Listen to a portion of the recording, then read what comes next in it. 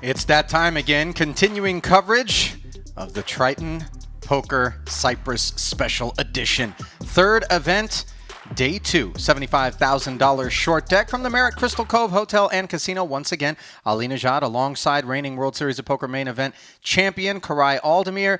And storylines begin to develop in this 75K, Koray. We had the top of the coverage yesterday before we handed it off to Jeff Gross and Brian Rast.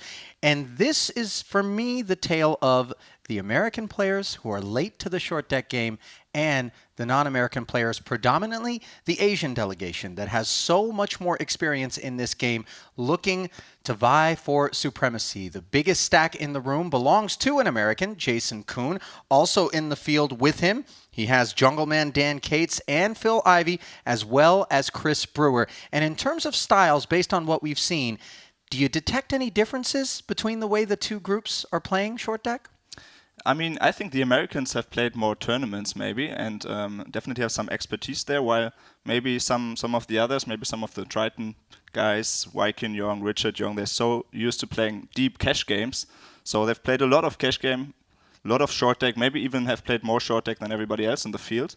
But maybe they haven't played as many tournaments. So it's going to be very interesting, especially being close to the bubble now, if people are going to approach it differently.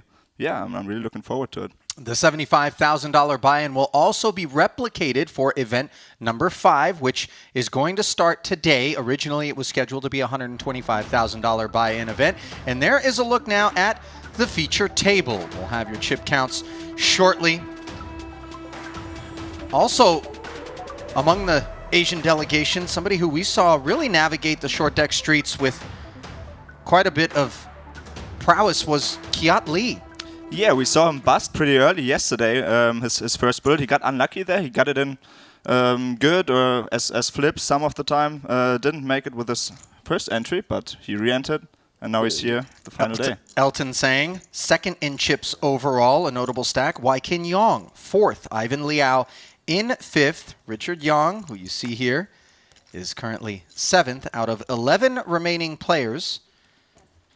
On the short stack is Mike Watson. And the bad beats, they come fast and furious in short deck, as we've witnessed, and the all-ins do as well. Right off the top, Chris Brewer, all in for $875K at this 20K ante level, and his ace-queen has another ace-queen. 875. Waiting to act behind it, and it belongs to Elton Sang, who sits on $2.6 million. Yeah, and Elton Sang doesn't only have to worry about Chris Brewer here, but he also has two people to left behind him, and that's what he's thinking about. Ace-Queen is beating a lot of hands, though. I didn't put my ante yet, right? Looked like he was going to call, but he just put his ante in. Daniel, Jungleman, Cates, and Mike Watson left to act in the hand as well. Decision still on Elton. Yesterday, Jungle declared that he is now a businessman, no longer a professional poker player, and the get-up that he was bringing to the party certainly supported that. Yeah, no jacket for him this time. Still a nice shirt, though. Note that Elton is not simply paying attention to Brewer in this spot, but he is looking over at Cates and at Watson more so for any information. And I feel like if he was last to act, he might have paid this off. But being in the hijack, decides to let it go. And yeah, good news for Chris Brewer. Yeah, gets good the start. same hand to fold and win the first pot. What to do there? One of the concepts that you and I, during our primer yesterday prior to the coverage, were alerted to is to not be guilty of the temptation to think that this is just recklessness when people are ripping it all in, but rather it is a function of expressing the depth of your stack in relation to the number of antes in the pot, and then we begin to have a better barometer utilizing our kind of no-limit backgrounds. Yeah, exactly. The more players are at the table, the more is in the middle every hand, automatically through because of the ante. So you will see bigger shoves here, and it may seem kind of weird seeing people jamming in here 30 antes, 40 antes. But I mean, with 6 people sitting there, there's 7 antes already in the middle every hand. So it's worth fighting for them. And once we will get to maybe 4-handed, 3-handed play later on, there will be less antes in the middle, and we will probably see less of these bigger jams and see more post-flop play. Yeah, it's going to be very interesting. Right now, 7 people are going to get paid. We're at 11 left now, so it is close to the bubble, but it's not the direct bubble yet. And we will definitely see some different approaches here, I'm sure, from people. Some will be looking to get the cash, hop into the money, but I'm sure some people are going to play for the win only. And that win is going to be worth $1.17 million, while 7th place will be $194,500. Jungle Man piles it in there. And pulls it all back. Yeah, just a reminder for everybody who is new to short deck, there are no deuces, 3s, 4s and 5s in the deck. That means we only have 36 instead of 52 cards, which changes a few things. Yep, flushes will beat full houses due to the difficulty in making a flush, despite the fact that yesterday we saw 2 different occasions on which players flopped a flush and then, even more improbably, turned a monotone card as well. True, yeah. Flushes are less common, straights are more common though, because yeah, less cards in the deck. We will flop a lot of straight draws, we will see a lot of wet boards. Is that the plan? Metaphorically in the poker. Maybe in real life too. Who knows? You never know. Yeah, in real life. And getting such a good price pre-flop, people, as we saw yesterday, will limp in a lot. Elton just has to put in 20,000 here, and you can see already 160,000 in the pot, so he's getting such a good price. Will limp in here from early position, and falls around to Mikita on the button, King 8, not a good hand. The hands to watch for, 9-10 suited and 10-jack suited, which love to get all in, but not so much heads up. They prefer to be in that situation multi-way where their equity runs much higher. Yeah, that's kind of the dream scenario, right? 2 people get it in with high cards, ace, king, queen, jack, pocket aces even, and you're in there with 9-10, 10-jack, covering the low kind of boards, and you're actually the favorite in that kind of situation. Remarkably so. Meanwhile, it is heads up between Mikita Badziakuski and Elton Sang. Elton first to act, fires. Yeah, you will see that a lot, him limping in from earlier position. He has the stronger range here, because Mikita on the button has any 2 cards basically.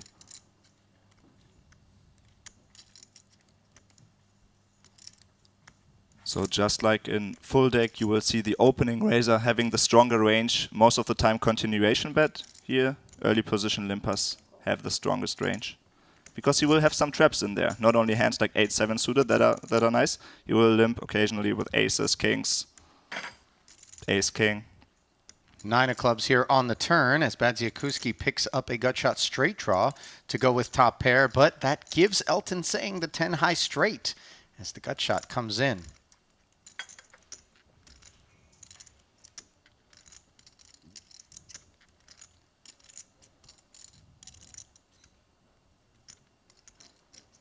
And obviously it's going to be very difficult to put Elton on this kind of hand. The 7-8 is not the nuts, as Queen Jack could be there. Yeah, Elton also probably wouldn't limp in there with a 7-8 offsuit. That's maybe a little bit too weak, but 8-7 suited definitely in there, so a couple of combinations of that straight is in there. Queen Jack definitely in his range, and yeah, tough spot for Mikita. He has top pair, and he also has a gutter to the lower straight.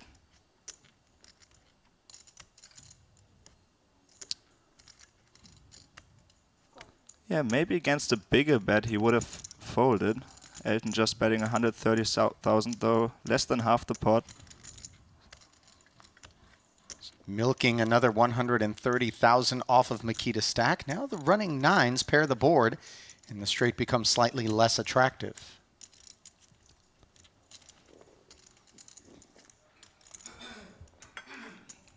Action on Elton, debating whether his hand is good enough for a value bet or not.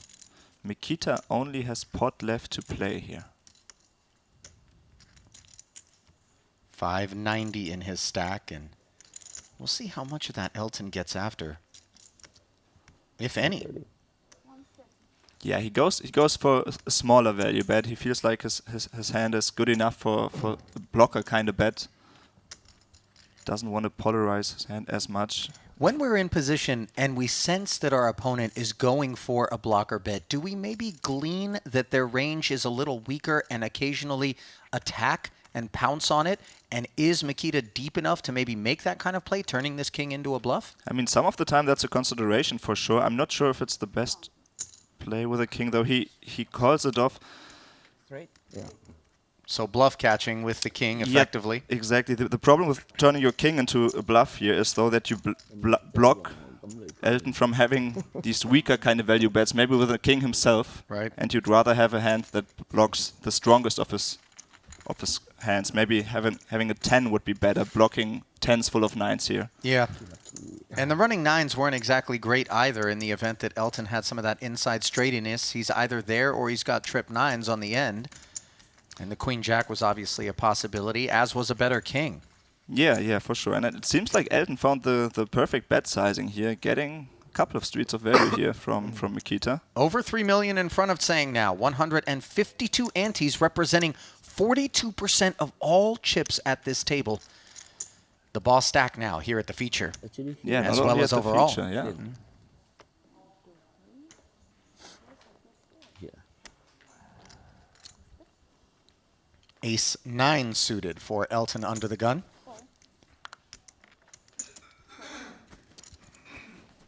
Yeah, and we're getting to the stage of the tournament where we will see the chip leader playing even more hands than usual, putting the pressure on.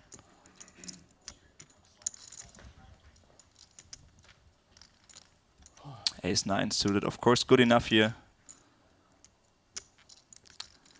Mikita getting short here, only 20 antes, and with 180,000 already in a stack, just getting them would be so important.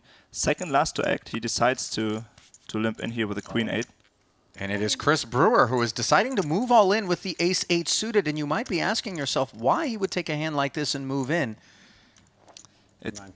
It's just super important having this ace here, right? With ace 8 suited, you're blocking pocket aces, which will certainly call you and crush you, and the likelihood of your opponent having pocket aces reduces by half if you have an ace yourself. And even should you get called by a hand like kings, you have a lot of equity against that. You have over 40% against pocket kings. And note that Brewer is able to shed the ace 9 suited of Elton Zhang that limped in up front. So well-navigated move there. And you'll see quite a bit of that stuff where the limpers come in and then somebody speaks up, jams it, and hopes that they weren't being trapped. Exactly, yeah. You always have to consider the risk of somebody trapping you, and it will happen. But it's just worth so much just picking up those antes. No gamble, no future, Cora. Yeah. I'm sure that's exactly what went through Chris Brewer's head there as he put the money in. And obviously he'd like to get some more spins to give him some more breathing room. Currently sitting on 1.1 and change for 56 antes as it stands now. The levels are 40 minutes long. Currently playing 20K antes. The button is a double ante, so effectively everyone is in the small blind, and the button is in the big blind. Last to act. Cates limps with the queen-jack suited. Yeah, the jungle has been a little bit quieter than at the start yesterday. I'm sure we'll hear a little more from him should he make the final table. We could see a correlation between how deep his stack is and how much chirping he does. With the jungle, man. Spot.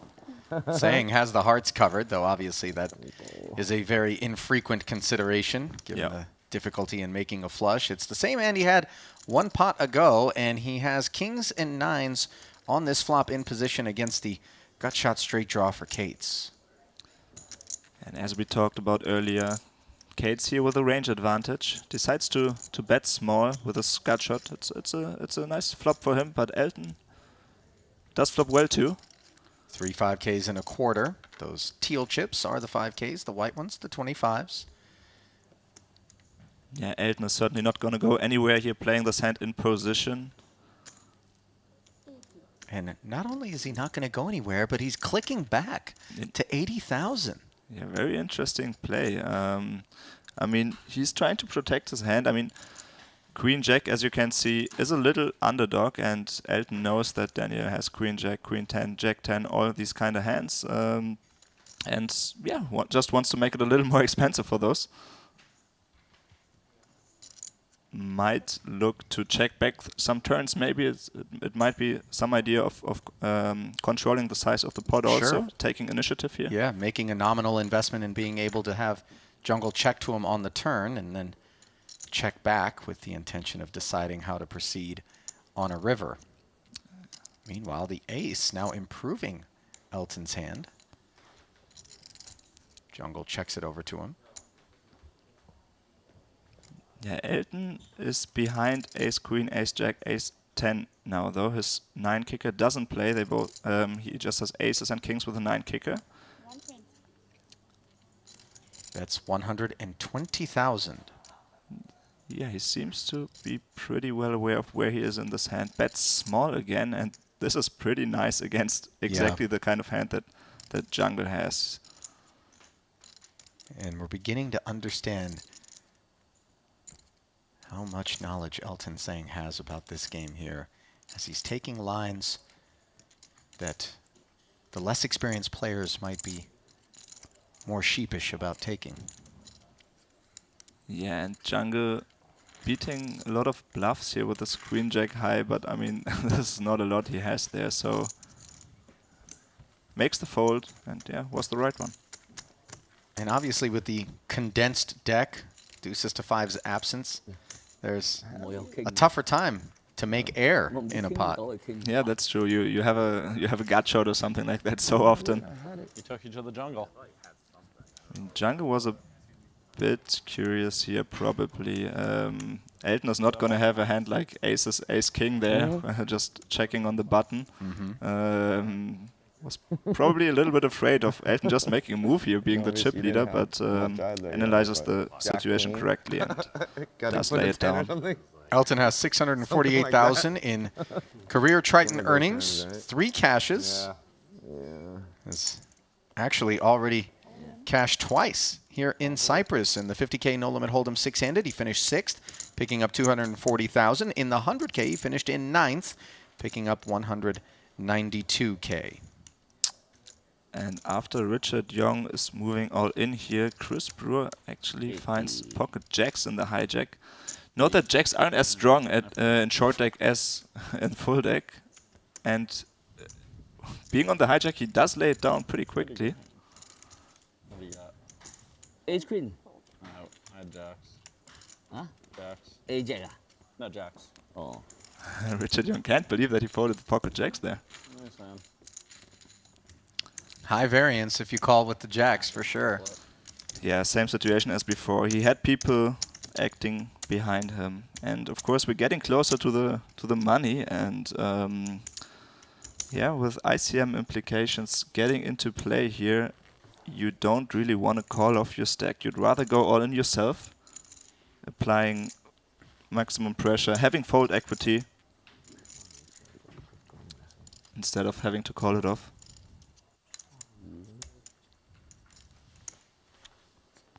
Young will be first to act under the gun. We'll keep it here with him. So in case you're watching on Twitch, I have the Twitch chat open. If you have questions for Ali or me, feel free to ask them in the chat. I will have it open here on my right and look at it a couple of times during the stream. While Mikita finds a nice looking hand here, an early position. 10-9 suited. 375. And he makes it 375,000. Yeah, that's effectively all in. He just left one single 5K chip there. Just in case disaster happens behind him, he could. He can't really get away from it now, though. And yeah, maybe. I mean, if 4 people are all in, Right. then he might All of a fold sudden and he can try find to get himself in the 7. money, right? Exactly. Yeah. Dan Cates with the king-queen. Piles it in. What do you got? King, queen? Has Mikita covered. They tell you that I'll have him. King jack. I have Jason Kuhn. So Mikita Batsiakuskis. Yeah, Tournament life here in event number 3, hanging in the balance, and he flops top pair, and it got shot well out in front of this king-queen. Hey, king coming. Yeah, this was almost a coin flip pre-flop. He had 47%. Actually, I don't mind if you win too. The ace is safe. Kate still Actually, maybe with better 20% plus. Needs a king or a queen. Knock one off better, or have this deeper stack on my. Oh, and he does hit the king on the end, and Makita, an experienced short deck player, knows that's the way the cookie crumbles from time to time as he is eliminated. The dreaded 9-10 suited not paying off in that instance, and Dan Cates will haul in the Bads Bucks. Yeah, a little unfortunate for him. He already stone bubbled one event this week and busts out close to the money here again. He did get third in the 50k turbo we had the other day though, single day tournament that was added to the schedule. So I'm sure Makita will be fine. Daniel Cates has 4.5 million in career Triton earnings, 7 cashes, 2 titles. The titles coming in Montenegro back in 2019, the 300k Hong Kong no limit hold'em short deck. So obviously Jungle knows what he's doing out here. And the other title coming at his very first Triton back in 2016, the Sun City Cup 200k Hong Kong, where he won 359,000. Meanwhile, Elton Sang with 2 jacks. He has the option of limping in or maybe raising it up, but from early position you want to limp in most of your range. Should somebody raise, then you still have the option to go over the top, maybe go all in. Or if 2 people raise, maybe get away from it, as the Exactly, pocket yeah. pairs are nowhere near as strong in short deck as they are in long deck. Yeah, and there's a big difference between them actually. I mean, jacks are a lot better than 10s, 10s are a lot better than 9s, and 6s are not worth so much here. 2 hearts, 2 8s, and a 10 in a 3-way pot here, where Mike Watson has flopped a gut shot straight draw, but draws dead to it, as Richard Young has 2 7s, which are not only blocking, but guaranteeing that if Watson were to get there, he'd be up against 7s full and dead. Elton fires 50k. Yeah, not only with the overpair here, but makes it unlikelier for his opponent to hit a straight on future streets, which is very important in this game because, I mean, pretty much every run out will bring a straight out there. Also blocking straight draws, which have so much equity in this game, as we see Young peeling with the 7s. Hart shows up, Sang has him covered. Picks up a gut shot straight draw. Yeah, does check it over. No real value in betting there. Young checks back. King on the end. Yeah, Elton just trying to get to showdown. Richard only with 7s now. Probably doesn't expect to win this too often. And Gives sure this enough, one up though. checks back. Might have been worth considering a bluff, or would it be difficult for him to rep a king or a queen, given he called the flop? Yeah, maybe it would have been a little bit ambitious probably. You cannot bluff every time you expect to not win the hand, and 7's not blocking any of the traps Elton might have in that situation. And given the check back on the turn, it's tough to rep an 8. Yeah, exactly. So people are asking if we're going to play down to a winner today. Yes, we are. Going to conclude this tournament today, and after that, yeah, we do have another short deck tournament coming up. Yeah. Day 1 of event number 5, which is the 4th event, will happen later on this afternoon. So that'll be at least some consolation to those who bubble here today. They can get right back in.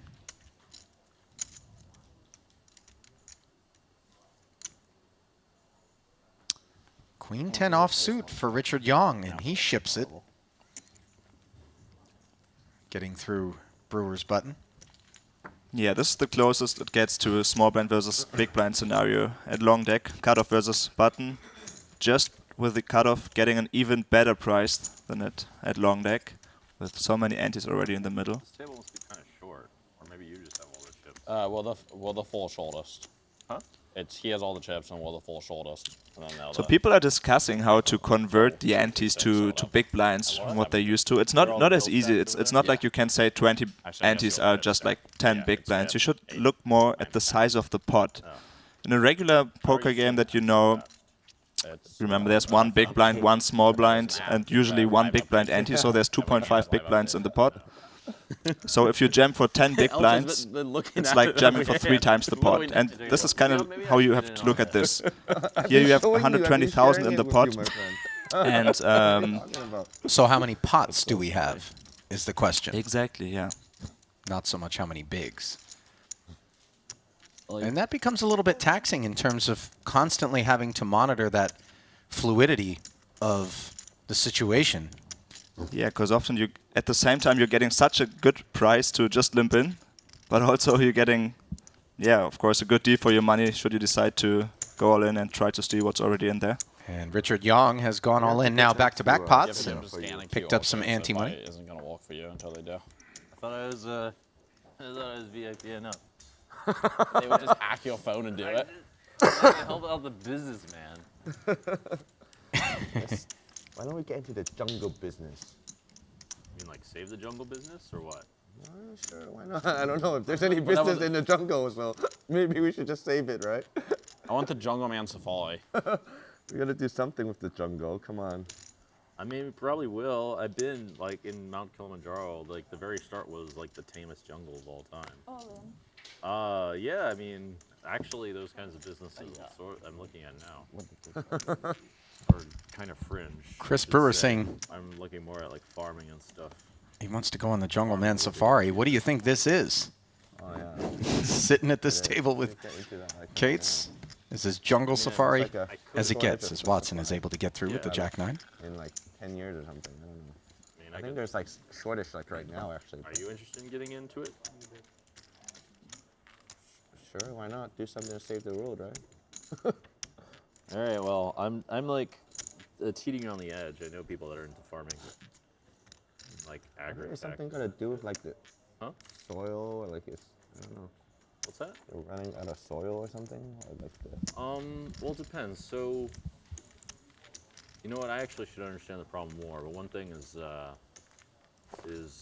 some people are trying to. There's groups that are trying to save the soil. It gets polluted.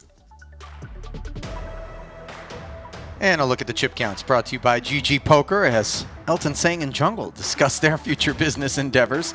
After all, they're both businessmen. Elton Sang, 162 antes. Far and away the big stack here. Daniel Cates with 72 is trending in the right direction, followed by Young, Brewer, and Watson in that order. And that stack of Elton Sang is the overall chip leader as it stands right now. How's the rest of it shake up, Korai? Should take a look at some stuff. I can Yeah, show you Phil what Ivey other still with a people big do. stack. Second in chips right now. Ivan in there and don't know Jason if I'll Kuhn invest or not. rounds out the top 4. I'm being completely honest.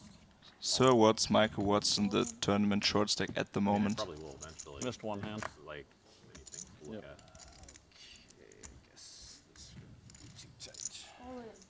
And that short stack will decide now's the time with Queen Jack as Cates asked for it all and got it, sitting on ace-6. One thing we failed to mention so far during today's broadcast is that the ace plays as a 5 as well as an ace. So the wraparound to the low side, if the board is 6, 7, 8, 9, you've got yourself a straight. Or in this instance, 7, 8, 9 would give Dan a straight, you and it almost is got 9, 9, 8. Queen Jack's ahead, So he's right? got the gut shot straight draw. No. No? Look at those equities. things still flipping It's just a right flip. Just like a complete flip still. Gut I shot think for that was Watts lower as than well. amount ahead. Before Queen Jack was ahead. It's ahead And now. now Queen Jack turns into Jackson 9s. Ace or 7. How much? And then 9s full. 6-15. Mission accomplished for the short stack, Mike Watson. And Yeah, very crucial pot for him. I don't know. They were off. 555. Leaves Daniel Cates with 800,000. Who is gonna be our tournament short stack now? Only 3 people from the money. You're came back to take your chips, not to give me chips. The mint cash is Oh, he's at a worth game? almost 200,000. Yeah, 194,500. apparently it was a loan shark. Should have read the fine print on that one. Where was the fine print, man? It was too fine.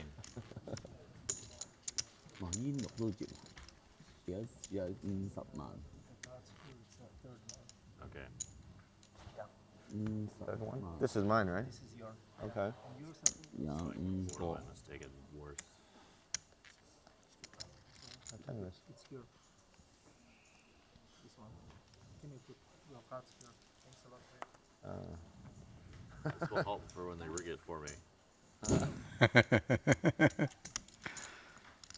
Jungle has to be far and away one of the most entertaining people to not just watch play poker, but play It was poker the with. slick hair. For sure, yeah. And I mean, watching the it's slick super hair fun with gave him. it away. It was just that kind of sneaky.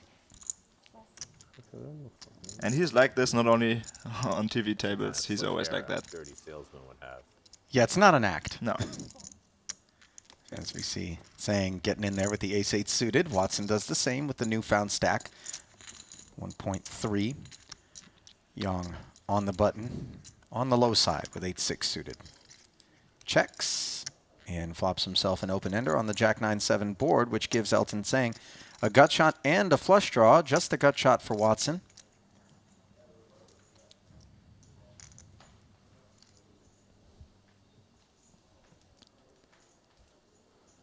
Yeah, Elton with the best and strongest range here in this situation.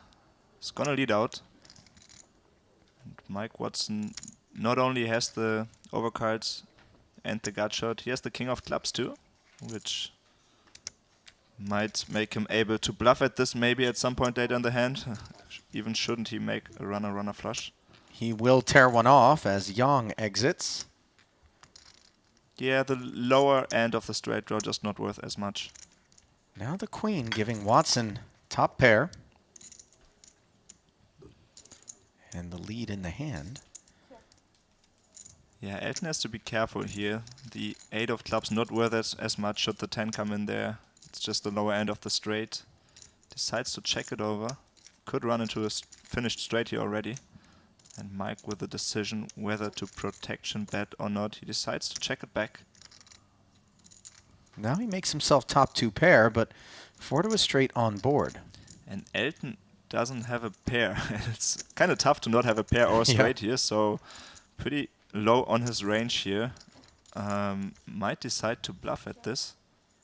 Decides that that board texture is not favorable enough for him to get through, although could try to rep that 10. Yeah, maybe he didn't want to bluff with having the ace of clubs, blocking your opponent from having exactly that same flush draw, which would fold. You win. And Mike Watson on a board that wet decides to just take his showdown value, check it back here with top 2. Always scary to value bet thinly against the chip leader. You could get check raised, of course. Oh, 10 come, I die. 10 of clubs. I die.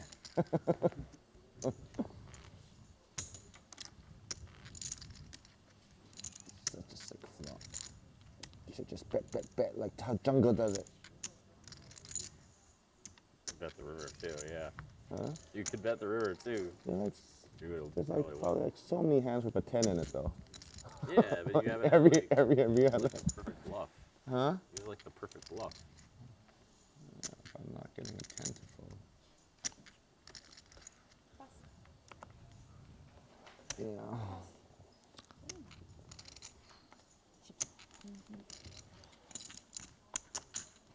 10-8 offsuit in the hijack, just quite not good enough for Mike Watson.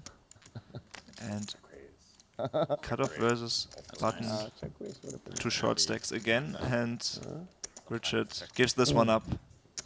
Brewer happy to accept the earning too much. fold from Young. Yeah, always nice getting a walk, especially at this game. Worth Yeah, you even get more all than those a annies. ace, yeah.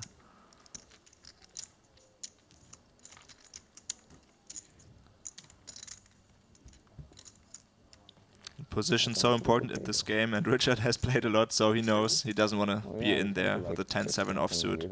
Knows he's gonna be out of position for the rest of the hand.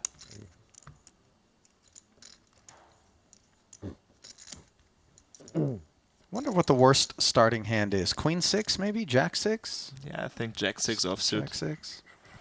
Equivalent of the 7 deuce offsuit pretty much. Yeah. The worst hand that can't make a straight with both of your cards. Ace 9 for Richard.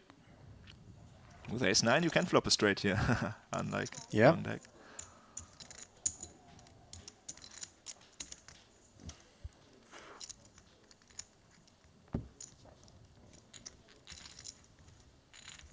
Elton checks his option on the button with ace 10. Yeah, happy to play this hand in position. Yang flops top pair, as does Elton, who has the Broadway draw to go with the better kicker. Coordinated board, and Richard leads out at it. Yeah, Richard knows Elton can't have pocket aces, pocket queens, pocket jacks. So that makes it more comfortable for him to just bet out here small. Try to get a little bit of value from a worse hand. This time he's behind though. 75. Third pot again, trying to charge hands like Queen 10, maybe Ace 8, Ace 7.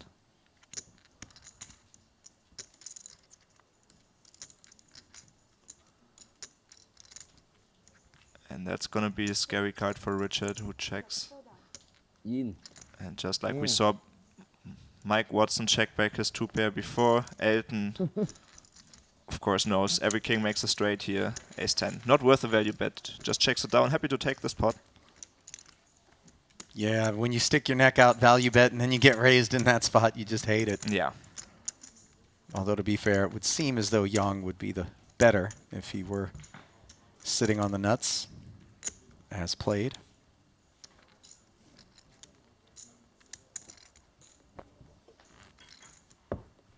$10,000 jungle. Yeah. I thought I was gonna get away with it. Thought I was gonna get away with it. No.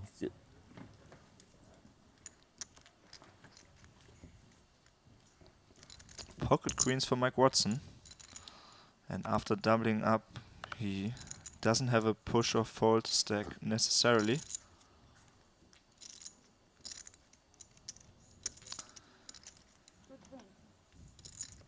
Opens to 220. Yeah, decides to raise this up, and this is a very polarized play here. His hand is good enough to raise and call a jam off. But the range of hands that would be willing to call his jam are narrow enough that he'd prefer to just open to 220. Yeah, he could do that with a weak hand with some blockers too. Maybe a hand like King Jack offsuit or something, which he then would fold to a jam. Maybe some offsuit ace. Sang using a time bank here with this 10-9 off. Yeah, he knows he's the chip leader. He knows he's in position. He knows he can apply pressure here, 3 of the money.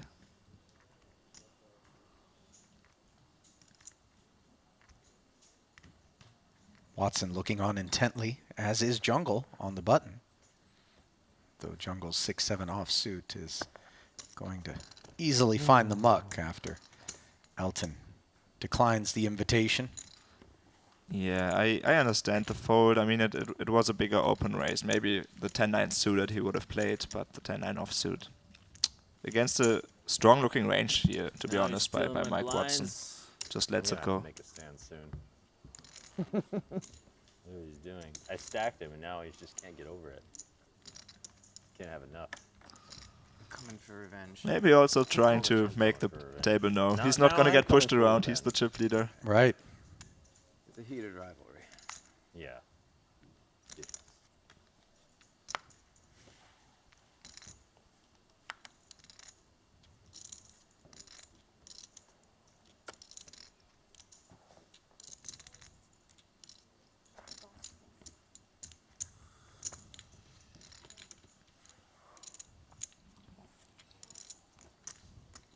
Now an interesting spot.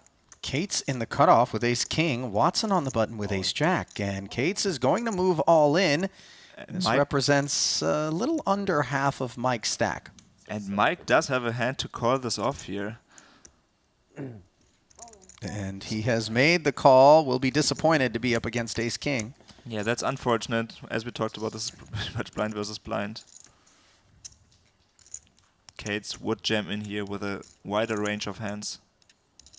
You can just feel it on Watson's face there.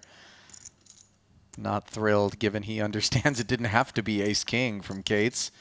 But it is, and it has improved considerably on the 9-9 king board. Watson does have a jack of clubs, but those back doors are a lot harder to open. There we go. There's That club. said, a little always knock idea at the to door. That's true. They really are.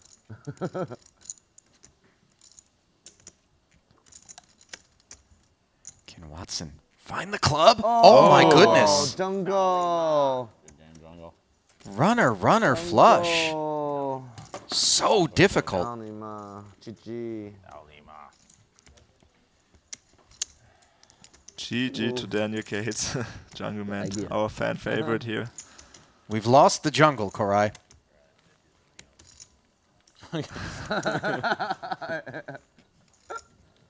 I'm not sure that's the optimal way to hold your microphone pack there. By the cable. Oh, poor Jungle. And so what's stacking his new 1 chips? Jungle Bucks.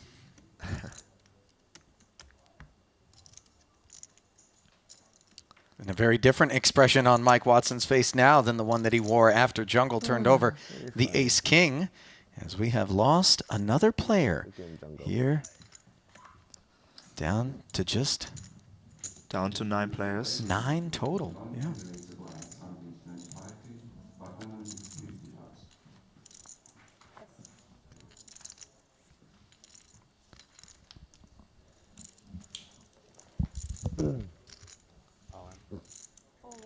All in here from Watson with the 10-9 offsuit, and Yang not going to draw a line with the ace-7.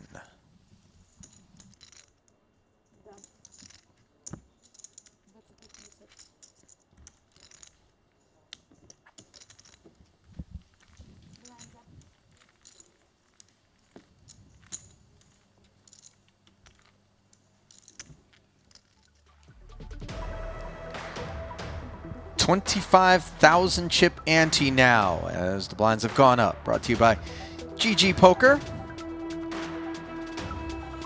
Stack depth dwindling accordingly. And if you don't know about GG Poker, feast your eyes. Perhaps some of the most fun you can have playing online poker, and that would explain why it is that the likes of Daniel Negreanu, Jason Kuhn, Elke, Bertrand Gros-Pellier, and Fedor Holtz all get their fix there. Join the world's biggest online poker community today.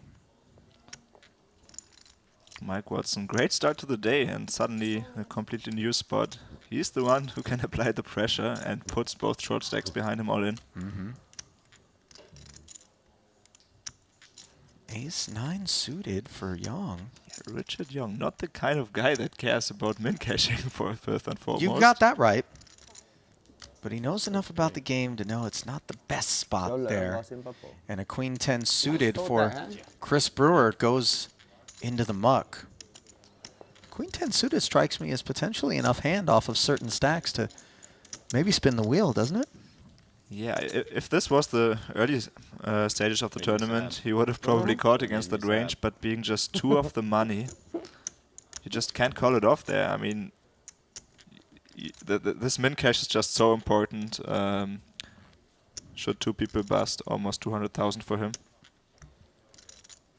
The only stack shorter than Brewers here at this table would be that of Richard Yang, and then also on the secondary table, Wai Kin Yang, also shorter.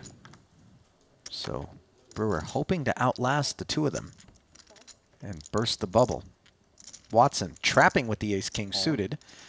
And Brewer is going to pile it in with these two red kings, understandably. Watson's not going to go anywhere, though. This is it. Watson has a calling hand here for sure. And kings aren't a very big favorite against the ace-king suited here in this game. That guy's it. Sorry, it was just a quick call. Whoa. Big flip. Big flip indeed, but one side of the coin slightly heavier than the other, and it belongs to Chris Brewer with the two kings. 6% edge over the ace-king suited. The flop will bring it into focus. Jack 10-6, so far so good for the kings, but Watson now with the Broadway gut shot. 7 of diamonds. Feels like an ace of diamonds. Oh my goodness. Reach into the deck and call for your card, Mr. Watson, as suddenly it is top pair for Watson, and Brewer needs to hit the flush or chop with the queen. Could have also hit the king, but instead it is aces up for Mike Watson, and yet again he takes the worst of it pre-flop and emerges victorious.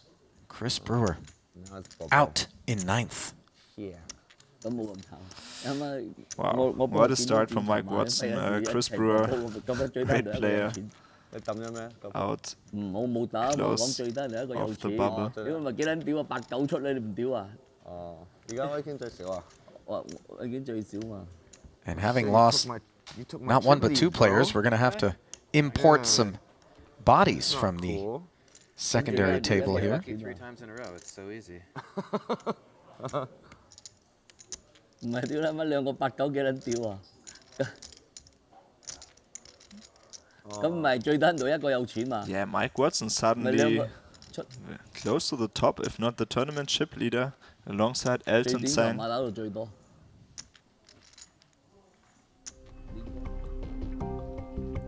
Look at the payouts brought to you by GG Poker as we await an added player at our feature table. We talked about that 1.17 million up top, but right now it is the bubble that everybody is focused on. 194,500 if you're on the right side of it, and 0 if you're not. Just 8 players remaining in this 75K short deck. And Watson is proof that fortunes can change very quickly in the short deck streets, Corey. Yeah, he's made some good plays, but yeah, especially he won some coin flips here, and this is how tournaments can change very quickly. And out of the hat, we have pulled Kiat Lee's name. Oh, and that's another big stack. That's actually pretty crazy. So we have the 3 top stacks sitting next to each other here. And Richard Young, the short stack in the middle of them. 冇獎金啊！咁依家最低限度一個有獎金先。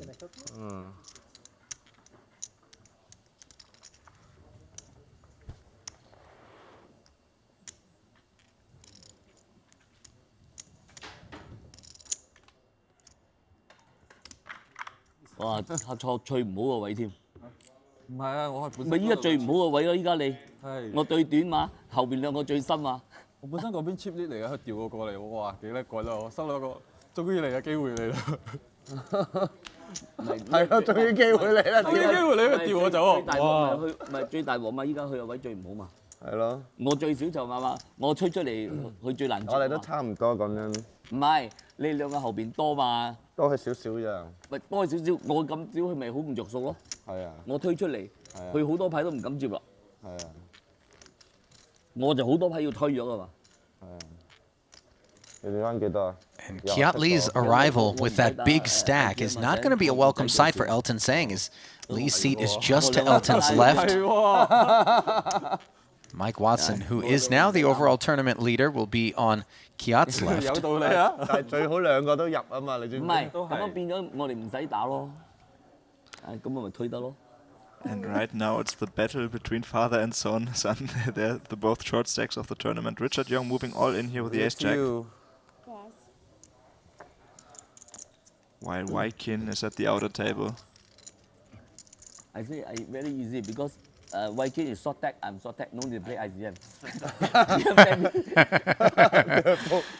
Richard astutely pointing out that it's kind of a free roll. Once one of them busts, the other one is going to be in the money. So an interesting subtext there. Family matters. Getting a peek now at Waikin Yang, along with Jason Kuhn, Ivan Liao, and Phil Ivey, the other four-handed table.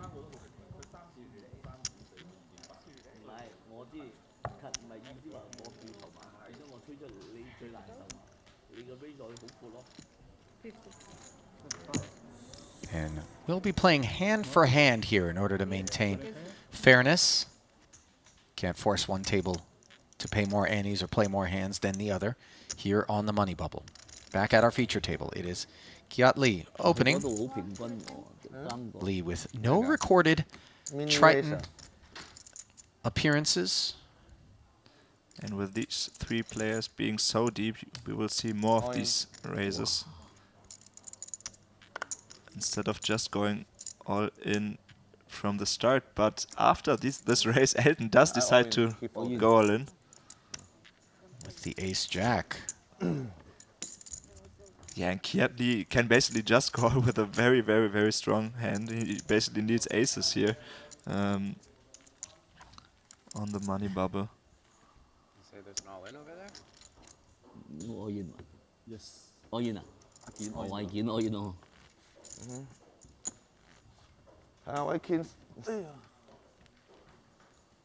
And given that it is hand for hand, players standing and heading over to sweat the outcome over at our secondary Only table. our chip leader, Mike Watson, Yeah, stays he's at his seat, doesn't care about what apparently happens. disinterested, and it appears that Waikin Yang is indeed one of the players involved in this pot, finds himself all in. And the player he is up against, I'm told, is Jason Kuhn. An ace-8 for Jason Kuhn, an ace-jack for Waikin, and on the Queen-Jack 10-7-8 board, the ace-jack will double. Waikin had 535K. Kuhn moved all in over the top.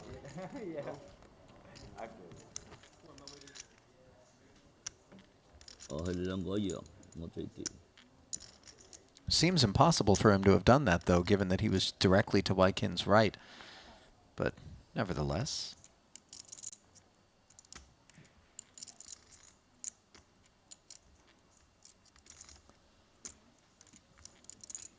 Back at our feature, Watson choosing to move all in. Yeah, having Kiat Lee covered. Oh, and Kiat Lee does have aces. Wow. What an awkward spot for Lee, though, Korai. And you see, he hasn't called yet, but he knows. I mean, this is the one hand he has to call it off. Yeah, here. and it's the pot of the tournament, and suddenly Waikin Yang could potentially end up on the inside of the money bubble without being weighted out by some of the bigger stacks. Granted, he did just double, but Watson, absolute disaster. Remember, this is first against third overall.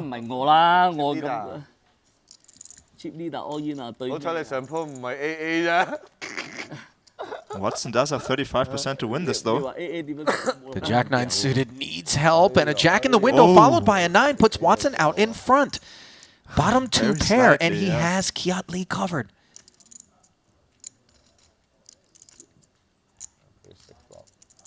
%43%. Kiat needs an ace or a queen. Instead, it's an 8 of diamonds, and now Lee has the flush draw, a 10 for a chop. And then, of course, This is almost a flip. Look at the percentages here. Queen 8 or an ace. Can Lee's aces come back? Oh, They cannot, but it is a No chop. action. What? I want to see some firework. Yeah, wipe the sweat off your brow, Mr. Lee. Where in short duck tournaments, it happens to me every time I have a chip lead. Fucking torch it immediately. Not torture too much. I'm the one who torture. You still have the chance to stay. I don't get a chance.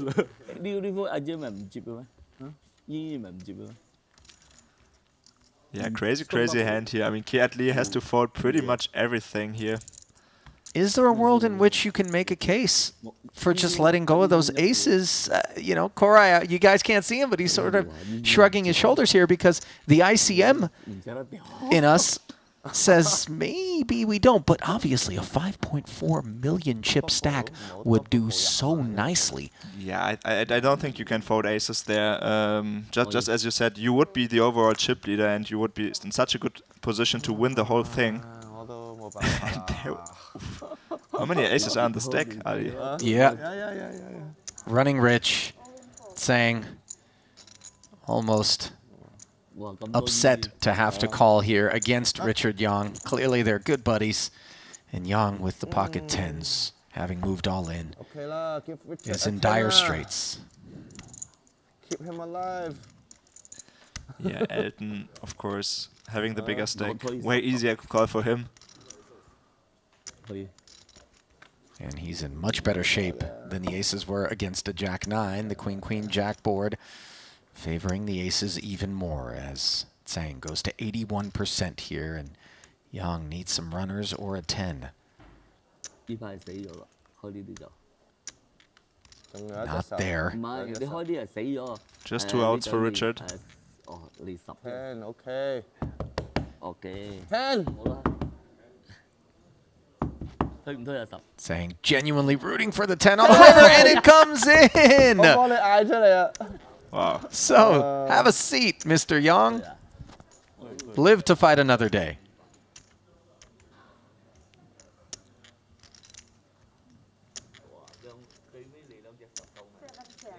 Huh? 7, 10, so much. 咦，我俾咗幾多佢？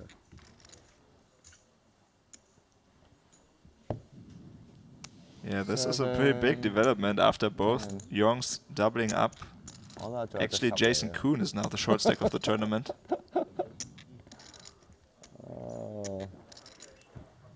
All the clubs. All the 10. After the aces, I'm just like, whatever. Just fold it. Wow, two time aces.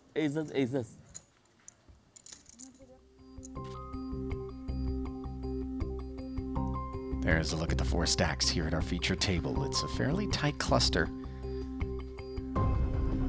Richard Yang's double now bringing him back within some striking distance. Elton Tsang slipping into 3rd. Brought to you by GG Poker. We look at the payouts now from here in the Merit Poker Room on the island of Cyprus, North Cyprus to be exact.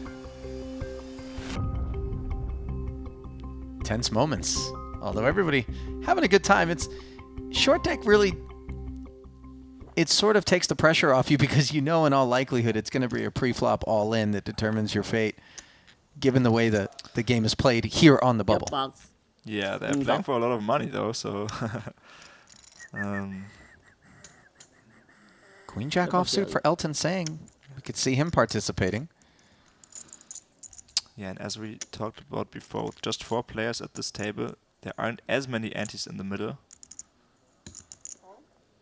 And you may have noticed earlier Chris Brewer glancing off the table before deciding to act, Elton doing it as well. My suspicion is that the players do have their phones out and have the real-time stack monitoring that is offered to the players up on their screens, just to kind of make sure they know exactly where they're at, how things look at the other table before deciding to proceed. Saying limped in, and now Watson bumps it up to 300,000. Yeah, and this is a pure value raise here by Mike Watson. Being the chip leader, he can raise it up. He can raise it up here with a lot of hands and kings. Of course, a monster even in this game. But I don't care about the ICM. Oh, just to let you know that. 300. It's a pretty big raise there by Mike Watson. And an interesting statement from Elton Tsang. Just letting his man know, I don't care about the ICM, so don't think that you're going to be able to lean on me. And you know what? I think he's being honest Oh, there. yeah. Queen Jack off. Still tough to play out of position. And against a raise of the chip that leader on that size, he table? decides to Phil let Ivey? it go. Yeah. Oh yeah. 你嗰度好少籌 But I 碼。 feel like if Mike Watson should do that a couple more times, at some point Elton is going to take a stand there. Yeah. Nobody likes to be pushed around, right? Players asking who the chip leader at the outer table is, speculating it was Phil Ivey, and we can confirm that Ivey is the biggest stack 幾隻輸一鋪咩快俾你？ at that outer table. 嚇？ 51 total entries, and we are down to 8 with 7 getting paid 係輸咩？ here in this 75K short deck. Elton saying limping again with King Queen suited. Hand that can take considerably more pressure than that Queen Jack off. Young says run it with the Jack 9, yep. Yeah, going to be very happy to see a flop cheaply. Especially Short that stack. flop. Yeah, and that's a very big one. Pair and a flush draw. Piece for Elton too, though. Gut shot. Bets $1.25. Yeah, hoping to take it down right here. Would put some pressure on a hand, like a pair of sixes here. 7 on the turn does not help either player.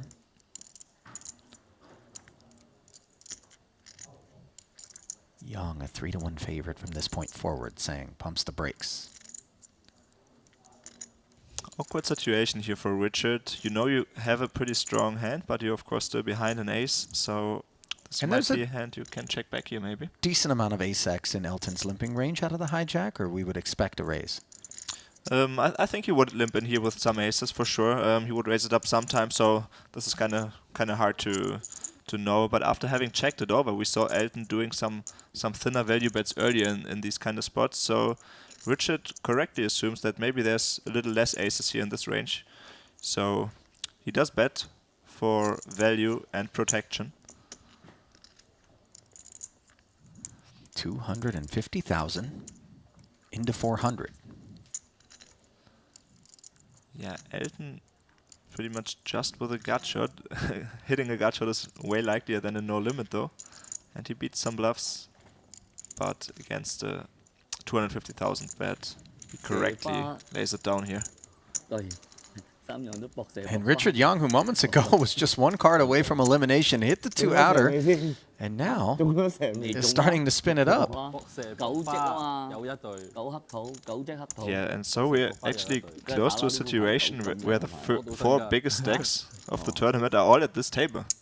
9隻黑土。 Making for a pretty interesting dynamic. 唔驚我煙你好難去啊！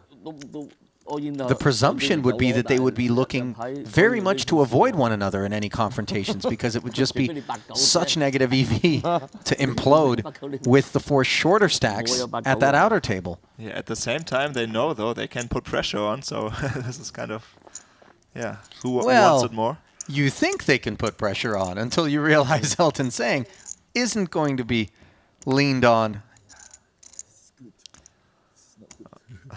He looked at that ace at first, but with the ace-8 offsuit, he cannot call this jam. 3 for 3 now for Young.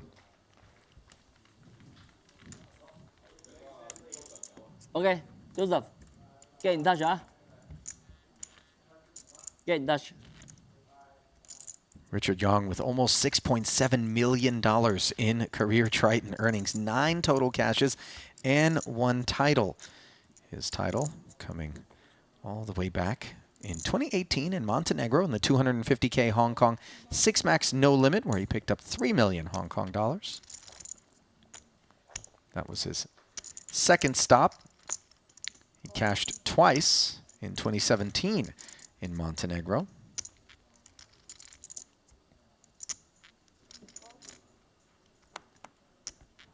He's got quite a few third place finishes and 1 second does Richard Young, as we see 3 limpers in front of Elton Sang's button. That 10-6 offsuit, not the sexiest hand in short deck. Yeah, family pot here. 2 7s and a 6. That 10-6 actually is the best hand on this flop. And on a flop like this, we will see people checking it over to the button quite frequently. The button having the weakest range there will have a lot of 7x, X kind of hands. And with those 3 limpers all checking, a lot of times we can presume that they're blocking all the higher cards, and as such, you can credibly fire on the button, whether or not you actually have a 6 in this spot. Do a little bit of bluffing, but Elton correctly identifies the situation, fires 100, takes it down. Yeah, and he's just happy to fold out all these hands. I mean, every turn card is bad for him, basically, besides a 6. Even a 10 puts straight out there.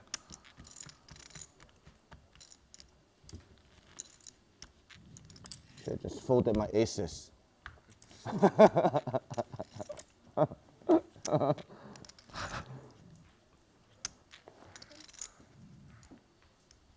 I'm upset with myself for having had an opportunity during a chat earlier before play with Richard Young to inquire as to what exactly that is that he's using.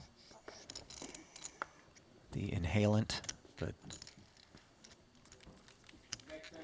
I think it's even better when it's a mystery. Yeah.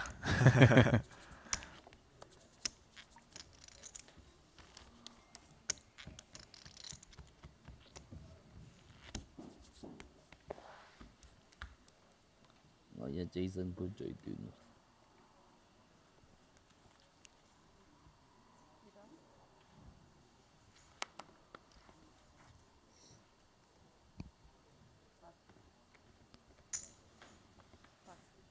Some weaker holdings here. Not so fast. 2 queens on the button for Young. Yeah, and Mike Watson has the ace here. Says all in, and yeah, we talked about the ace before.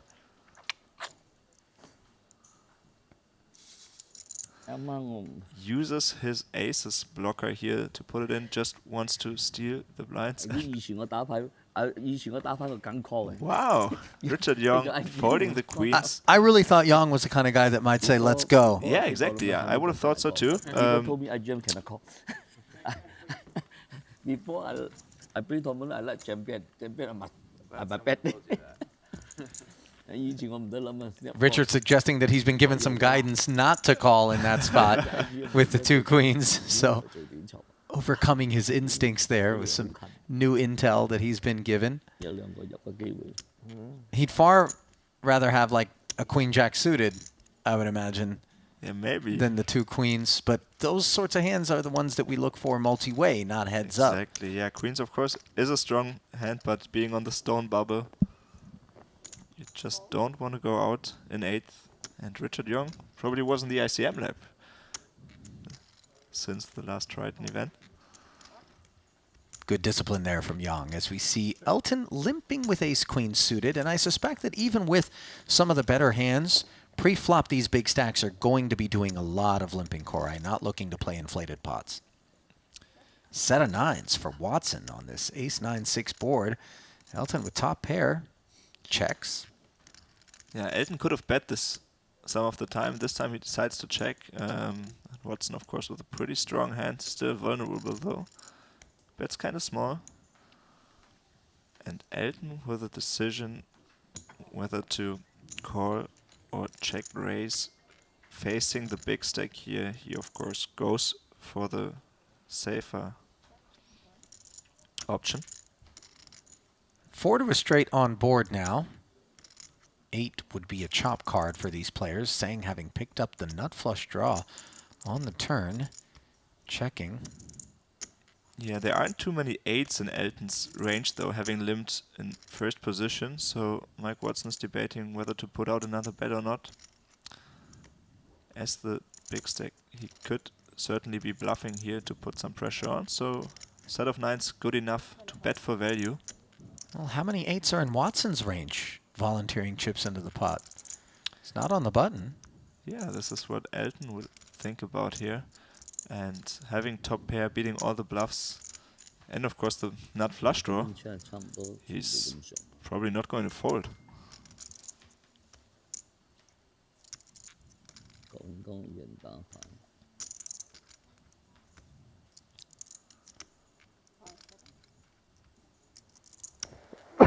It is a very big bet from Mike Watson, though. Almost pot. Does make the call. A 6 of clubs would be disastrous here. Right color, wrong suit, as saying. Made the call. And now checks one last time. Yeah, the jack is as much a blank as possible.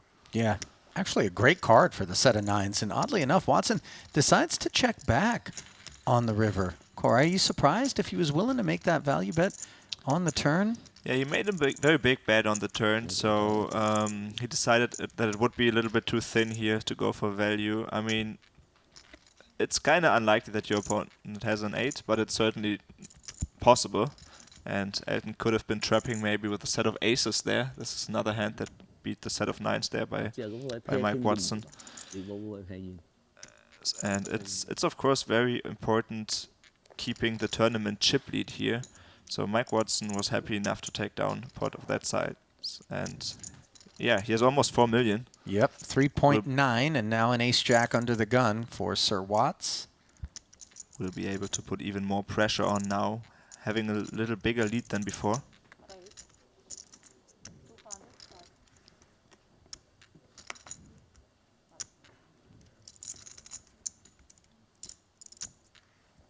$200,000 to go.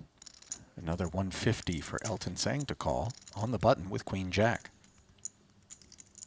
Yeah, getting 2-1 here. It's a pot-sized raise. He's gonna play this hand in position. Should he decide to call? And he does not. 因為你上到好高咗，第五定第六？ It all started when Watson's ace-jack bettered Jungle Man's ace-king. And then his ace-king ended up beating the 2 kings of Chris Brewer as we send it back over once more to our secondary table, where I believe Wai Kin Yong once again is all in. And it looks like a couple of kings against an ace-6. Advantage Wai Kin on the Jack-Jack-10 flop. Looks like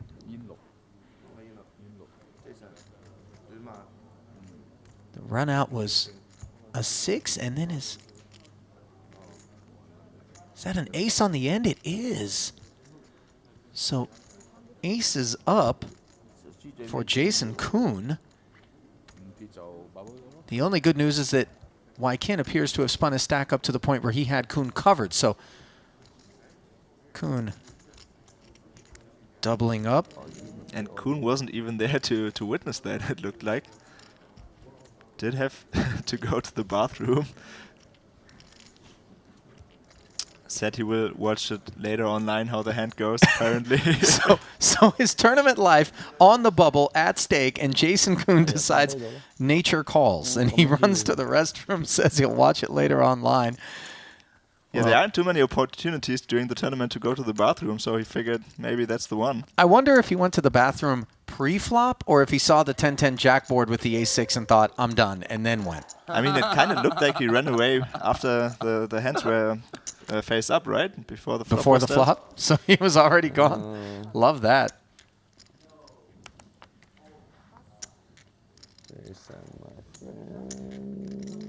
Yeah, just a 200,000 bubble, I mean. For a guy like Jason Kuhn, Korai, you know?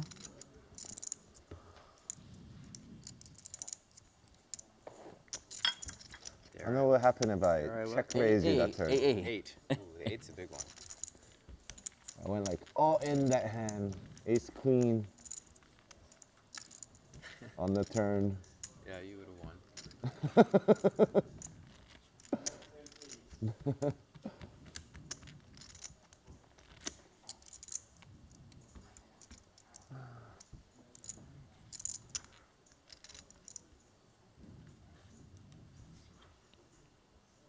I'm not sure if I've seen that before on the bubble of a tournament. Oh, it's a first for sure for me. Jack 10 suited for Elton.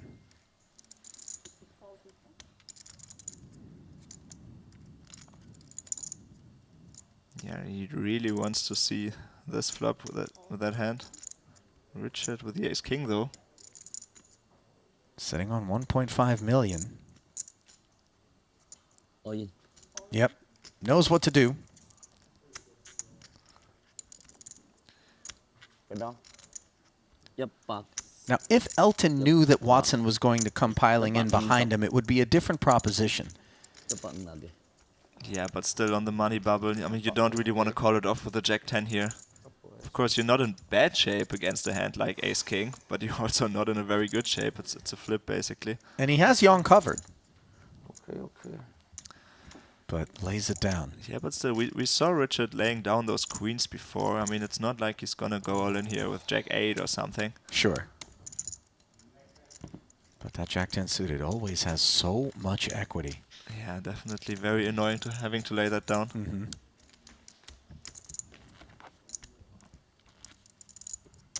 Tôi hổ đại đại佬. Hổ tài hả? Đại ba. Mày có cấm mà hoàn cảnh chuyện cấm ô gì nè. Một lô quân quân này đại佬. Chấp bạn là cái gì rồi.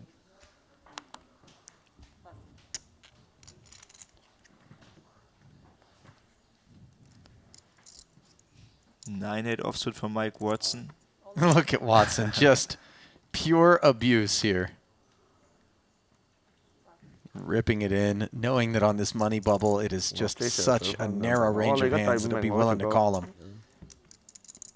Yeah, and even more so in short deck than in no limit hold'em, because the equities are just so close together. I mean, as the big stack, you really need as the short stack, you really need an absolute monster to call it off. You don't want to call it off with 55% equity here.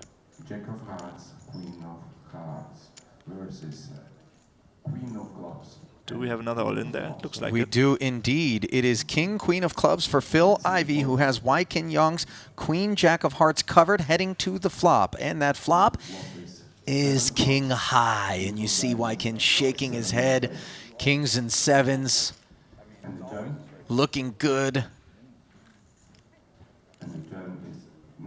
Oh, suddenly Wykin Young with a gut shot, though, on the turn, courtesy of the 9 of spades. He needs a 10 on the end. And instead, it's a queen. A wrap of the table from Wykin Young, who has been eliminated on the stone money bubble. Stuck around for as long as he could.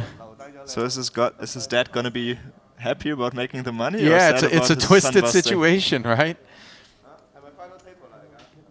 Can't feel too bad about it. He had Jason Kuhn poised to be the bubble boy himself with that ace-6, but it was running 6-ace that kept Kuhn in it, took a big chunk out of Wykin's stack, and now has officially burst our bubble in event number 3. All remaining 7 players will be in the money as we head to a short break. We look at the chip counts brought to you by GG Poker. Mike Watson, 167 antes, the overall tournament chip leader right now. Kiat Lee, Elton Sang, and Richard Yong rounding out our feature table with the 25K antes going to bump up shortly. There's a look at the payouts, $194,500 already secured by all remaining players. And 1.17 million is what Mike Watson's probably got his eyes on for the number 1 payout. Well, before we head to the break, Korai, I have to ask you, is this Mike Watson's tournament to lose with a chip lead like that and sort of all of the momentum that we've seen here at the feature table? Yeah, so far it doesn't look like he's going to lose. I mean, he had such a great start. I mean, he wasn't one of the top stacks coming into the day, but he worked his way up to being the overall chip leader, and he increased it during the bubble. He went all in with a couple of weaker holdings as well, made better hands to fold. So far his day. Yeah, the Canadian up top looking to take down the title here in event number 3. Korai and I will step aside for a short break. We'll be back, though, with more from the 75K short deck here in Cyprus. Stay close.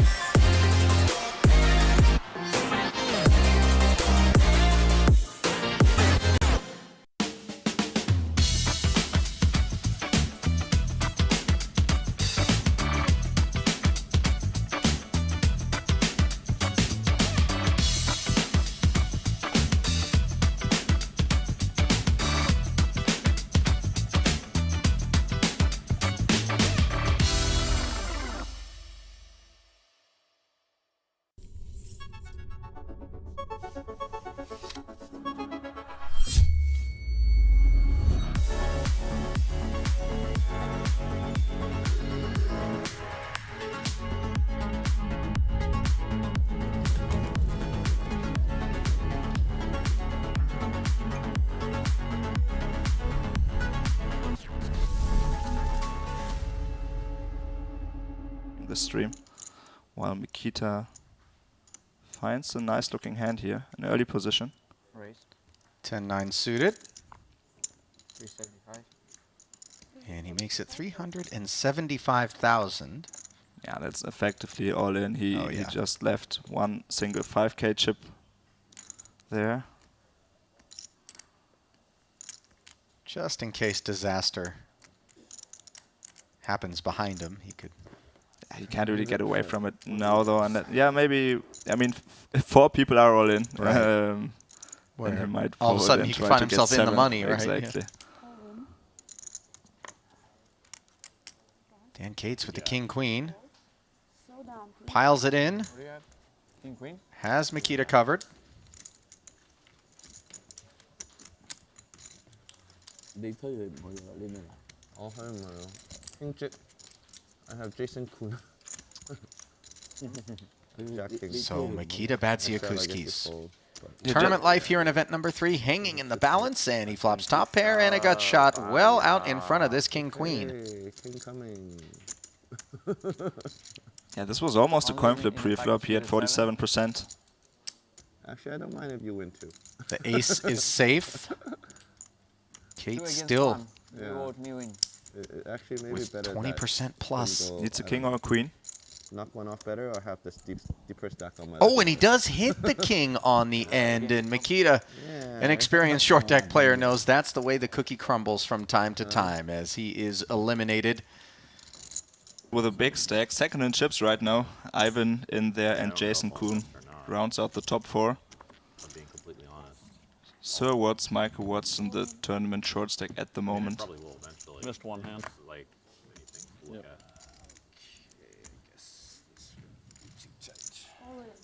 And that short stack will decide now's the time with Queen Jack, as Kate's asked for it all and got it, sitting on ace-6.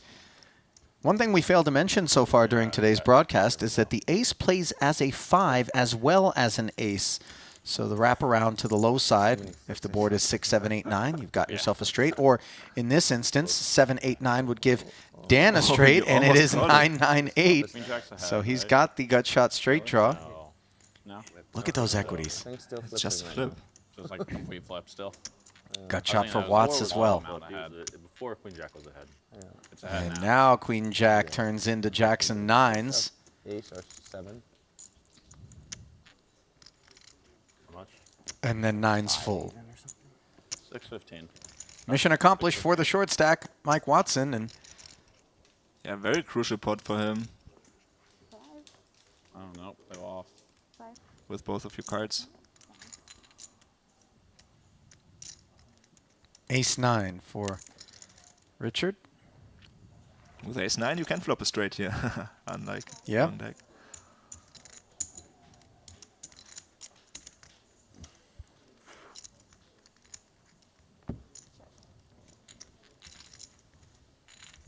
Elton checks his option on the button with ace-10. Yeah, happy to play this hand in position. Young flops top pair, as does Elton, who has the Broadway draw to go with the better kicker. Coordinated board, and Richard leads out at it. Yeah, Richard knows Elton can't have pocket aces, pocket queens, pocket jacks. So that makes it more comfortable for him to just bet out here small. Try to get a little bit of value from a worse hand. This time he's behind though. 75. Third pot again, trying to charge hands like Queen 10, maybe Ace 8, Ace 7.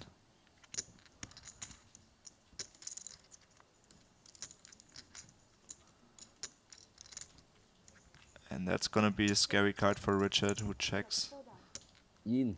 And just like we saw Mike Watson check back his 2-pair before, Elton of course knows every king makes a straight here. Ace 10. Not worth a value bet, just checks it.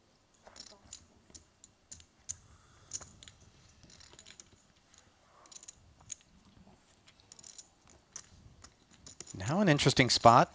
Cates in the cutoff with ace-king. Watson on the button with ace-jack. And Cates is going to move all in This Mike, represents a little under half of Mike's stack. and Mike does have a hand to call this off here. And he has made the call. Will be disappointed to be up against ace-king. Yeah, that's unfortunate. As we talked about, this is pretty much blind versus blind. Cates would jam in here with a wider range of hands. You can just feel it on Watson's face there. Not thrilled, given he understands it didn't have to be ace-king from Cates. But it is, and it has improved considerably on the 9-9 king board. Watson does have a jack of clubs, but those back doors are a lot harder to open. There we go. Oh, there's That club. said, a always little idea knock at the they say. door. It's true. They really are.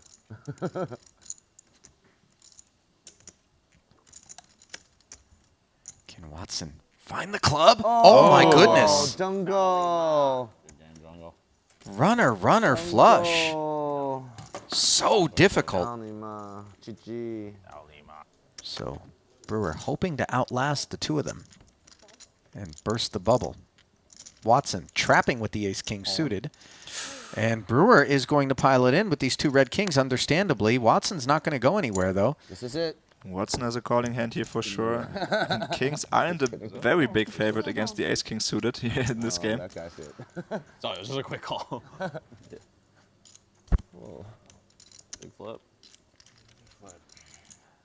Big flip indeed, but one side of the coin slightly heavier than the other, and it belongs to Chris Brewer with the two kings. 6% edge over the ace-king suited. The flop will bring it into focus.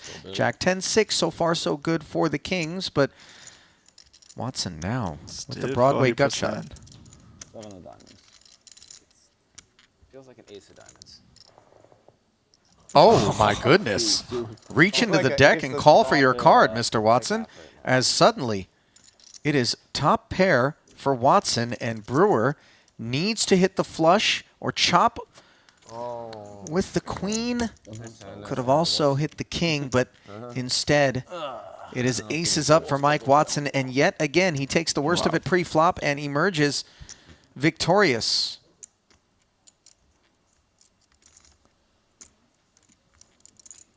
Back at our feature, Watson choosing to move all in.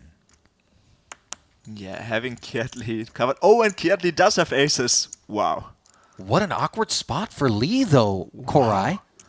And you see, he hasn't called yet, but he knows. I mean, 拖得啲咪好強 this is the one hand he has to call it off. Yeah, here. and it's the pot of the tournament, and suddenly Wai-Kin Yong could potentially end up on the inside of the money bubble without being weighted out by some of the bigger stacks. Granted, he did just double, but Watson, absolute disaster. Remember, this is first against third 咁 overall. 唔係我啦，我咁 cheap leader all in 啊，對 好彩你上鋪唔係 AA 啫。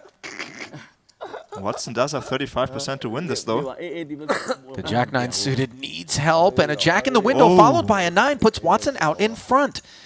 Bottom two Very pair, and slightly, he yeah. has Kietley covered.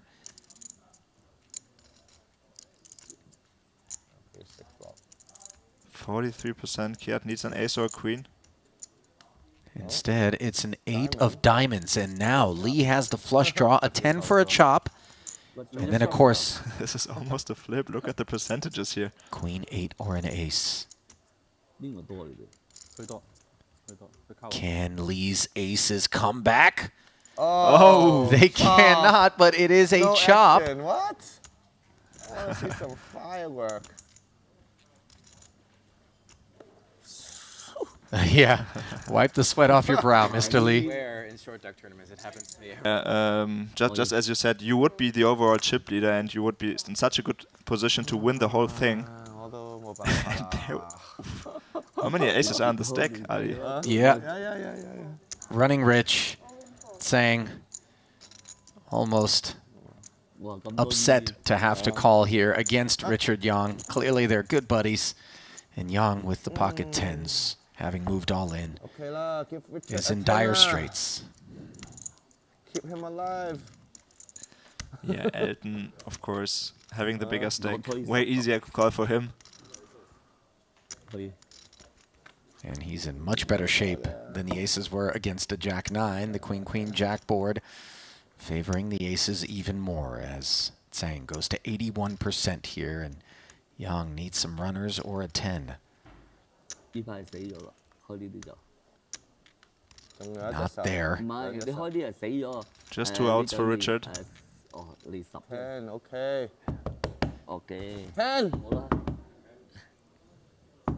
推唔推啊10？ Tsang genuinely rooting for the 10 on the river, and it comes in! 我幫你嗌出嚟啊 Wow. So, have a seat, Mr. Yang.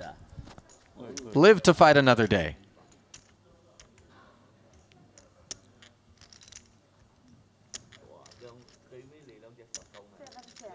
啊 7, 10. 7, 10, so much. 7 getting paid 係輸咩？ here in this 75K short deck. Elton Tsang limping again with King Queen suited. Hand that can take considerably more pressure than that Queen Jack off. Richard Yang says run it with the Jack 9, yep. Yeah, gonna be very happy to see a flop cheaply. Especially Short that stack. flop. Yeah, and that's a very big one. Pair and a flush draw. Piece for Elton too, though. Gut shot. Bets $1.25. Yeah, hoping to take it down right here. Would put some pressure on a hand, like a pair of sixes here. 7 on the turn does not help either player.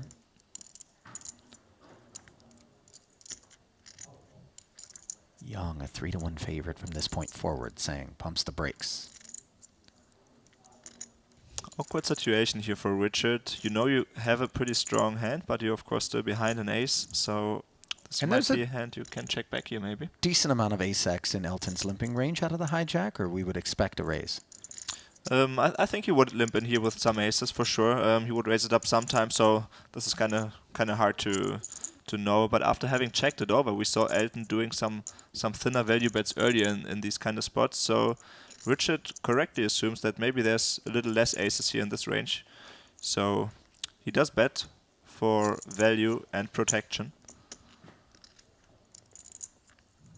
250,000 into 400. Yeah, Elton pretty much.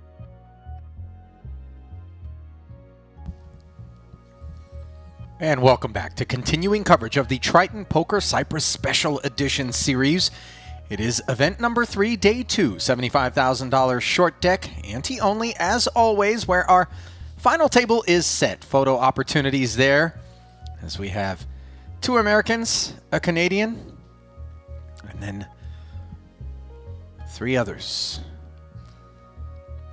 Yeah, a From couple the- of Malaysians. Yep. Elton Sung repping Hong Kong. Yep. 4 others, rather. 7 total players here. As you look at the chip counts, brought to you by GG Poker, Mike Watson sits atop with a big gap between he and Kiat Lee. Then it is Phil Ivey, Elton Tsang, Jason Kuhn, Richard Young, and Ivan Liao. Though 50 antes is certainly enough with which to play. Yeah, and after we had 2 Hungarians winning the first event and 2 Dutch people winning the second one, let's see if we can get a double win this time again. The US and Malaysia still have a chance to do that. We're drawing live. Payouts $194,500 secured on the inside of the bubble. The gap up to 6th place, almost $50,000. Then we ladder our way all the way up to, of course, the 7-figure score to our eventual champion. And this is going to be a very interesting bag of ingredients here at this final table. Players with tremendous amounts of experience in short deck, perhaps more so in cash. Players with very little short deck experience, period, but a lot of tournament experience, perhaps. Yeah, for sure. And Michael Watson is certainly one of them. I mean, he has played No Limit Hold'em for, I don't know, more than a decade. He's been one of the best players. He has learned this game. He's a pretty good short deck player, and he has a pretty good chip lead here. The only one over 4 million, the only one over 3 million. Second in chips, Kiat Lee only with 2.3 million. These 2 are actually the only 2 people who have over average. Yours truly, Ali Najad, alongside reigning World Series of Poker main event champion Karai Aldemir. Excited to get the cards in the air. Just moments away from the start of our final table here in event number 3. The button will begin with Elton saying the double ante. Yeah, now with 7 players at the table compared to the 4 of before, there's I'll more have disadvantage. antes in the middle. I was like, I'll take some modafinil, a couple caffeine pills, Three Adderall. iced black coffee. Looks like some caffeination is the order of the day. Yeah, so we will see more limbs again as people are getting such a good price. Let's see what I have. Michael Watson will be the one who can put the most pressure on everybody else. Nobody's super short here. Ivan Leo the shortest stack, but still has 50 antes. Jason Kuhn will begin his final table with an ace-king. All in. Jams it. And another ace-king behind him for Watson, the chip leader. Yeah, and this is a bit awkward in these positions. Jason Kuhn just wants this fold equity for his hand. He doesn't want to raise call it off. He wants a hand like Jack 10 to fold, basically. He would just be flipping against Jack 10. Oh, and Watson is going to move all in over the top of Kuhn. That'll provide some protection to these two ace-kings. No way. Oh, okay. Whew. Got me scared. I was like, holy shit. I was like, this is a short-lived final table, man. Yeah, Mike Watson can afford to call it off here. I like, we're sharing some I suits. thought he would be up Should against be hand fun. like ace-queen sometimes. Time to do it. 3 clubs, please. Jason would probably induce with aces. Yes. I mean, I would. Okay. It's going to be a chop, courtesy of the Queen-Queen 10 board. Yeah, in Jason's spots you don't want the person on your direct left to call it off. I mean, that's a pretty strong range right there. So probably seeing the ace-king was pretty good for him. Dạ, cái điều mà em khẳng định là đây là một hữu tài ở phải ra bộ cái bộ à. Đi con bù chủ mỗi bộ. Thử cẩu tập thùng ba ra bộ đó. Best possible result. 肯定都冠軍㗎咯。我射啦，一鋪到我就。肯定係正 EV 嘛。啊？ Are you supposed to call there? What? With 9-10 suited? Button 50, you don't play. No. 數學 Depends on how you feel. If I'm Elton, I would. Yeah, I definitely would. Ivy with a sporting response there after being asked about First place only. what to do with 9-10 suited in the face of an all-in and another all-in directly to its left. We're discussing if it was the right to call like 9-10 suited there. And now the bubble has burst, it's over, but of course there's still some very big pay jumps, so still the middle stacks especially will be careful. They want the other stacks to bust, and just get these pay jumps is, yeah, basically the most important part of the tournament.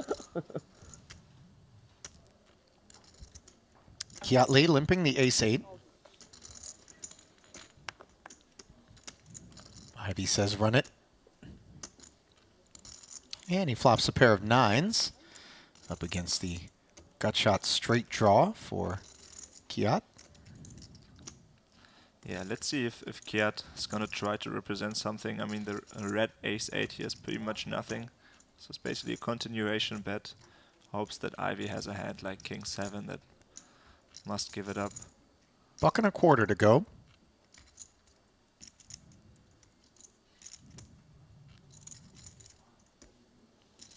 Ivy with 2 million behind. Yeah, and he will have position in this hand, so against a half pot size bet. I would have thought he would call, but decides to let it go. Interesting. Even a king 2-pair scenario would put a straight out there, so decides to take the conservative approach. Let it go there. And if a pair of 9s fold there, that makes a continuation bet with ace-8 there even more attractive. No, just changed my mind. It looked that way, didn't it? Reaching for chips and then suddenly decided to put it into the muck. Pass.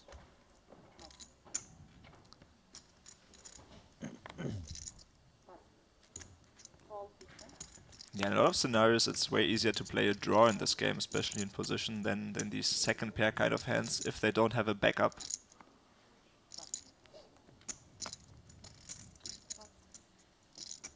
Liao limping in with King Jack. Ivan, a gutsy player. Willing to take risks that perhaps others are not. It's amazing how much more play the short deck tournaments have at the end than the normal. Trip kings for him here. Yeah. Yeah, you'd think it'd be the other way around. But I guess people bust a lot faster in short deck. Just check it, that's interesting. Sets the trap here. Knows it's unlikely that his opponent has something here. This goes a certain way. It could get really Richard didn't bite on the flop. Yeah. Easy fold on the turn for the 10-8. Yeah, it's usually like pretty short. And Nói thì ông just, này like, là crazy. cấm này cấm giờ會記錢嚟嘅。佢會記嚟。你記得嚟唔接到啦。 Liao, an accomplished Triton Series participant with 10 total caches and 2 titles. Good for 5.5 million in career tournament earnings. His 2 titles coming back in Russia in 2018. He won the 100K US Super High Roller for 1.1 million. And then one stop before that in Jeju in 2018. He binked the 500K Hong Kong dollar Hold'em event. 50. Good for 8.4 million Hong Kong. Yeah, I remember some of his deep runs. I mean, he's always ready to play. I like his table presence as well. Ivan just kind of has that almost Ivy-esque, just you're not going to push me around. You know, Yeah. I'm not intimidated easily, and you never know what I'm up to vibe about him. And it serves him well, as he has made it 150,000 here with the ace-queen. Yeah, and this is a smaller raise size with a hand like ace-queen suited. Not afraid to get called, maybe by one player. Coming off of 1.35 as well, so somewhat related to the size of his stack. Yeah, he's the shortest stack here from all the players, so maybe a little less afraid of How ICM. many shots of espresso in here? How many espressos in?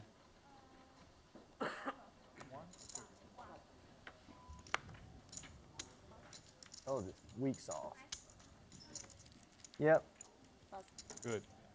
Yeah, yeah, I like it too. You sip on them all day rather than. This one. 2.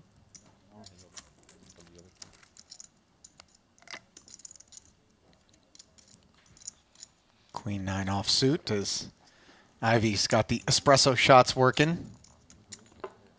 He's got that Dolce & Gabbana sweater working as well. He does. For those keeping track at home. Ace King here for Jason Kuhn in the cutoff. Yeah, offsuit again. You don't remember you full of kings? So, You yeah. had aces face up. Rips it. That was crazy, right? This time, Watson every time. can't be a customer as he gets a look at the Ace King. If he doesn't even have king Yeah, jack, I being in the still middle of the stack, you don't want to induce I like that. with your ace king off. Curious what he would do with ace Even king if I have suited, aces if he would face just go all in two, or if that's basically the hand he would try and limp with. I mean, it's only like Maybe looking for Mike Watson to come up with a raise and then go all in over the top. But even with ace king suited, should Mike Watson go all in himself, it would be very annoying to having to call it off with the ace king suited, knowing it's gonna be a flip a lot basically.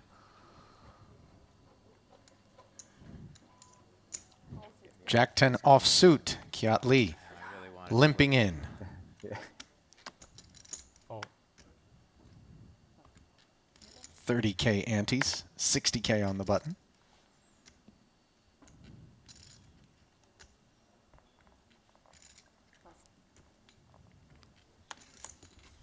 Pass. And we will see different approaches here by different players. Some players might raise it up sometimes, just like Ivan did there with the ace queen suited. Some players might decide to only limp or all in, or go all in with around 60, 70 antes.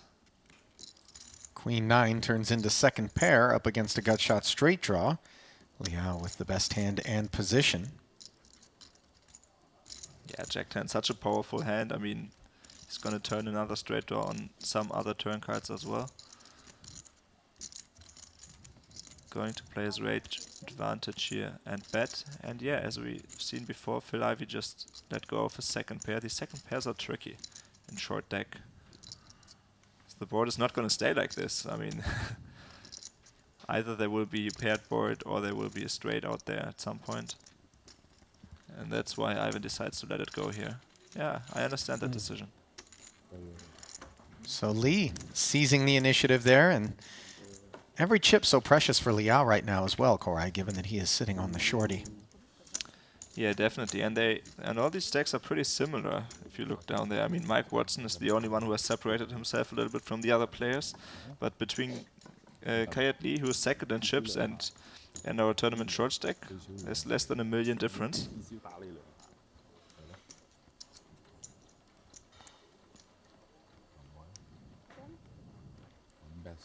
Now Elton Tseng folds the king-9.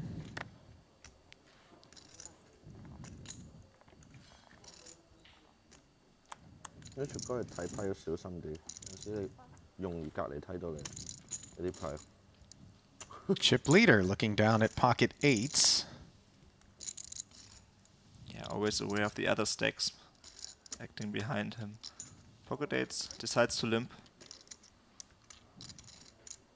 Are you surprised that he would choose to limp as opposed to maybe just raise and try to win it without seeing a flop? Because there's not a lot of flops that don't contain an 8 that you're in love with. Yeah, I would think 8s aren't the greatest hand to steal it with, because you don't block any of the good hands that your opponent can have. Maybe he would have tried to steal it with a hand like King 10, King Jack. Blockers. Blocks some of the better hands that your opponent can have. 8s, he just tried to steal a cheap flop, maybe flop a set. No set here, as Liao flops the gut shot and bottom pair has the best hand. Round of checks, ace pairs on the turn. And Mike will be the person who has a big ace here the most, being the first one who limped in, but pocket 8s just are nothing here basically. Of course it's more likely to hit a 2-outer here than in no limit hold'em, but still. Lee with absolutely nothing. Of course, checks too. 9 on the end, backdoor diamonds show up. Yeah, Mike Watson doesn't have much, but still, so no blockers. And Kiat Lee now with the absolute bottom of his range has a decision whether he wants to try and steal this pot and bluff at it. White flag is waved. And no diamond in his hand. Maybe he would have bluffed with a diamond. And Ivan gonna be very happy to take this one down. Third pair.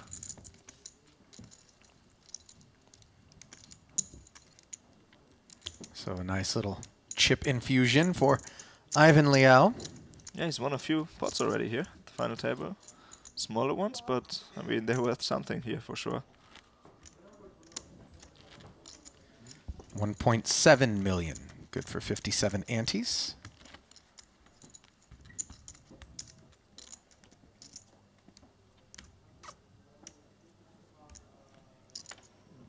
Right on.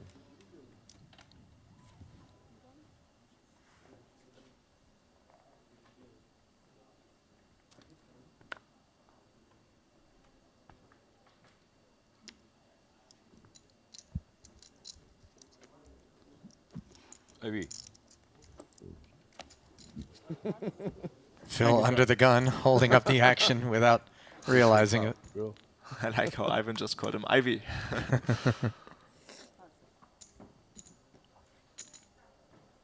No wonder he ordered all that espresso. 2 kings for the chip leader.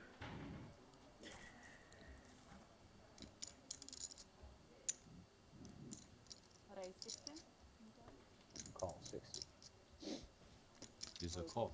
Yeah, that's just a limp. And this is one of those traps we've been talking about. Of course, people don't only limp in there with the weaker hands.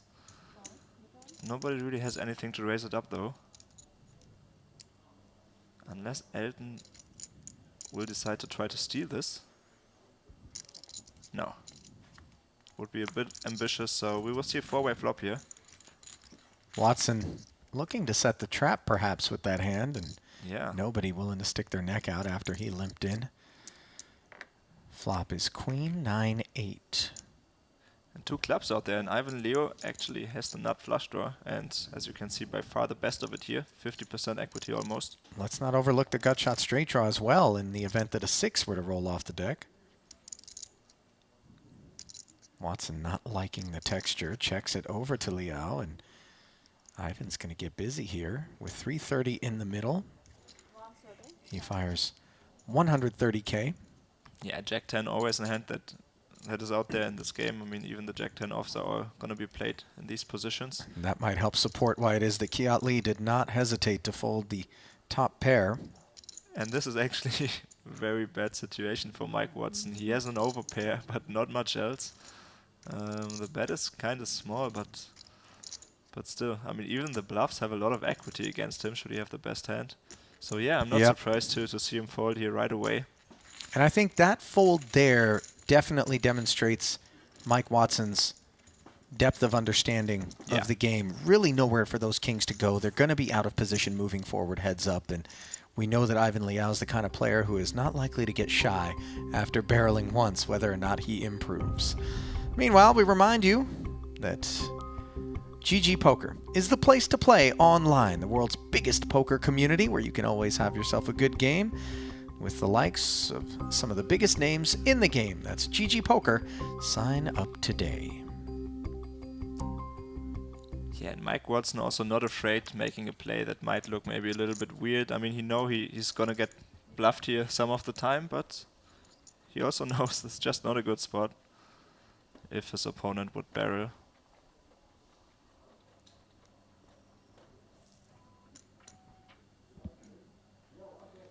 Two red 8s for Richard Young. Yeah, and the worst of all positions. A speculative call there. Trying to see a cheap flop. I mean, it's of course a big difference whether you're limping in under the gun or in a position like the hijack or cutoff. I think you'd rather have that 8-9 suited that Jason Koon's got when speculating, but nevertheless, Young's limp brings Koon and Watson along. Yeah, a couple of nice looking hands here. Ivan Liao joins the party. Not a playable one for Kiat-Lee with Jack 6. Elton limps, and Ivy has the 6 of clubs. Can't imagine another card in the deck that would leave him wanting to raise. Oh, pump fake.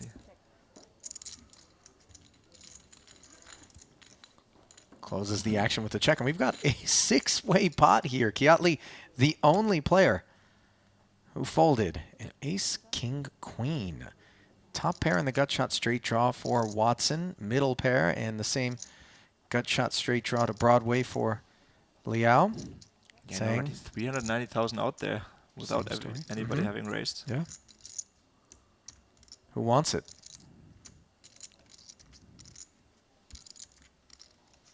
Mike Watson with the decision. He has the top pair, and even more importantly, maybe he has this 10, which makes it more unlikely for his opponents to have the Jack 10, of course, giving him more equity to hit a straight too. Yeah, without the 10, this bet is going to be a little bit more ambitious. Yeah. As it stands, though, there is another 10 in the field in Elton Sang's hand. Yeah, and Ivan Leo with the other gutter, having King Jack. And yeah, this bet isn't big. You don't need to bet that big multi-way. It's just a quarter pot bet. With so many people left behind. Yeah, quite a bit of pressure for the King Jack to make the call with all of those other hands behind him. And a lot of respect being shown to the chip leader as both King Jack and King 10 go into the muck. Those gut shots worth quite a bit more in short deck. Yeah, when you're last to act there, you probably call with your King Jack, King 10 kind of hand, but with 4 people left behind. Over a quarter of the chips in play rest in front of the Canadian Mike Watson. As you see his stack, brought to you by GG Poker. Still play Dynasty? No. I mean, data, I never really got to sit down. That was crazy game. 10, 11 hand. Yeah.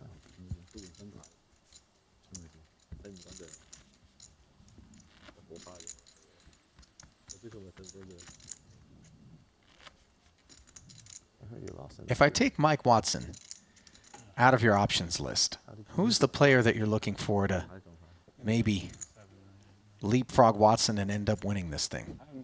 I mean, I was very impressed by Keat Lee's play here before. I didn't know that much about him before this tournament, but we've seen him at the start of the tournament yesterday, and we've seen him making good decisions today. I mean, he got it in on the bubble in this huge pot with the pocket aces, got a little bit unlucky there. Not winning that, but also didn't bust. So yeah, if we're being honest, Koray, everybody at this final table truly could end up winning this thing. Absolutely. I mean, Jason Kuhn, of course, we know that. He has studied short deck. He's very experienced. Ivan Leo, Phil Ivey, Elton Sang, Richard Young. I mean, yeah, these are all top players. And for different reasons. Like, you know, guys like Liao and Yang are the type that are willing to go high risk, high reward. You could see them all of a sudden issuing a couple of bad beats and knocking a couple of players out in spots where maybe they were a dog pre, but wanted to gamble. 2 queens, 2 hearts, and a 9 here as the chip leader flops trips against the field.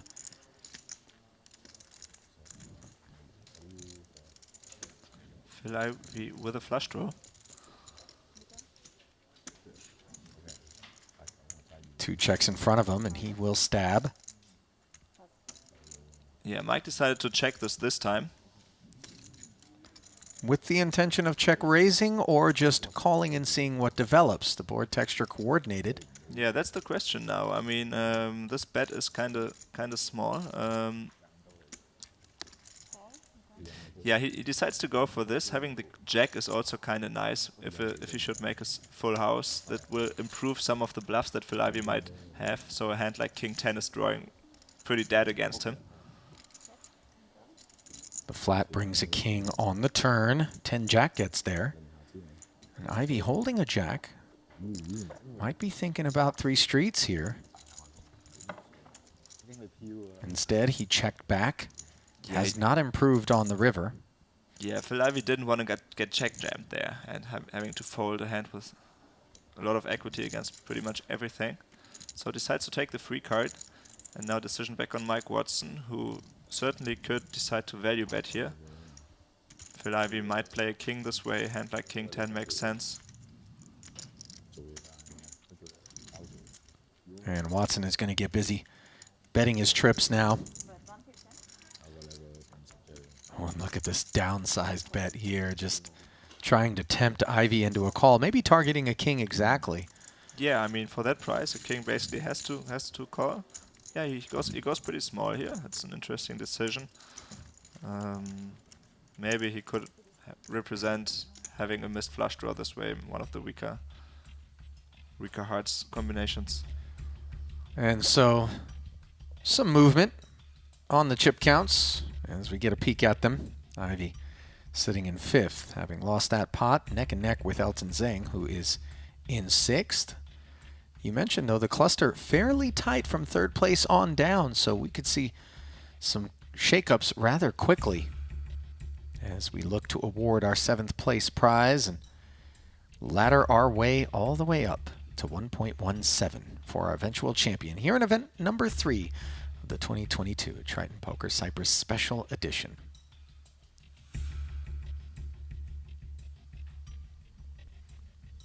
One of the things that we've touched on is the fact that the more players there are at the table in short deck, the more multi-way pots you're going to see. Nevertheless, you, at a certain point, will begin to see a lot of those all-ins that we saw earlier as well.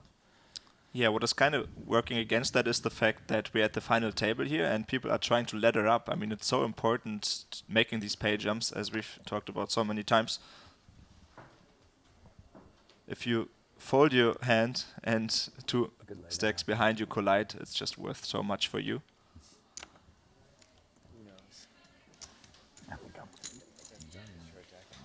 The ace-10 suited, though, a little bit too good, of course, to just fold. That was hilarious. It was just like ace-10 versus every other hand.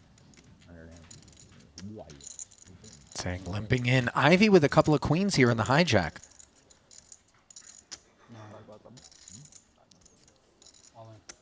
And he is going to pile.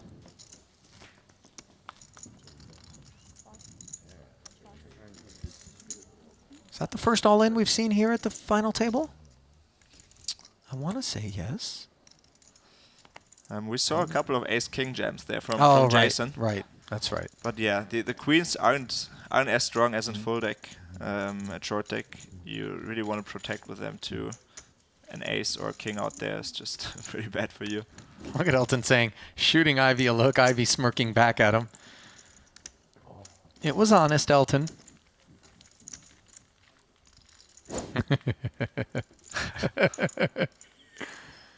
Yeah, these If you blink, you'll miss it, but there's a lot of stuff going on out there.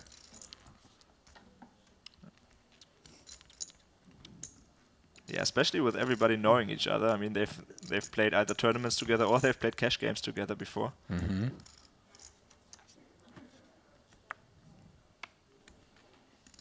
The fact that the Triton series is a much smaller player pool than your typical tournament, never mind by virtue of being a high roller, but also having to travel to exotic destinations, it becomes very exclusive, means that those who do come onto the circuit are quite familiar with one another. And the context makes for some very interesting situations where something on the surface may not look like it's supported based on, you know, the snapshot of that moment in time in the hand could have everything to do with an exchange that they've had with that player earlier. Yeah, exactly. These players just know a lot about each other's games. We don't know what history Elton and Ivy have with each other exactly. Yeah. I mean, maybe Ivy is known for having bluffed Elton in a couple of big cash game spots before. 10-9 suited on the button for Mike Watson. You could see that moment where he felt as though might be able to pop it and take it here. Instead, he chooses to check, and the sixes and the queen jack will get a chance to look at a flop, which is ace 10-9.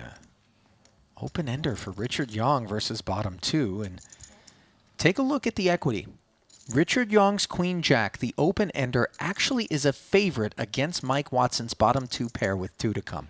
Yeah, not only can Richard Yong make a straight there, obviously, also it's more possible to hit a runner-runner two pair here and win that way against the 10-9.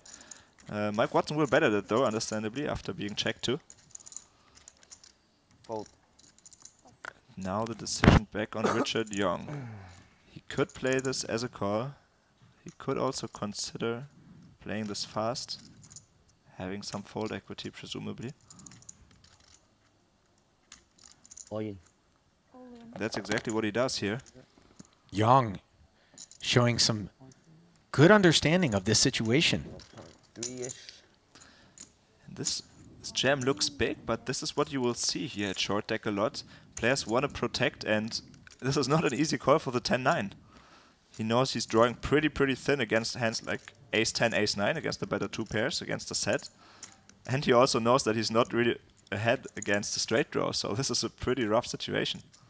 Well, the name of the game in short deck, Harai, is equity denial. Yeah, and Richard Yong showing all his experience here.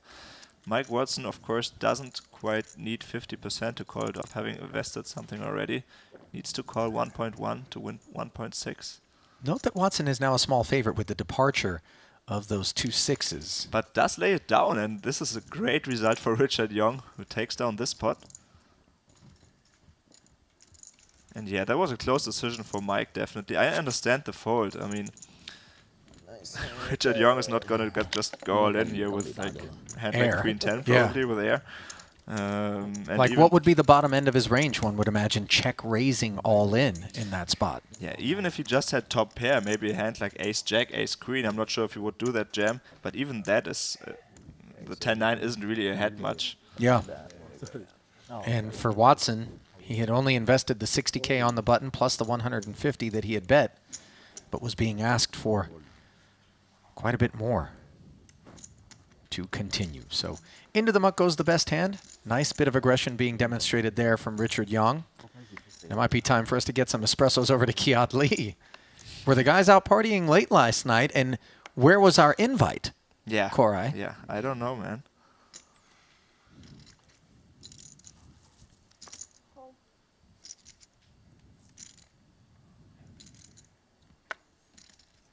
Lee limps in with at least the Queen of Hearts. Elton, Ace-10. Limps as well. Yeah, kind of loose call there from Elton, from under the gun +1 with the Ace-10 off.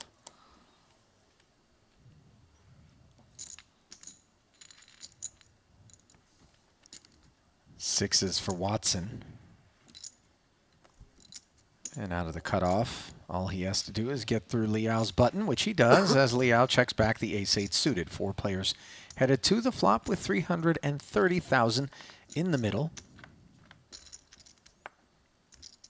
7, 8, 9 with a couple of clubs and tremendous amount of coordination here. Very wet board. Elton with the open-ender. Watson has an open-ender as well. Bottom end. Liao had 8s with a gut shot, now has aces up as Watson makes the 9-high straight. Yeah, Kiat thinking here, if he has a hand like Queen 10 or so, he might think about betting out here as a bluff, as a semi-bluff. And he fires 225,000. We know that his second card is not a 6, Koray. No, he wouldn't limp in there with a Queen 6 from under the gun. So, yeah, Queen 10 seems kind of likely here in my opinion. And Elton with the decision. He has top pair, he has the open-ender. We know that a 6 makes a straight here, but yeah, of course, kind of unlikely that somebody has it. Michael Watson does have the 2 6s though. The problem for Watson, of course, is that 2 6s represent the third nuts. And if you're blocking 2 6s, you know that it's that much less likely that you're up against another 9-high straight. So what exactly is betting and calling in front of me? That 10-jack looms. Yeah, and also he knows that there's a card to come. I mean, this is not it. I mean, and he folds the straight. He does fold. I mean, yeah, again showing that he's like very careful with his approach. Even as the chip leader, he understands first position bet, second position call, and the button act behind him, left to act. Ivan is actually the most likely player to have a 6, having checked back pre-flop.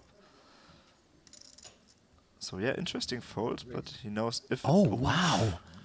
Now, Ivan Liao is raising, and perhaps he is doing so on the strength of being most credible to hold a 6. Yeah, I mean, that's very interesting here. Maybe he saw some weakness in his opponents. But this is very risky for Liao. I mean, the same reality that confronted Watson when holding 2 6s, having the actual straight, confronts Liao, who's just looking to rep it. Yeah, he kind of felt like his 2 pair is a bit too weak to continue, probably, and it's an interesting hand to turn into a kind of a bluff here, basically. Maybe he hopes to get a call from, I mean, against Elton, saying this would be a genius play if he gets Elton to call with top pair and an open-ender, now looking to check it back on the river. Although, look at it, it's a flip. It is a flip. He has position, though, in this hand. Very, very interesting play. I think Elton's asking for a count here. And they both have 1.2 back. He's getting a really good price. Even against a 6 here, should Ivan play a 6 like that, Elton is thinking, I mean, it's only 325,000 more for me, and if I hit a jack or a 6, I might have some implied odds here. Do we remove 10-jack from Liao's range after having closed the action with a check back on the flop? Yeah, that's the question. I mean, if Ivan would maybe check back a jack 10 maybe jack 10 of clubs, even a hand that is so strong that he wants to check it back, isn't as afraid of a bad turn card as usual, but it seems kind of unlikely. Most of the time Ivan would have bet for sure. Total 550. 3 1/4 to call. Yeah, Ivan is wrapping his straight here mostly. And Sang makes the call as the pot swells to 1.655.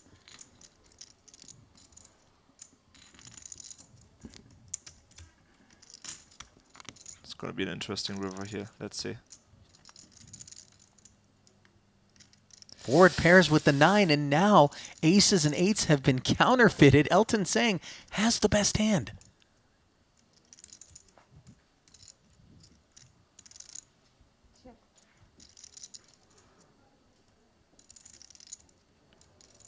Checks it over to Ivan, and does he feel the need to turn his hand into a bluff? He's trying to figure out what hands will Elton play this way. Can I get a better hand to fold? He checks back and will be very disgusted to be shown the ace-10. Elton Sang is going to pull in a big one. Wow.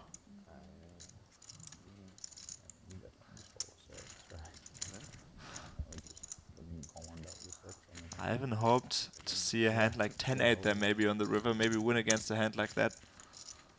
Decided he has enough equity not to turn this into a bluff. Very, very interesting turn race there by him though. No chop, all goes to him. Give me the money. Yeah, yeah. 我準備繼續。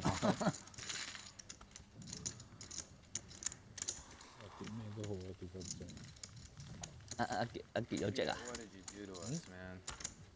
What did you do to us there? Mike Watson lamenting his decision to fold. Granted, his fold came before Ivan made the raise, so he wasn't influenced by that. Yeah, he knew that he had Ivan on his left though. I mean, if he had closed the action, maybe he would have called. He knew there was the possibility for Ivan to raise it up. Queen 10. Yeah. So there it is.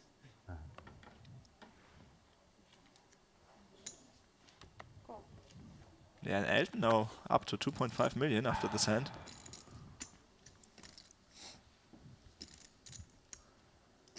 Very meaningful pot for Sang, who limps in with the 9-7 suited up front, and Richard Young now with the ace-king off of 1.6 million. Rips it.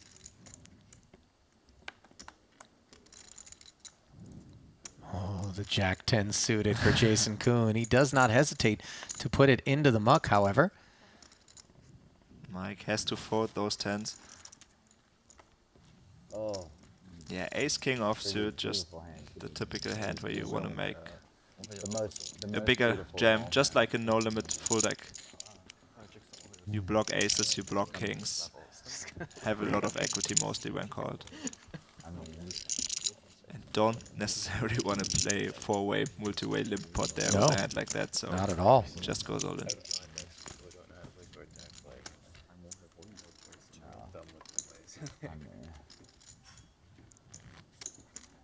What's next level wizardry?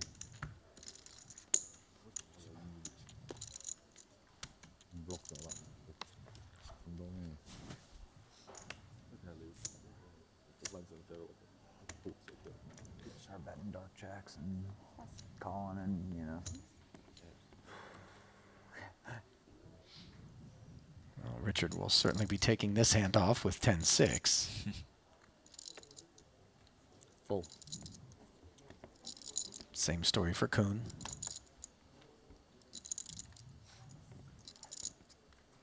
Now 2 red jacks for Sir Watts.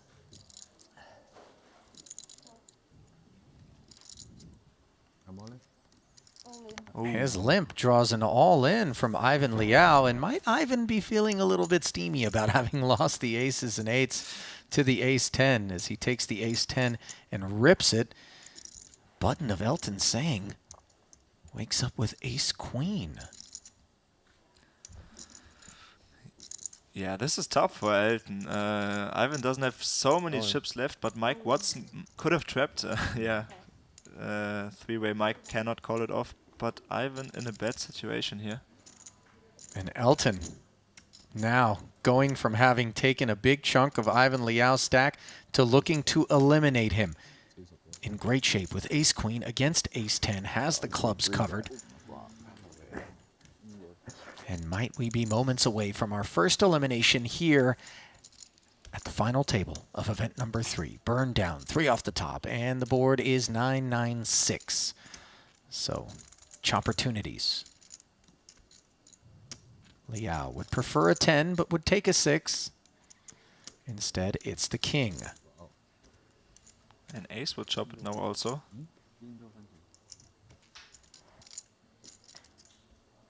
River is the king, and kings and nines with an ace kicker for both players will give Ivan Liao a stay of execution. 和平分場. Yeah, sigh of relief there for Ivan, who was looking a little disappointed there after getting a bit bad. Well, I feel like he's not going to feel too guilty about counterfeiting the ace-queen, given that his aces and eights got counterfeited by Elton.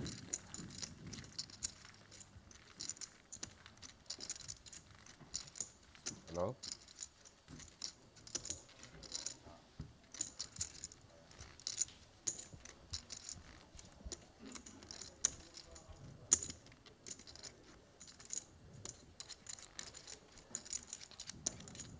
Button will be on Ivy. Yeah, the other shorter stacks were obviously rooting there for Elton. Sure. Getting the spade jump.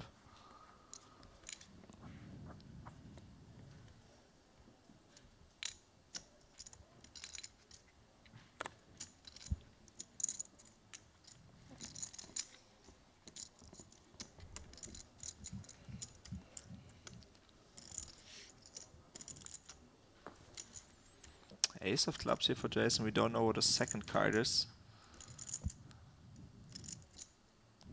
Jason currently 6th in chips, off of 1.7. He raises to 180. This is a polarized race. He's representing a very strong range here. And troublesome development to his left as the chip leader has ace-king suited. And we know what he's done with ace-king off when Kuhn ripped it in the very first hand. And he's doing it again here.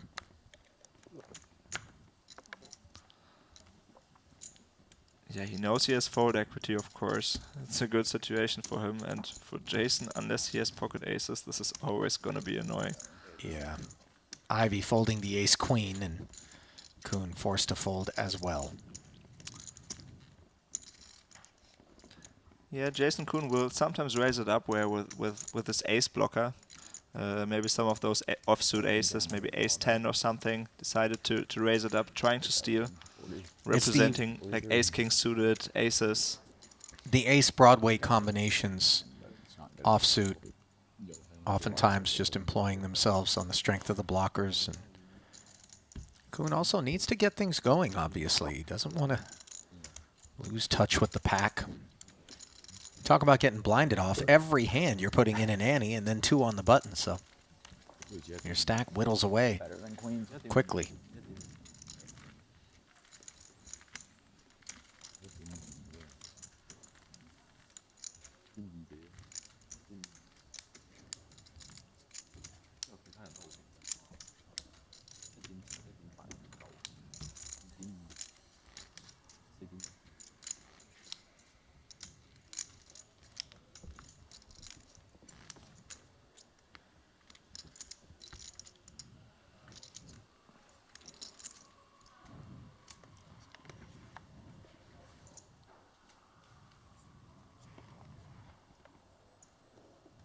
Button on Richard Young.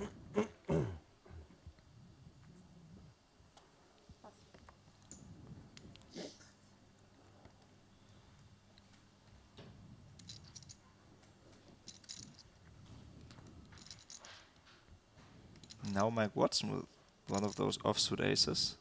Not with the Broadway kicker, but rather the 9. Opens to 275,000. Yeah, he, being the chip leader, of course, can put even more pressure on. King Jack suited, a pretty one for Elton Sang. 275. Yeah, Elton Sang second in chips here. So he is deep enough with Mike that he could see a flop in position. He knows there's 2 other people like, acting behind him though.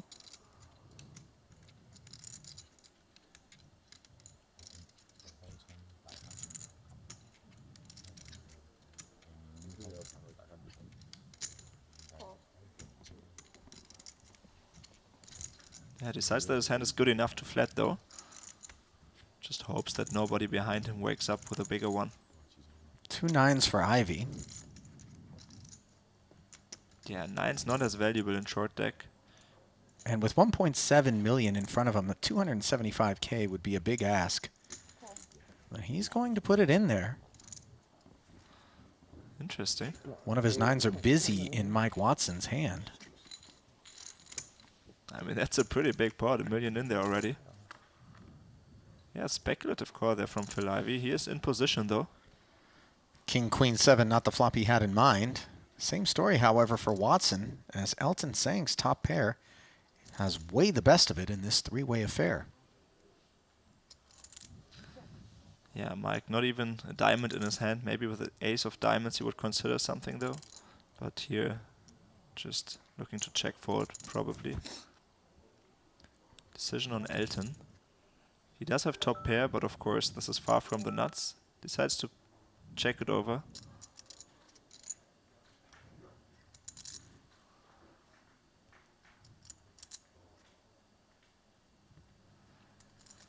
Yeah, Phil knows that he's probably not going to win with his 9s. Is thinking about representing something, but no, checks it back. Yeah, now the ace on the turn hits Watson, who holds the best hand.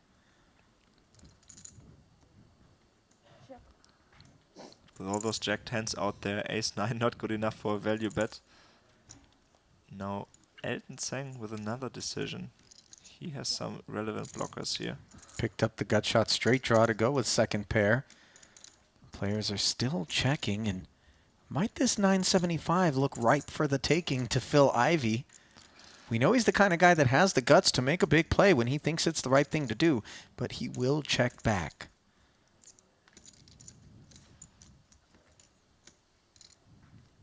What's that river card? Pairs the board with a 7.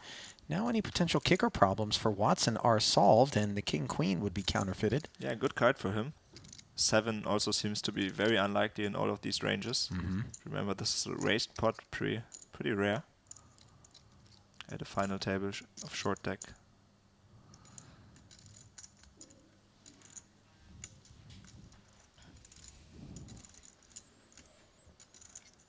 Decision on Elton.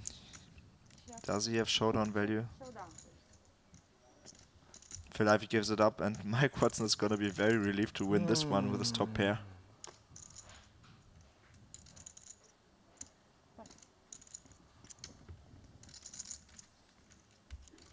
That's exactly how it comes down. And the rich get richer.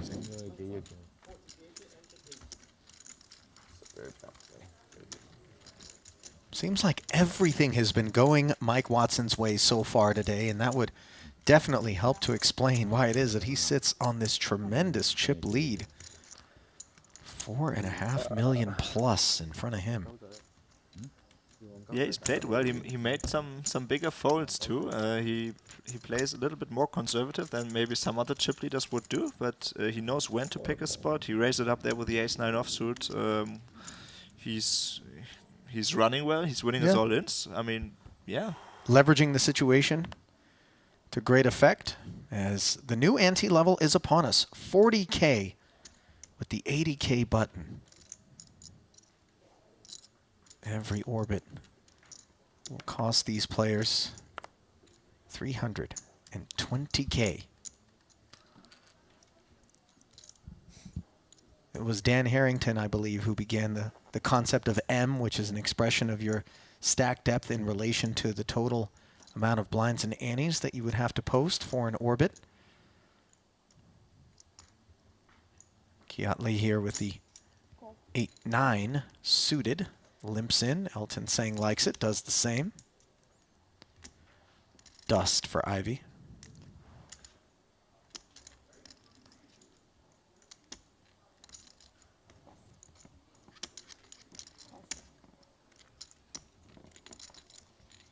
Yeah, and Jason Kuhn is going to like the side of people limping to him.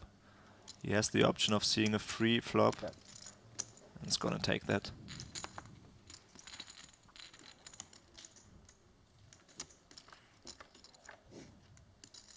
And that flop is Queen 9-7. top pair for Elton Sang as Kiat Lee checks middle pair.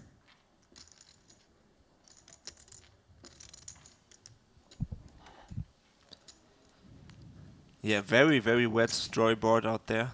150. So Elton with his top pair will be happy to take it down right there. Yeah. So many straight draws out there. Kuhn did have the gut shot straight draw, but it wasn't to the nuts. And a couple of spades out there as well. So he will lay his hand down as Elton picks one up.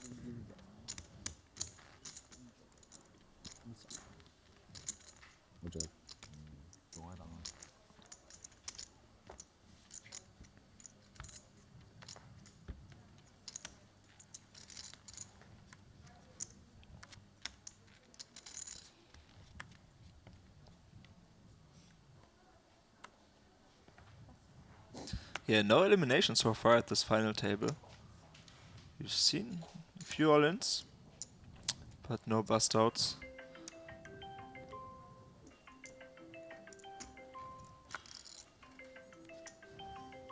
Well, answer it. You're not busy or anything playing in the final table of a 75K? No, that must be an important call. Call. He followed me. It could be the other way around, I don't know. Elton limping in, Ivy doing the same with the ace-7.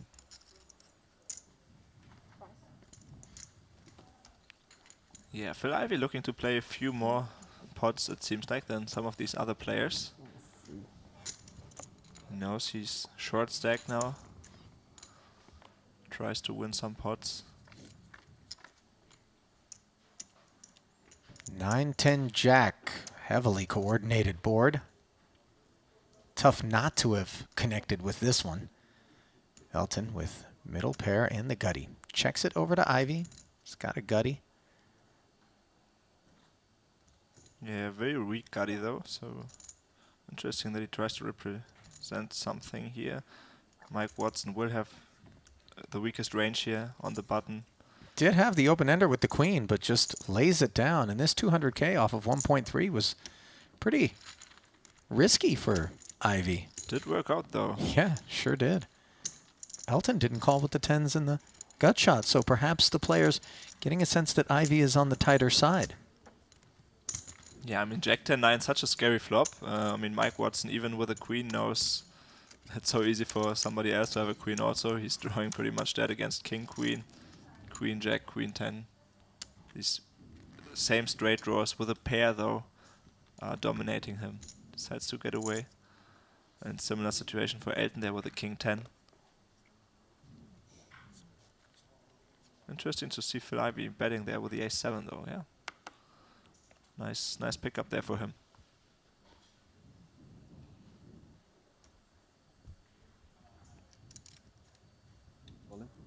All in.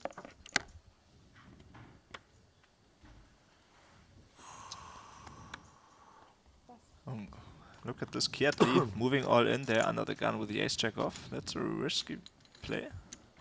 But with the blinds going up, there's a lot out there. We've talked about that. And does get it through here this time. It's the kind of play when you move all in up front with that ace-jack that you just do not want to get called. You definitely don't, no. Let's have ace every hand. Have to dodge so many squeeze. Everyone is squeezing.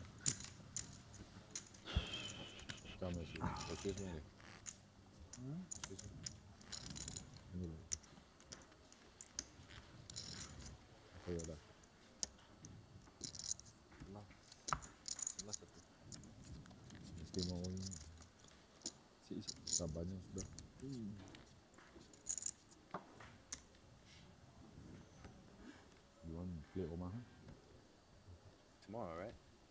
You can play Omaha tomorrow. Ace-queen for Elton under the gun. Yeah, it helped a lot in this game. 4-5. Limping. Note the difference, by the way. Kiat Lee with ace-jack willing to rip it all in there. Elton treading lightly with the limp. And now 2 red kings for Jason Kuhn, who has been largely card dead since his ace-king to start things off, where he chopped with Mike Watson. He did open with an ace-10 and promptly got moved off of it by Watson, and here he will move all in.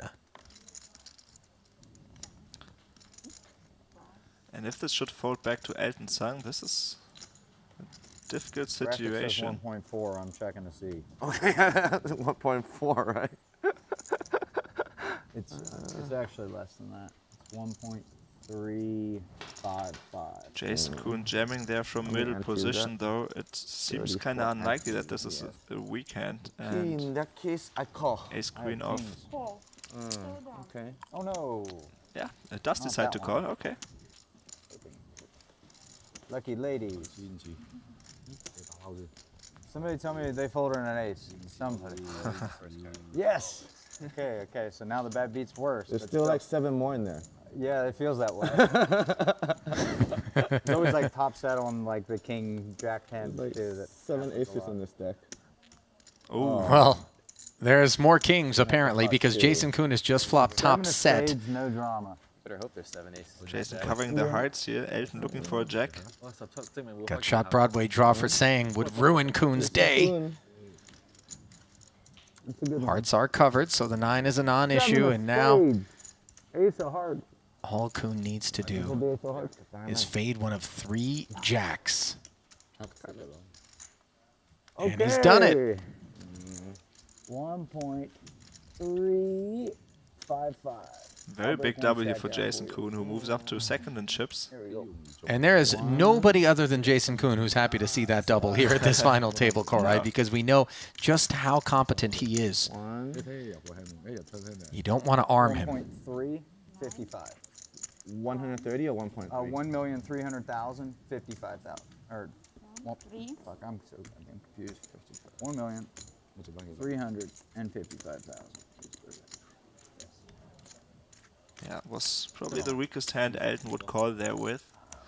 The ace queen trying to bust out Jason. Okay, it's 900. 1 mil. 3. Yes.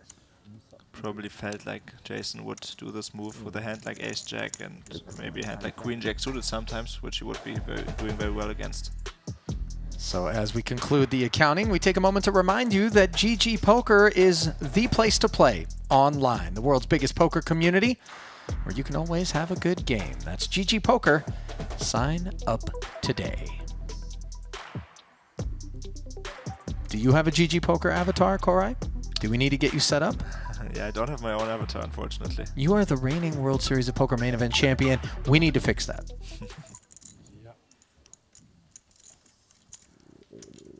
And then we can do a little thing where you dance instead of Negranu. Yeah, yeah, a dance that would be cool. I think you should moonwalk across the pot. If you scoop, you just click the button. Korai moonwalks. I always do that. 7.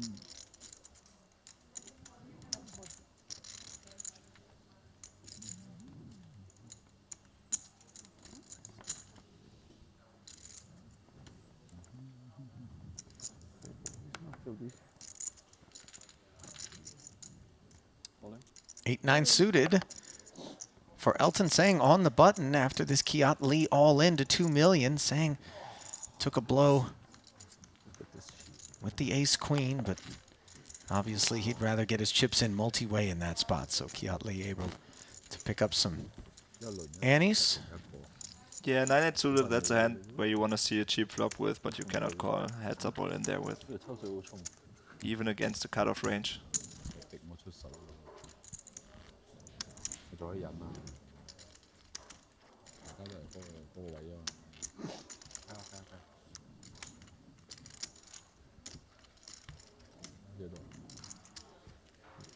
Extra life. Sang and Liao, the shortest stacks right now, neck and neck at just about $1 million.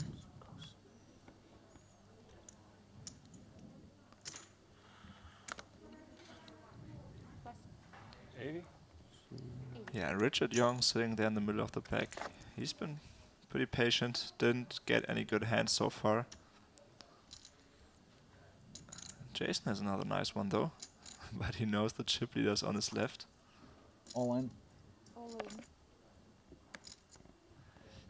Does decide to go all in here with his 10-9 suited, just hoping that Mike Watson doesn't wake up. Feels like Watson's always had a hand when Kuhn's been Get it back. in there.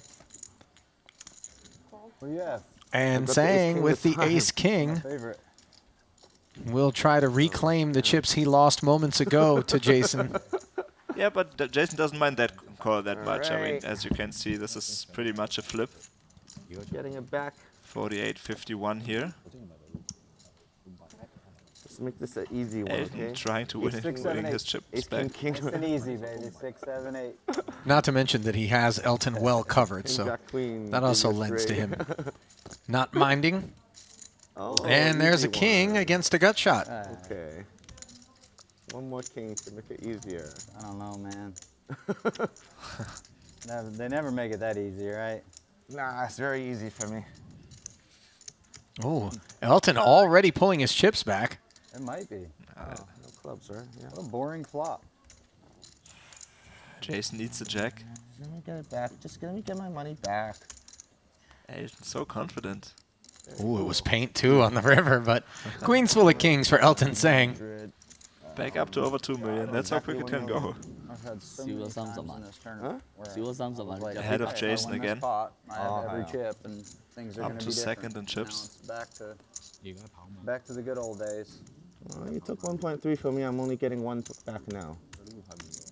Yeah, that's fair. Yeah. I just wanted to. 1,500,000. 1,500,000.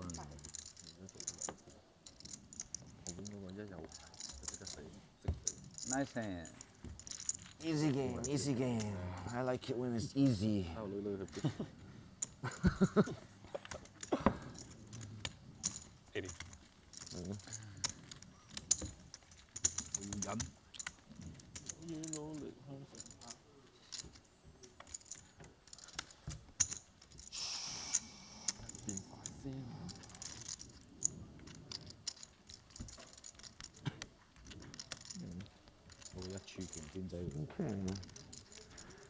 We never played that hand earlier.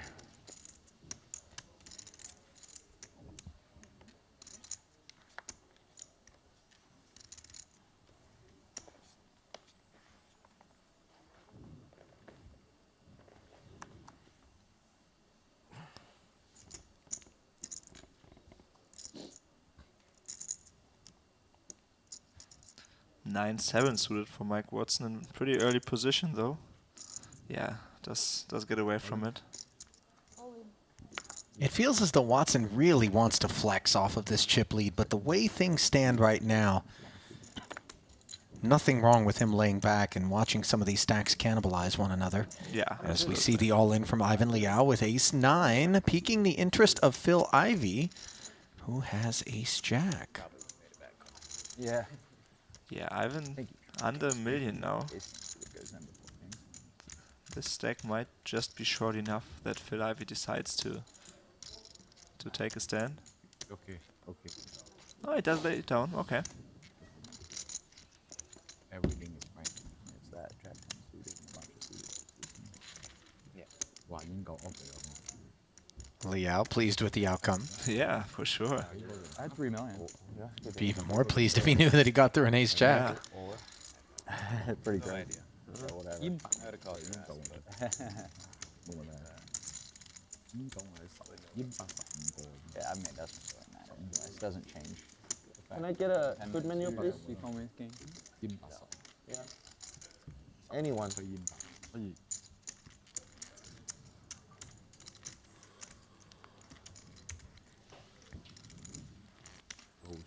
Back to the grind. Liao still the short stack. Yeah, especially against the short stack, I definitely wouldn't have been surprised seeing Ivy call there with the ace-jack.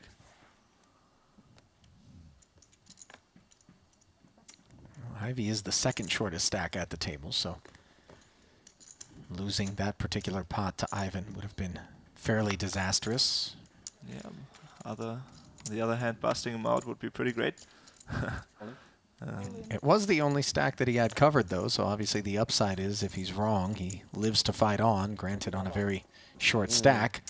Can't regard Kiat Lee's 2.2 as a short stack, as he rips it all in with ace-queen suited, and Richard Young has 2 red jacks in the cutoff, doing a little accounting on 1.4. Yeah, and Richard is aware of the fact that this is a strong jam. I mean, Kiat Lee over 2 million. Yeah, lays it down. I think that's a good fold there by Richard.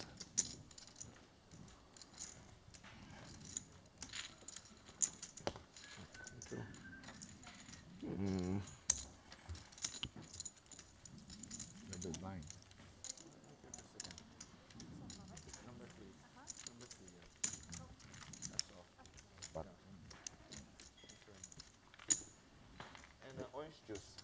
Sorry. 要 call 嚟㗎。嚇？有咁多咩？我知我知。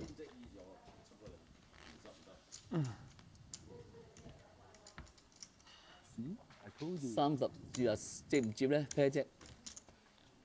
接啦。啊？接啦。30幾。接啊？flip 喎，我應該。哦。我咧。All in.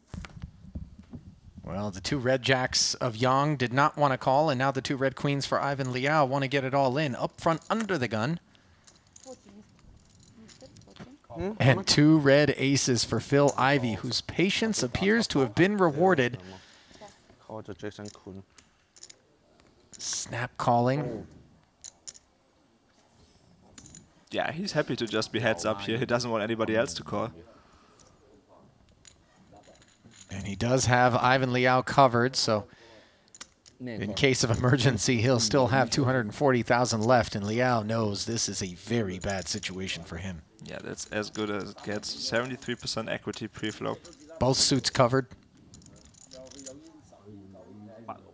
去頭位，去咗呢個位。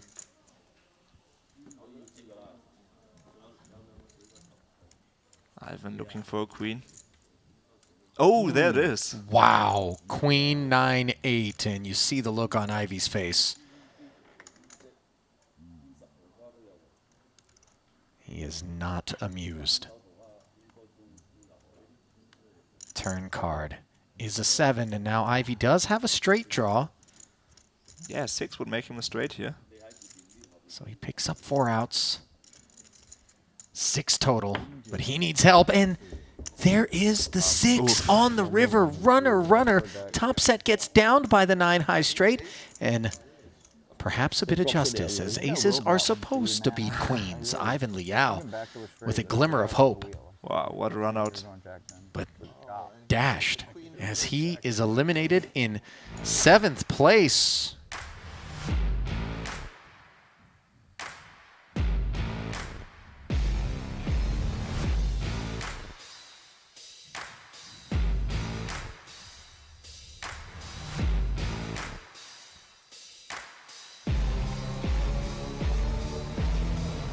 Triton poker legend there.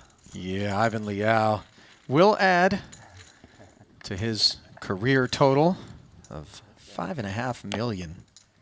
A great game. In Triton series, but obviously he had some higher hopes. A great game.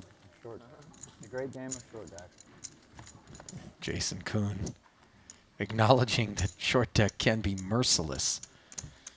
And for Phil Ivey, a healthy pot there will put him knocking on the door of $3 million. Definitely a playable depth.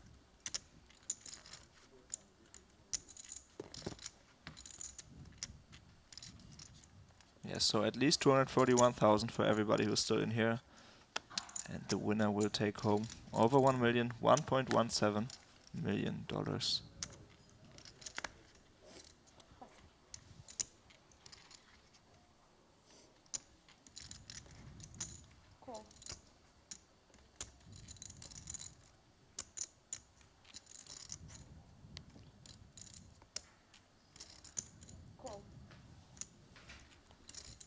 Ivy putting some of those newfound chips to work, limping in. Richard Young with the 2 6s, Korai, limping in as well. Yeah, sitting in the hijack. Definitely speculative. Doesn't want to see anybody raising it up. Hopes to hit a set.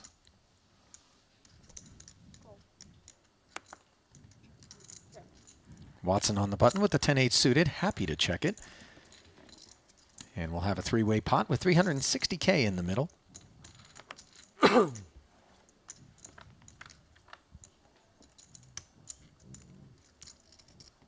And the flop is ace, king, queen. So Ivy with the best of it.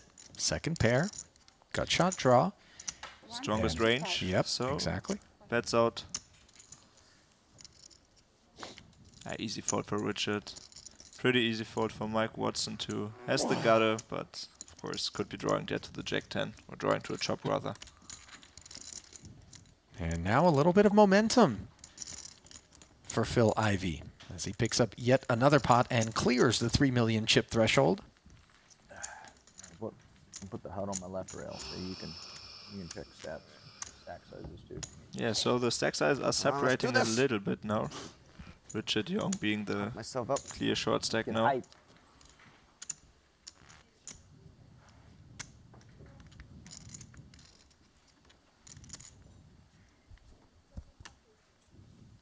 Yeah, I'm done with it. So, no thanks.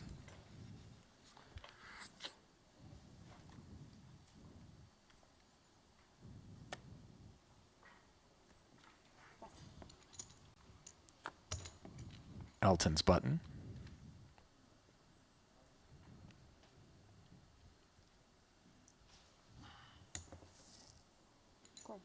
No. Thank you.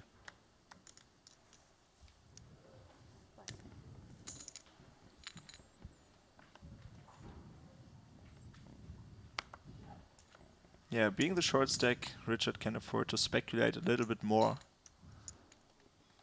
He's the one who has to make a move, basically. Yeah, strangely enough, the short stacks get a tremendous amount of respect as well as, of course, the big stacks. It's all those middling stacks that end up in a bit of no man's land. Yeah, they want the short stack to bust. They just want the pay jump. Elton's 6-7 has turned into 10s and 7s.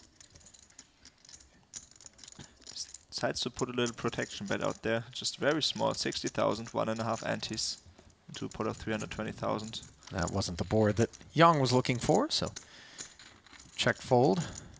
Yeah, and that's exactly what Elton tried to fold out there. And it worked.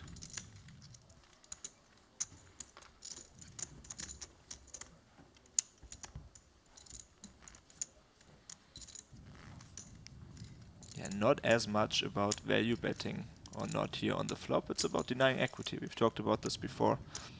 I mean, he did have 2 pair there, but you're just looking to fold out the better hand. There's so many draws out there. Can't say this often enough.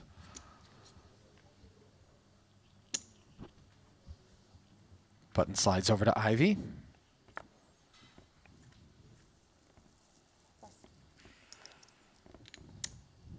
Nothing interesting for Richard as the action continues 6-handed here.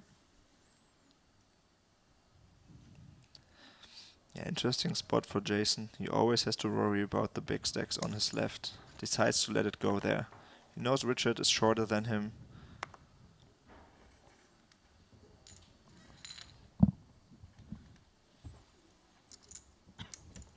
Elton, one of the worst hands here in this game. King 6 on the cutoff. Yep. Only has to go through Phil Ivey though. Paint and a 6 offsuit are really undesirable holdings here in short deck. Does call though, only 40,000 to call. Pot already 320,000 now. And Phil Ivey debating whether to try to steal it right there or see a flop in position. Does check it.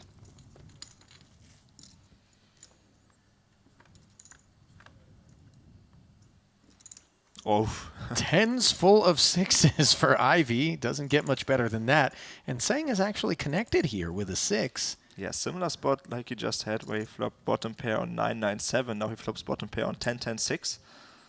See whether he decides to put a small bet out there again. Checks this time. Phil Ivy Ivy has with so much hand here, Korai. yeah, he wants to to get a little bit of value. Bet small, just 100,000, 30% pot bet. And the other cool thing about this bet is it could very much look like just an attempt to pick up the pot on this paired board in position. Yeah, Elton. that's definitely possible. We saw Ivy just betting at it with air earlier. And Elton might have this seen is that. exactly what Ivy wanted to Wow. see. Is Elton saying, playing back at him under the assumption that Ivy is just stealing. Yeah, Elton with a small raise here. He has the 6. He thinks he's blocking the full house. I mean, it is more like, or it is less likely that Phil Ivy has it, but this time he does have it. Of course, just smooth calls. Yeah. Wants to keep all the bluffs in. And Elton did not want to see that. Queen on the turn. And it's saying going to be done with it, or is he going to continue to try to represent? Yeah, weird spot here. He knows that Phil Ivy could have a hand like 9-7.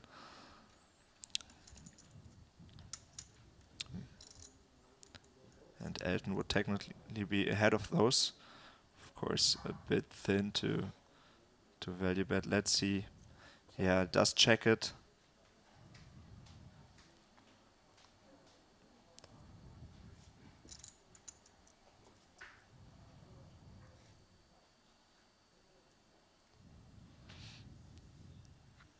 It's tough for Phil Ivy to put his opponent on a range here. Was that just a stone bluff? Then he should check it back. His opponent could have hit the queen here, though. He's looking to get some value, probably a smaller bet. Yeah, bets a little less than half pot here. As Elton pumped the brakes, and I suspect he's all done with his hand, Korai. I think he took his one shot there on the flop. Yeah, that would be very ambitious to call here. Even if he would have the best hand here, there's the river still to come. And he knows that Phil Ivy might bluff at it too, if this was a bluff.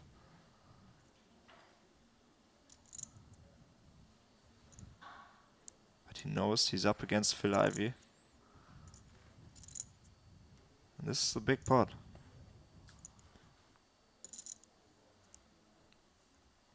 I'm convinced at this point that these two have tremendous history with one another. Yeah, both Triton regulars, of course. Feels as though Elton may have some PTSD, a little post-traumatic stress disorder from some bluffs that Ivy has shown him in the past.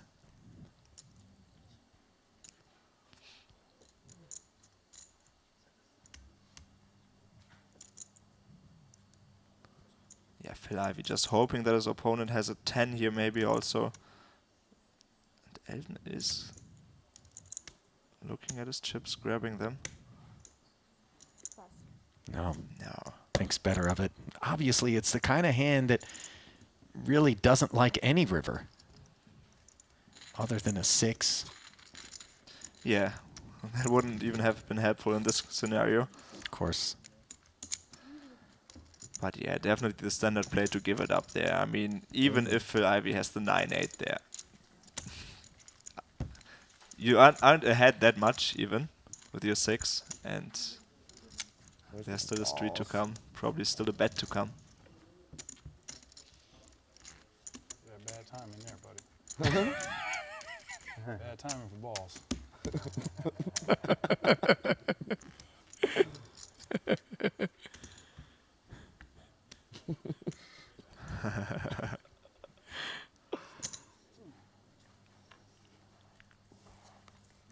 Such a unique player, Ivy. Really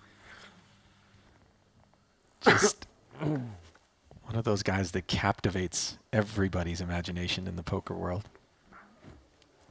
Fairly mysterious. Just has a unique and specific table presence about him that yeah, just isn't the type that you see in almost anyone else. Yeah, I agree. Chip leader Watson with the Queen 10 suited. Stuffs it. Same hand back to back. Huh? Same hand back to back. 10-6? Really? 10-6 this hand too. You sure about that? Look, he still doesn't believe No, him. he doesn't.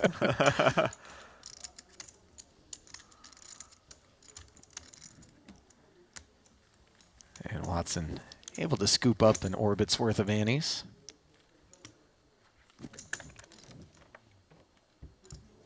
Pretty nice when you can pick one spot per orbit and just decide to jam it in there with some hands that other players may not have the luxury of jamming it in there with, and you can continue to tread water. Yeah. Yeah, I like his approach. It's often easy to overdo it as the chip leader also. Play too many hands. Raise it up, get jammed on, having to fold. Mike Watson. Very experienced, of course, in tournaments. Really knows how to play the big stack.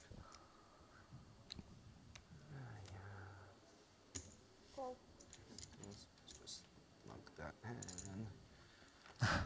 Elton dwelling on his decision to check raise. Ended up losing 300K. Call. Shake it off, Elton. Kiat with the queen jack suited, limping in. Richard Young has the hearts covered, limps as well in the cutoff, and Kuhn with the ace-7 Yeah, on the Jason button. with an offsuit ace here. Does not raise it.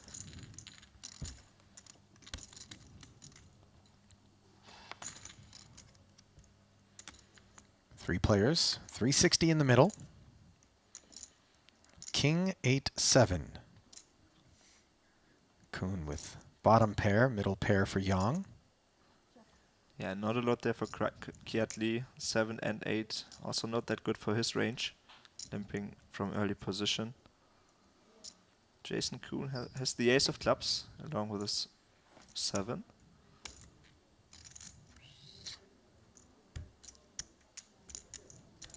So this is another one of those bets. Just trying to fold out some hands right there. Maybe pick up equity in later streets. And yeah, he wins it right there. Getting an 8 to fold and the queen jack to fold. Yeah, pretty good scenario for him.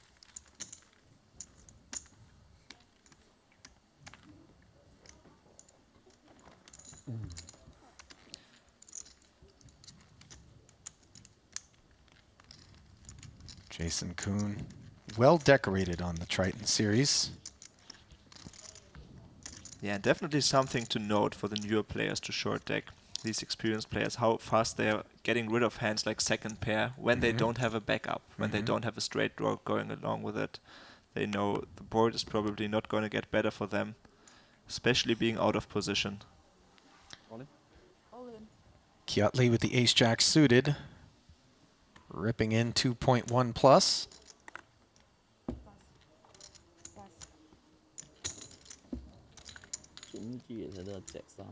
Jack 10 offsuit. Not going to be able to take the pressure as Kuhn lays it down.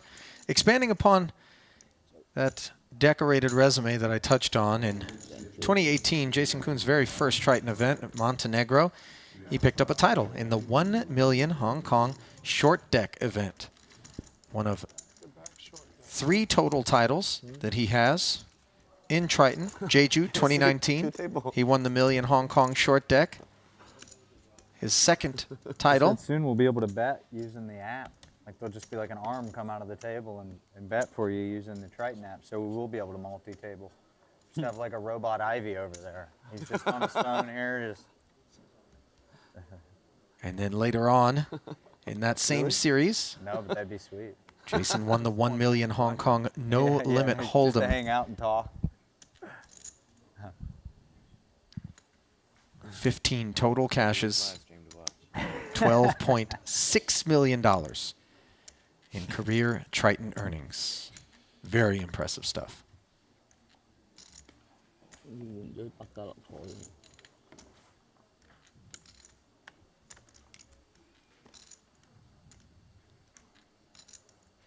And picking up the Jack 10 here in the hijack, facing an under the gun limp from Elton.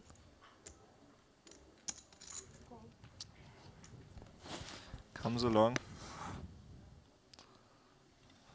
And our chip leader Mike Watson with an ace. Ace 10.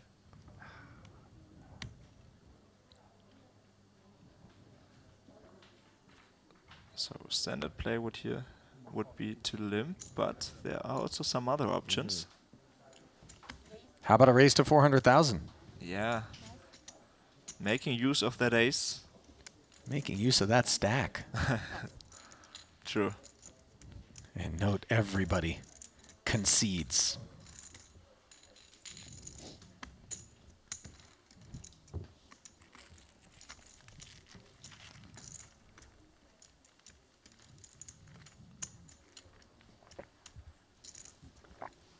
I almost made a crazy fold for 40 antes.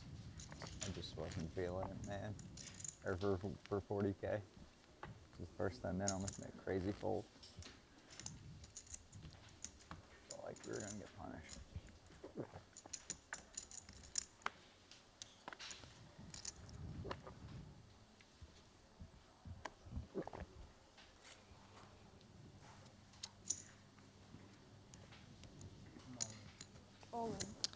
Phil Ivey with the ace-king.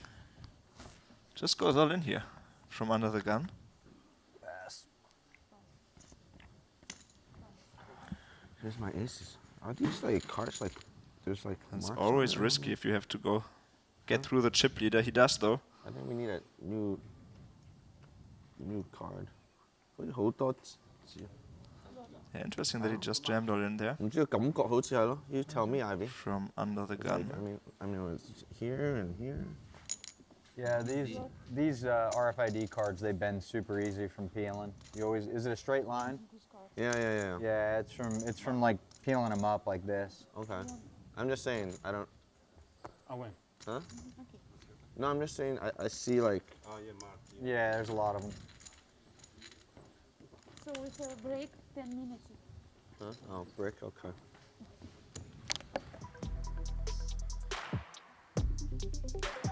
Well, Ivy will take the last pot of the frame, as Elton sang. Asking for a new deck. Players will be on a break. I'm sure we'll be able to make that arrangement. And Richard Young will be on the short stack with 6 out of 7 players still remaining.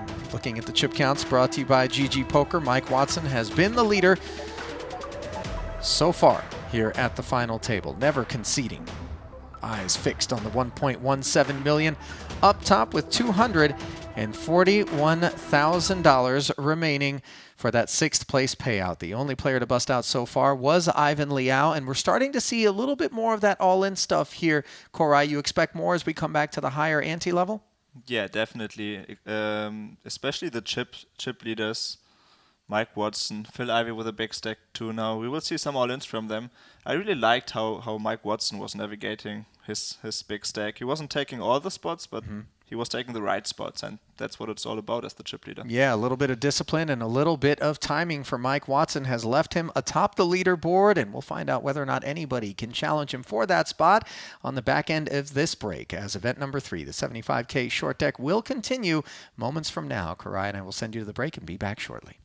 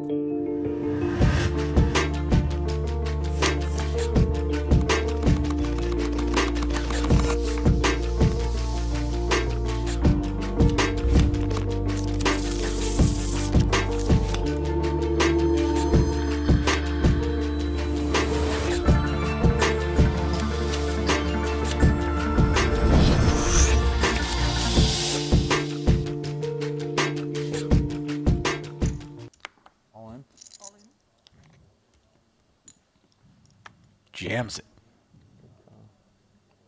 And another ace-king behind him for Watson, the chip leader.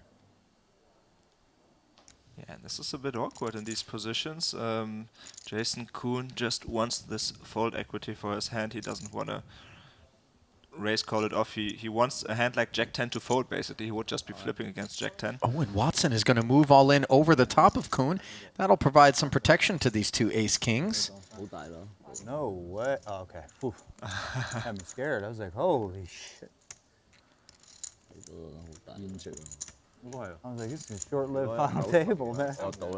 Yeah, Mike Watson can afford to call it off here. I like, we're sharing some I suits. thought he would be up against hand like ace-queen sometimes.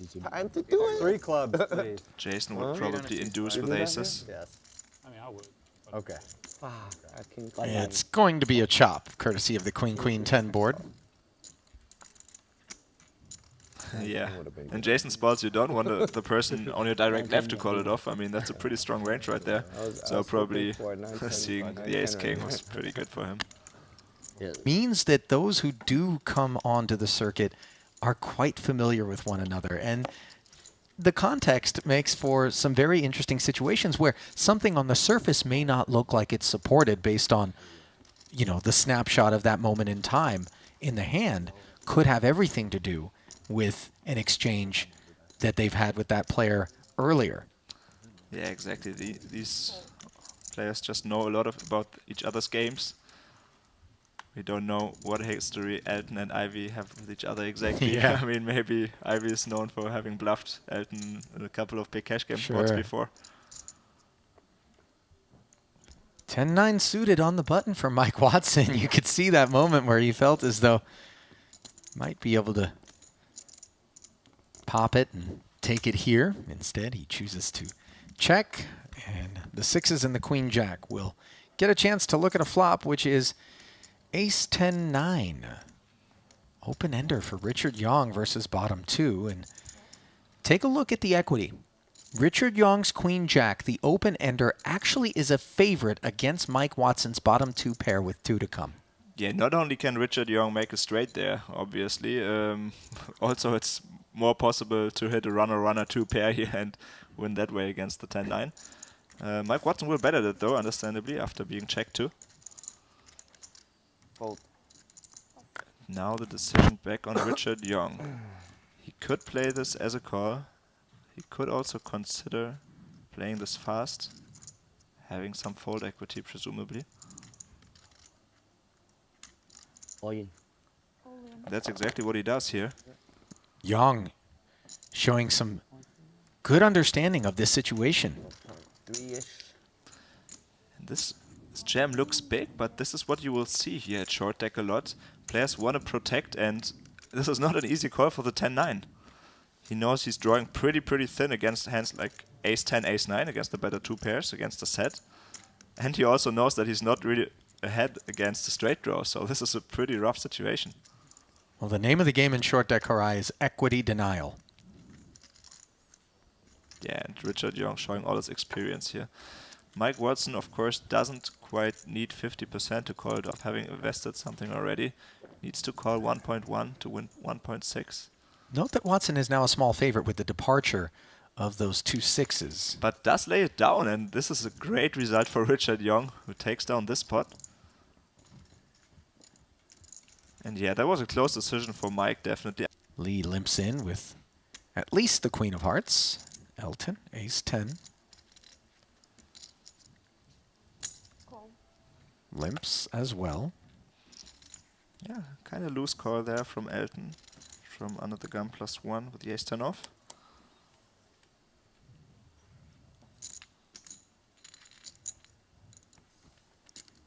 Sixes for Watson.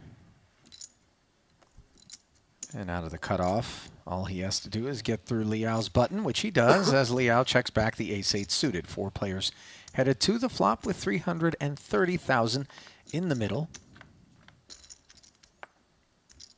7, 8, 9 with a couple of clubs and tremendous amount of coordination here. Very wet board. Elton with the open ender. Watson Has an open-ender as well. Bottom end. Liao had 8s with a gut shot, now has aces up as Watson makes the 9-high straight. Yeah, Kiat thinking here, if he has a hand like Queen 10 or so, he might think about betting out here as a bluff, as a semi-bluff. And he fires 225,000. We know that his second card is not a 6, Korai. No, he wouldn't limp in there with a Queen 6 from under the gun. So, yeah, Queen 10 seems kind of likely here in my opinion. And Elton with a decision. He has top pair, he has the open-ender.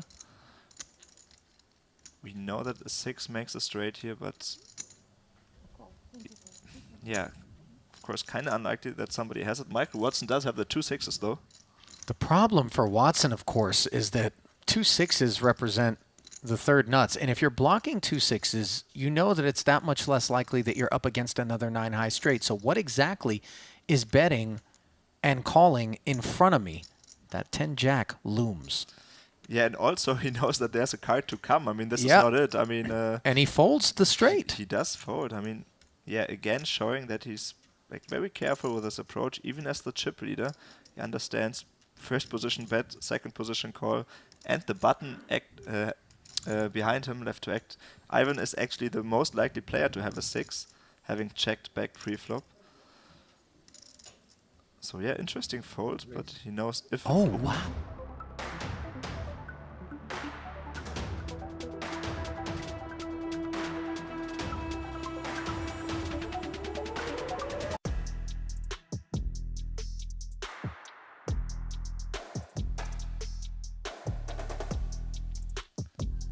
Back at the final table of the 75k short deck Ante-Only event here in North Cyprus. Presented by GG Poker. I'm Koray Aldemir. Ali Nejad is here also. As we're taking a look at the players left, 6 of them, and they are led by Michael Watson. 1.17 million for the champion. Everybody has 241,000 safe. Those payouts brought to you by GG Poker. I'm awfully proud of you, Korai. You handled it all by yourself. Yeah, I'm getting there, man. getting used to it. Don't get too used to it. I need some job security. Ante now at 50k. Button will be 100,000 as we return 6-handed.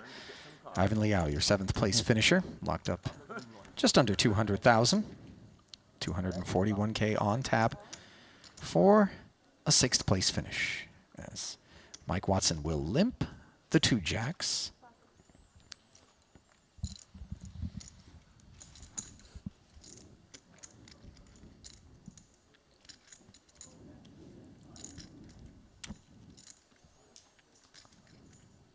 And Elton sang with a decision here on the cutoff with ace-10.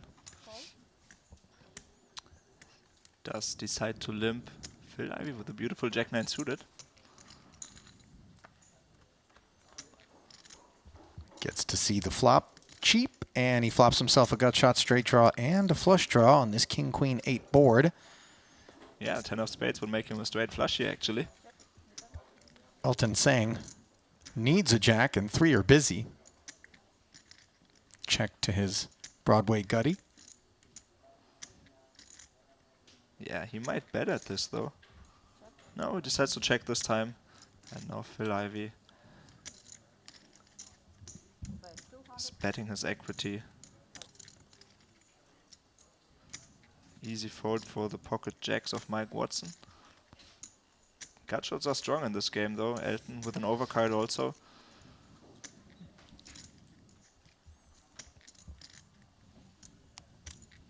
Phil Ivey here on the button with a pretty wide range, of course.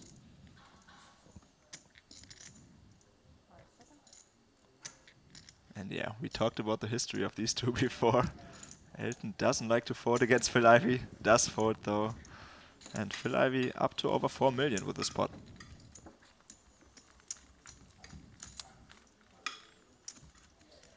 He is going to be a force here at this final table if we continue to give him chips, and Mike Watson certainly doesn't like this development. He enjoyed the chip lead all to himself for quite some time.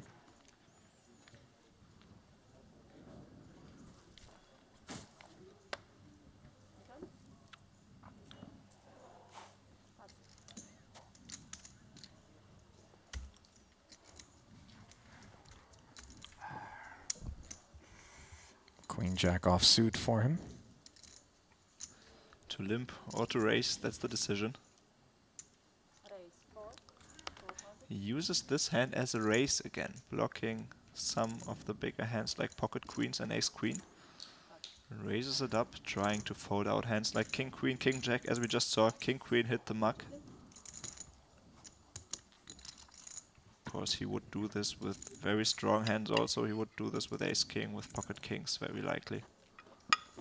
Pocket queens.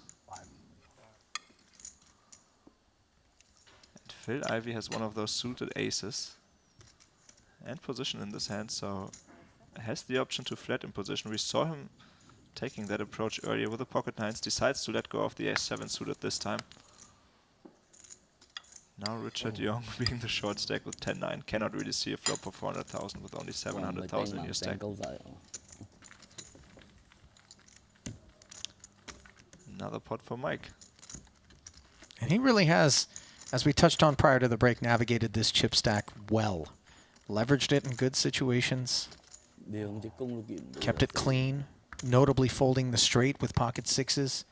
Granted, it wasn't the right decision, but it just demonstrated that he isn't looking to take unnecessary risks. Never bust. Yeah, he feels that the situation isn't right. Just good awareness. Yeah, I like the way he's playing for sure. Of course, it also plays a role that he didn't really run into a better hand. I mean, skill alone is never... On the way to the final table, of course, he knocked out Jungle and... Can't remember, it was a Chris Brewer? Yeah, perhaps? I think so, yeah. And won a few all-ins to start the day, and now putting maximum pressure on again.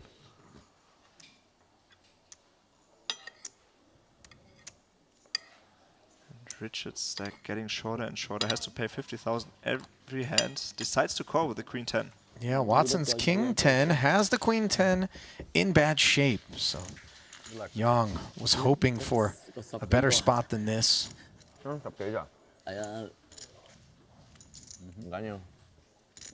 Yeah, he'd be live against a lot of hands. I mean, this is one of the worst ones he can see. Still over 30% equity though, even being dominated. Ace 9 6, and that Queen 10 really was hoping for a better flop than this. Oh, but a queen on the turn, and suddenly Young can wear a smile, but he needs to fade a king or a jack. And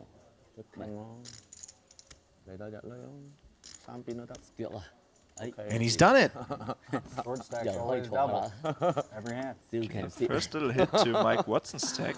Richard is back up to 1.7. 60幾萬啫喎。 And that means that it's very close between Jason Kuhn, Elton Sang, and Richard now. They all have around 1.6, 1.7 million. 唔係好強嘅牌。唔係我心諗係，啱啱睇到第一次一講睇到10以上。Oh, shit. That double. Now. Just what the doctor ordered. Our turn to double up. Yeah, that's what I best need. Place to be is our the turn to short stack. double, yeah. That's what I mean. Just get it in with 3 outs, man. That's all we need. Yeah. That's all I need. 全部搏死我。 I'm going to double with the aces. I'm not doing it. I'm just doubling with the aces. Kiat Lee now. Folding the 9-7. The beautiful Jack 10 suited here for Elton Sang off of 1.5 million. Yeah, 350,000 in there. Understandable that he moves in there. Trying to win those antes. Gets the King 10 to fold. And another Jack 10 behind him in the cutoff for Jason Kuhn here. Yeah, calling it off is way harder than going all in yourself, though, with a hand like Jack 10. Always an ace. Ooh.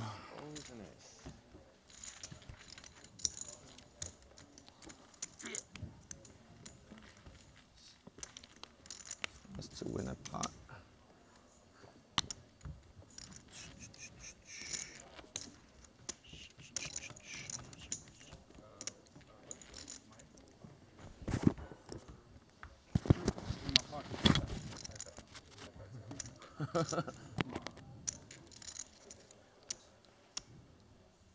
Yeah, every single pot is very crucial here at this point of the tournament. I mean, there's so much in the middle there, every hand.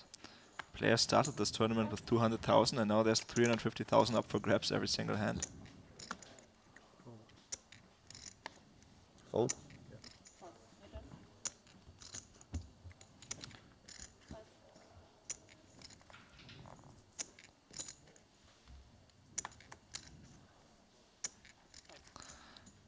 Not a good hand there for Jason.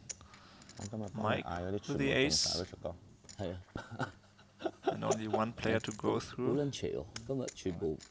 Yeah, does go all in.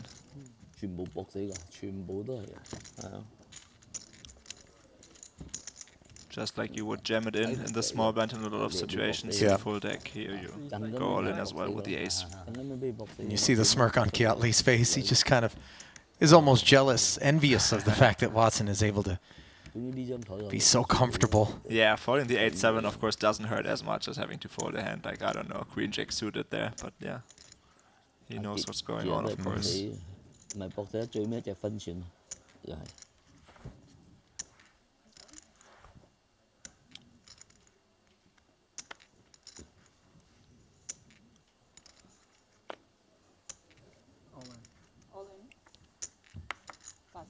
Ivy on the ace-king, stuffs it in there. Gets through Mike Watson, of course, always the most important thing. And Yeah. Kiatli with ace-queen. That's the danger stack. And yet another ace is behind Kiatli on the button. A suited ace at that, ace-10. But first and foremost, Lee must decide where Ivy is at. What range of hand does he have here?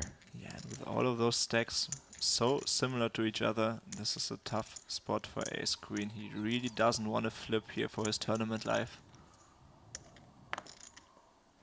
In this case, it would be even worse. He does make the fold, yeah. Good laydown.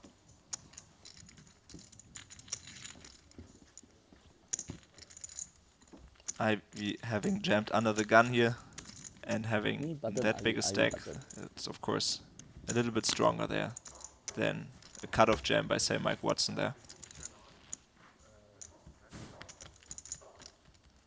So it gets through, as neither Lee nor Elton Sang were in the mood to spin the wheel against the second biggest stack at the table, belonging to Phil Ivey.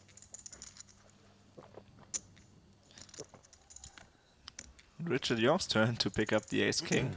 Of course, pretty simple spot for him. He's gonna pause a little bit and then say the words, all in he is.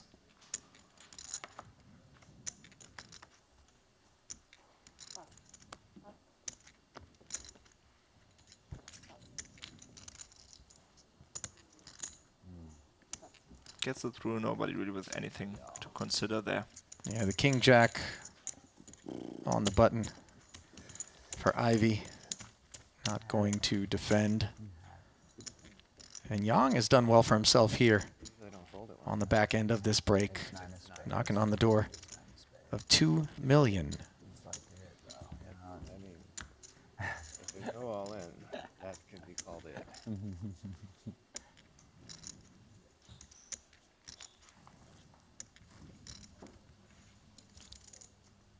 Kuhn, the shortest stack now.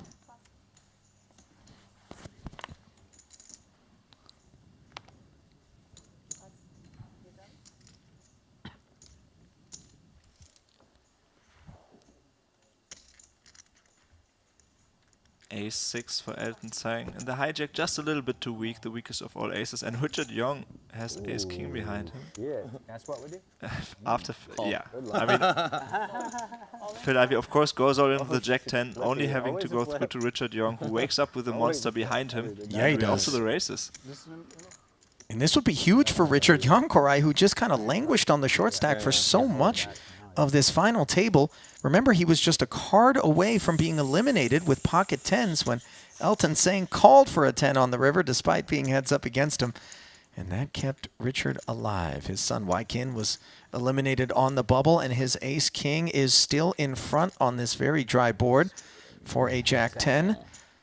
Oh. Until the Jack of Clubs somehow rolls off the deck, and now Ivy poised to take this 3.85 down. The river is a queen, and that's it for Richard Young. An unfortunate turn card for him. Just when it seemed like he was rallying and the momentum was in his corner, we were maybe going to see a new face up at the top of the leaderboard. He is forced to go home with $241,000 for the 6th place finish. Yeah, big hand for Phil Ivey, who's taking over the chip lead now, and the other short stacks will be happy about that. They made the price jump. Only 5 left.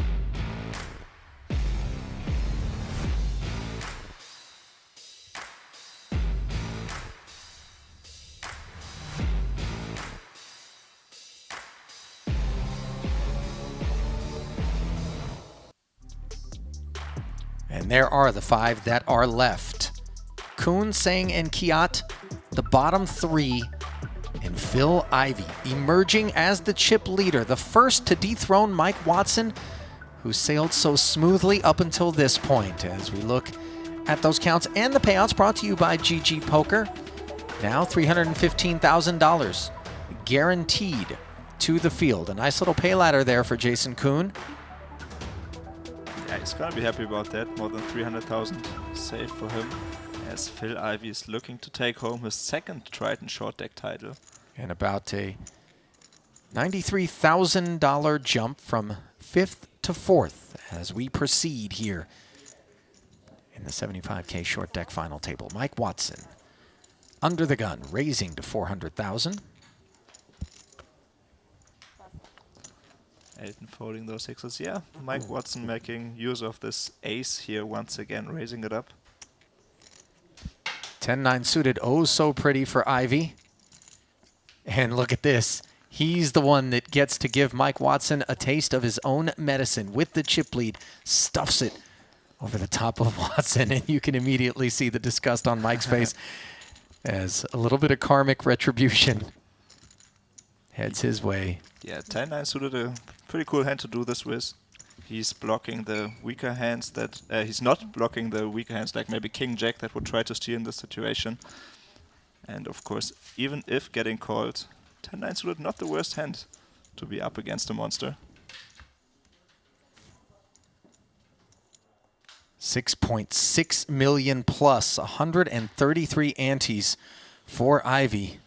Over 45% of the chips in play. Kiat Lee with the ace-king suited. He knows what to do. Almost 1.8 million. Jams it in there.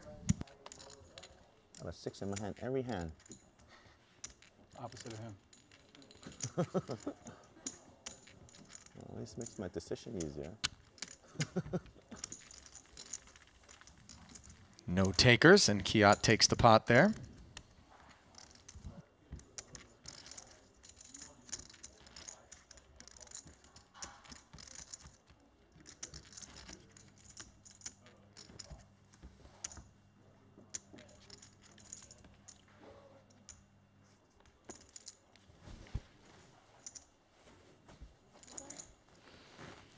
And we welcome into the booth Dylan Weissman, who has made the trip here from the States after a very fruitful U.S. Poker Open. Happy to be here. Yeah, I'm good to have stoked you to with watch me. the short deck as well. And Dylan, a scholar of the game, also does some coaching, mostly in the PLO streets, as we see Ivy moving all in here with an ace-6, Kuhn with the ace-king suited. The action has been fast and furious at this stage of this final table, Dylan. And I have a 6 again, my friend. you're cut from the PLO cloth, so you like a little bit of gamble, and short deck obviously gives you plenty of that fix. And Jason Kuhn not exactly gambling with ace-king suited against ace-6 off. Oh. And somehow a 6 already. on this flop. Very giving unfortunate for Kuhn. Ivy bottom pair and the lead. Short deck replete with bad beats, as we know. Now suddenly on the turn, some opportunities for Kuhn. Spots like this on the final table, the short deck events, all you can do is do your best to get it in as like a 60-40 maximum, right? So Kuhn did everything you could here. He sure did. And unfortunately for him, the 10 pairs on the river, and it was not to be for Jason Kuhn. He talked about just being kind of on the brink of having a stack that might be able to relax a little bit, but just grinded, and did well for himself, as ultimately he finishes in 5th place, taking down $315,000 and allowing the remainder of the field to enjoy a $93,000 pay jump, and $408,000 will be locked up. One of the most decorated Triton players around departs and makes the task of those remaining a little bit easier, as he is a tough foe. Jason Kuhn is somebody that seeing him at your table is intimidating, right? Yeah. Not only is he an incredibly talented poker player, but his table presence is so calm yet fierce in a way as well. Like he just knows how to play the game and knows how to hold himself as well. On the topic of calm but fierce. Yeah, that's literally. I think Phil Ivey literally wrote the book on being calm and fierce at poker, right? Everyone growing up from my generation watched Phil Ivey playing, and it's phenomenal that he can show up in a day with modern solvers and still crush it in the way that he does. It's absolutely cool. Now, my guess is he has certainly been exposed to the computing power that is being dedicated toward all variants of poker right now, but he sort of transcends a lot of that stuff and has that live poker presence. Totally.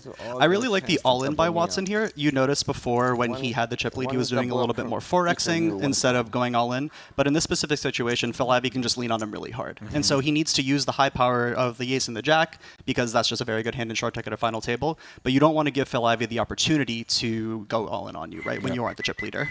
And he experienced that earlier when he did make it 400,000 to go. Ivey promptly shoved all in on him, and he was forced to fold.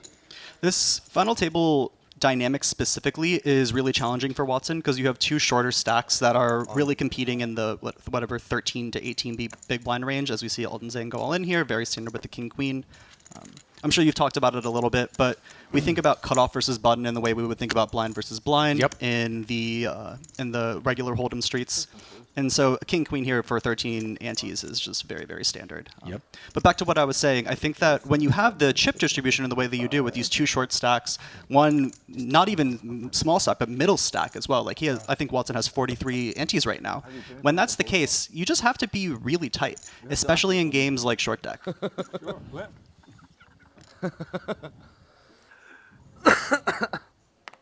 Kyat Lee under the gun, 9-7, not going to be enough. Easy fold for Elton here. Yeah, you're just going to see Phil Ivey beating up on Mike Watson in this particular situation. I think Ivey can be raising, I don't even know what percentage, but a very, very high percentage of hands, greater than 50, probably even greater than 75. And you see that impish grin on Ivey's face, because he understands that Watson senses he's going to be doing this a high percentage of the time, but he shows him the ace-queen. Hey, buddy, I wasn't out of line. What's really cool about these high roller tournaments when everyone's really good is that people know the answers, right? Everyone can kind of joke around, because you actually can even show more hands, right? Like maybe in the middling stakes, people are more conservative with the information that they give away. But in these spots, it's like everyone kind of knows what's going on. So you can even get, and I think that's why these Triton tournaments end up playing more playful and having more banter. It's because you have really high stakes players who knows what they're doing, and it's just easier to have a more chill environment because everyone's good. Like everyone knows what's going on. Well, nothing chill about Phil Ivey, who is this is smashing right now and red hot with momentum. Yeah. What's really cool about short deck and how it actually is more similar to PLO than it is in Hold'em is how close the equities run.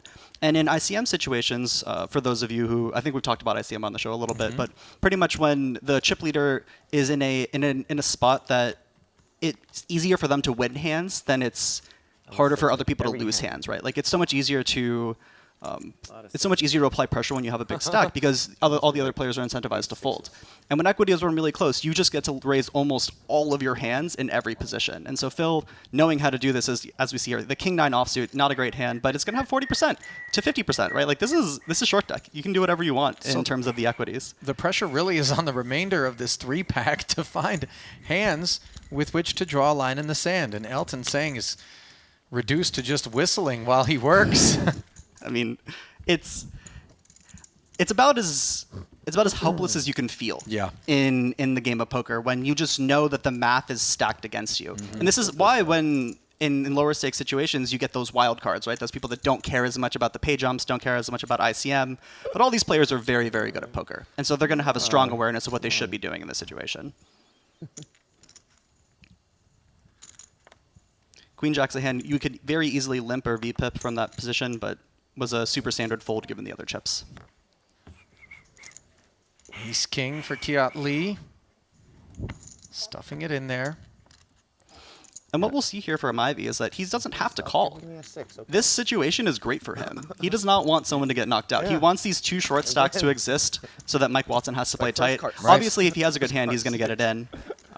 But in general, he's not incentivized to knock somebody out. He's incentivized to just win the blinds, or sorry, win the antes, excuse me, without any sort of confrontation. That said, there are pay jumps to be realized with the departures of those short stacks, so it's not all bad news if they do get eliminated. Exactly. And it gets him that much closer to potentially claiming the title here in event number 3.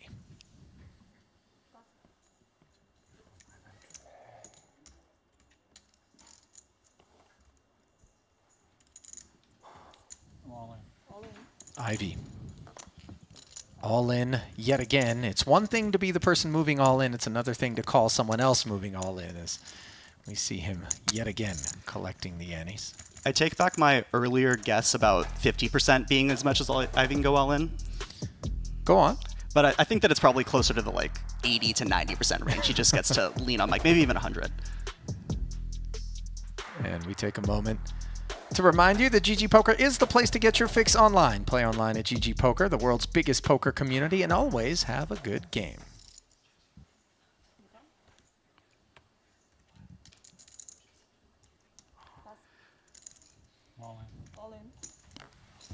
Easy fold with the pocket sevens. Phil Ivy leaning on the field again. I got a 7 again. Real hand alert, though. Oh, getting better. And the pay jump that we see here from 4th to 3rd is not insignificant. It's 408,000 for 4th and then 538 for 3rd. That's about 2 buy-ins, right? This is a $75,000 buy-in. That's not insignificant in terms of the pay jump. And so even from the 4th to 3rd place, where I think we saw 1.7 for the Kiat to 1.2 for Elton, if I'm not misunderstanding, that's big. So Kiat even has to play tighter than everyone else because he wants Elton to bust.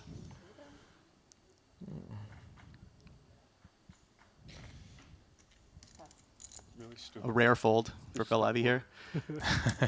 And then I think that we're going to see Mike going all in. Yeah. Well, he was so happy to see Ivy out of there. Yeah. Once Ivy folds, Mike gets to do the leaning, right? Because of these 2 shorter stacks. And King Queen is very much strong enough. And has arrived. Yeah, I don't think Elton can get away from the ace-10 here. Mike's going to be raising pretty wide in this position, and so ace-10 is just going to be ahead of his range. Yeah. And saying no's, that range is going to be wide. Go! Ace 10 on the flop.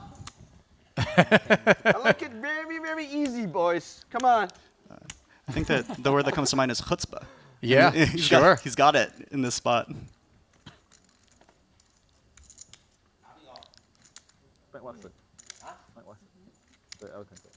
1.17 million all in, and a far more meaningful pot for Elton Singh, whose tournament life is at risk here.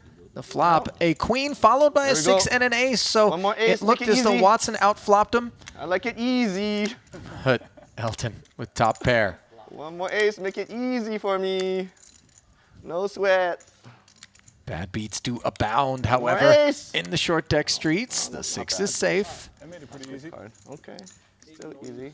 I'd say better than not bad here for Elton Singh, because it kills the king out for Mike. Natural 9. Oh, and a good thing it did kill that king out, because the king shows up on the river. Wow, I win. You win, you always win. 6. 1 point. Oh, I don't really have that much. Still.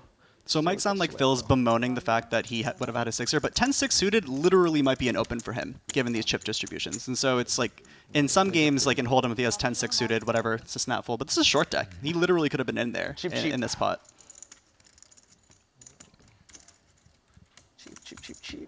Cheap. Still win the game, baby. Ivy, you know it's me and you. I'm coming for you, you know that, right? Don't poke the bear, Elton. I love it.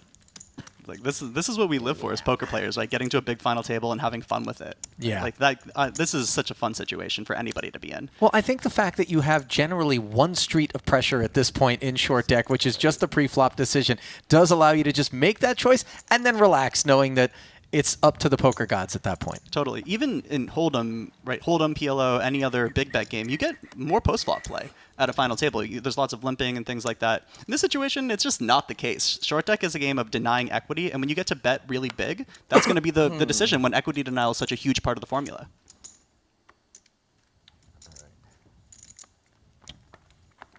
Elton, with that dreaded 6 in his hand, will fold the cutoff, and Ivy is just a, what is it, a white dwarf in the cosmos that just collapses and has its own gravitational field and sucks in everything around it? Maybe it's a black dwarf. I don't know. I'm not an astronomer. Neither am I. Physics was not my area of study in the math streets. You know what I'm getting at, though, those stars that Oh, just are vacuuming everything up around them. Yeah, this is literally called an ICM vacuum, right? Everything comes toward, the math checks out so that the chips should come towards you over time. Kiat-Lee with the 2 jacks has moved all in, and now All-in interesting moment. spot for Elton Sang. This is, All-in. this might even be a little, like this looks somewhat standard with the ace-queen, but given how close equities run, I don't even know how much of a call this is for Elton. Look at Ivy, though, with this Jack-10 suited that we talk so much about in short deck, and its multi-way in front of him, with the big upside of potentially being able to bust not 1 but 2 players. Dylan, is this a consideration for him? I don't think so. I think that in this particular situation, Elton should be even stronger than he is right now. Elton should be playing very tight when Kiat goes all in, who's a short stack. Make it easy. Ace, ace, queen, come on. I literally think I might have folded easy. here. If I would have folded here if I was Elton, just because of the probability of Kiat busting. Oh, there it And is. that big pay jump that he could have realized if Ivy or Watson were to do his bidding. Instead, he has taken matters into his own hands by calling with ace-queen, and he has not improved on the flop or the turn. Kiat! Will these jacks hold? They will. Make a flush. Make a flush? It's an unfortunate situation for Elton. With that being, I could be wrong here. I think this is for what, 16 antes, and so that it might be a call even with ICM considerations. But this is pretty much the worst case scenario. You double up the person who is shorter than you. Now you are by far the shortest stack with about 8 antes, and so. And in a game like short deck, when equities run so close, it's hard to be the caller, even with the hand as premium as ace queen. It's like you're in a coin flip to knock somebody out, which is good because you get the pay jump, but then also put yourself in a situation where now you are by far the shortest stack, and it just doesn't feel very good when that's the situation. But with that being said, if he wins the pot, now he is the dominating second player. Like you have Mike below him, and then Elton, and then Ivy, and so he does put himself into a much better position to get one of those top 2 pay positions, which is super powerful and important. Really, really interesting spot. This is why short deck's such a cool game that hasn't really been figured out by a lot of the top professionals. It's like these are unique situations. Always a chance. Mike will be happy you call. 16 antes. Yeah, that would have been good. 16 anti-game. Yep. Give some of that. 8-6 offsuit for Ivy. And too dusty. Now Watson with the opportunity to perhaps put a little pressure on Kiat-Lee a pot ago, but now Kiat has him covered with 3.2 million. Yeah. And this is one of those situations where in short deck, it's actually not bad to be the out-of-position player Okay, black pre-flop. coffee, please. To be on somebody's right. Mike takes a 14 or 24 anti rip here, or sorry, yeah, 24 anti rip here. Seems fine. He probably gets to put a lot of pressure on Kiat in this situation because of the fact that there is that one shorter stack. Beautiful hand. And Lee Mine was not beautiful, but Forced to fold that Jack 10 suited. What did you have? What exactly do you have? Jack 10 straight. Oh, The spot to call. Exactly do you have? I guess you don't want to waste it, huh? I don't know. I don't know what to do. Would work out. So, Ollie, have you been enjoying these short deck shenanigans? I know that this is a newer game for you as well. Yeah. Is that a good switch up for you? I've had an opportunity to cover quite a few short deck events, but obviously anytime you can come out to a Triton Series event and watch it being played by the guys who really were the forefathers of short deck, it's fun. And then for me, it's always the contrast in styles that create the most interesting opportunities. And just from the few days that I've been here and the conversations that I've had the opportunity to have with a lot of these guys that play the game regularly, it has been eye-opening. And I think there's also been some development with respect to the game. Once upon a time, you would see people like Kiat-Lee with that Jack 10 suited just now, ready to rip it in there in that spot. But there's been a little bit more thought, a little bit more computing power put into things, and folks aren't quite as apt to rip it in there as though those Jack 10 suiteds are always correct.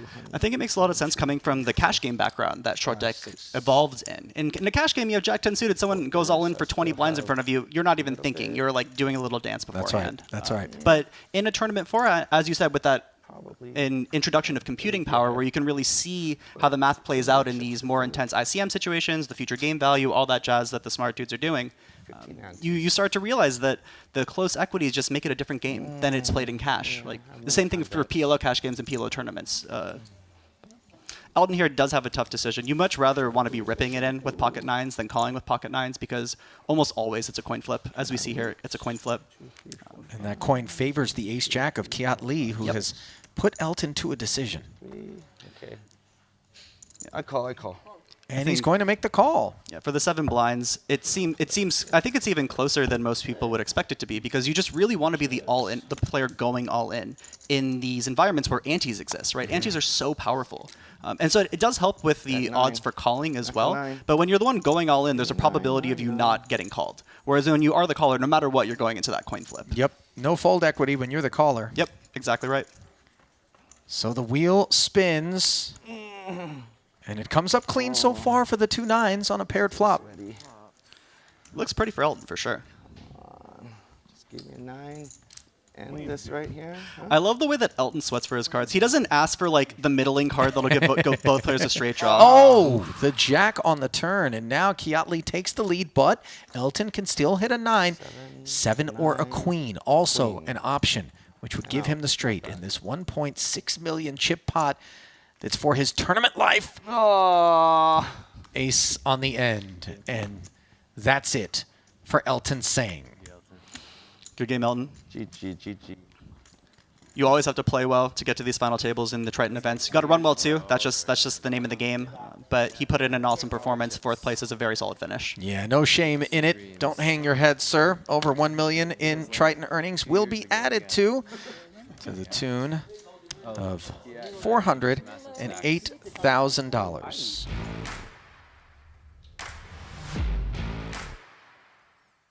One of Hong Kong's finest. Elton Tseng, 3 cashes prior to today in the Triton series.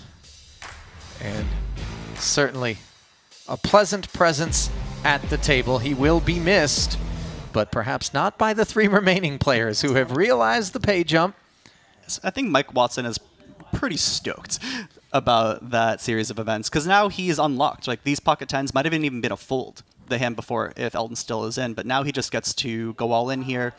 It looks like the ante's gone up, so he has about 22 blinds here. Yeah, 60K ante, 120K on the button. In it gets ripped with these 2 10s. And did I hear a call? I sure did. It is Phil Ivey on the button.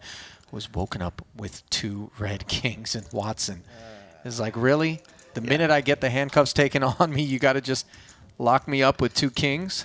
It's a very specific feeling to poker tournaments, especially people who've been playing poker tournaments for so long. You're just waiting for the spots to open up again. So you had to have those handcuffs on because you just know what you're supposed to do. Right. And this is a great spot for Watson. 2 10s is a very powerful hand.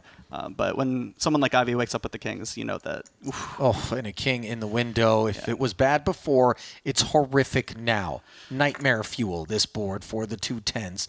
5.3 million chip pot. It's very rare in short deck that you see 92-8 on the turn. That's right. That looks like it's GG for Mike. Yep. Drawing dead without any help. And Watson, who was the chip leader for so much of this final table, dispatched unceremoniously. And Kiat Lee, the beneficiary, as he is going to go heads up against Ivy.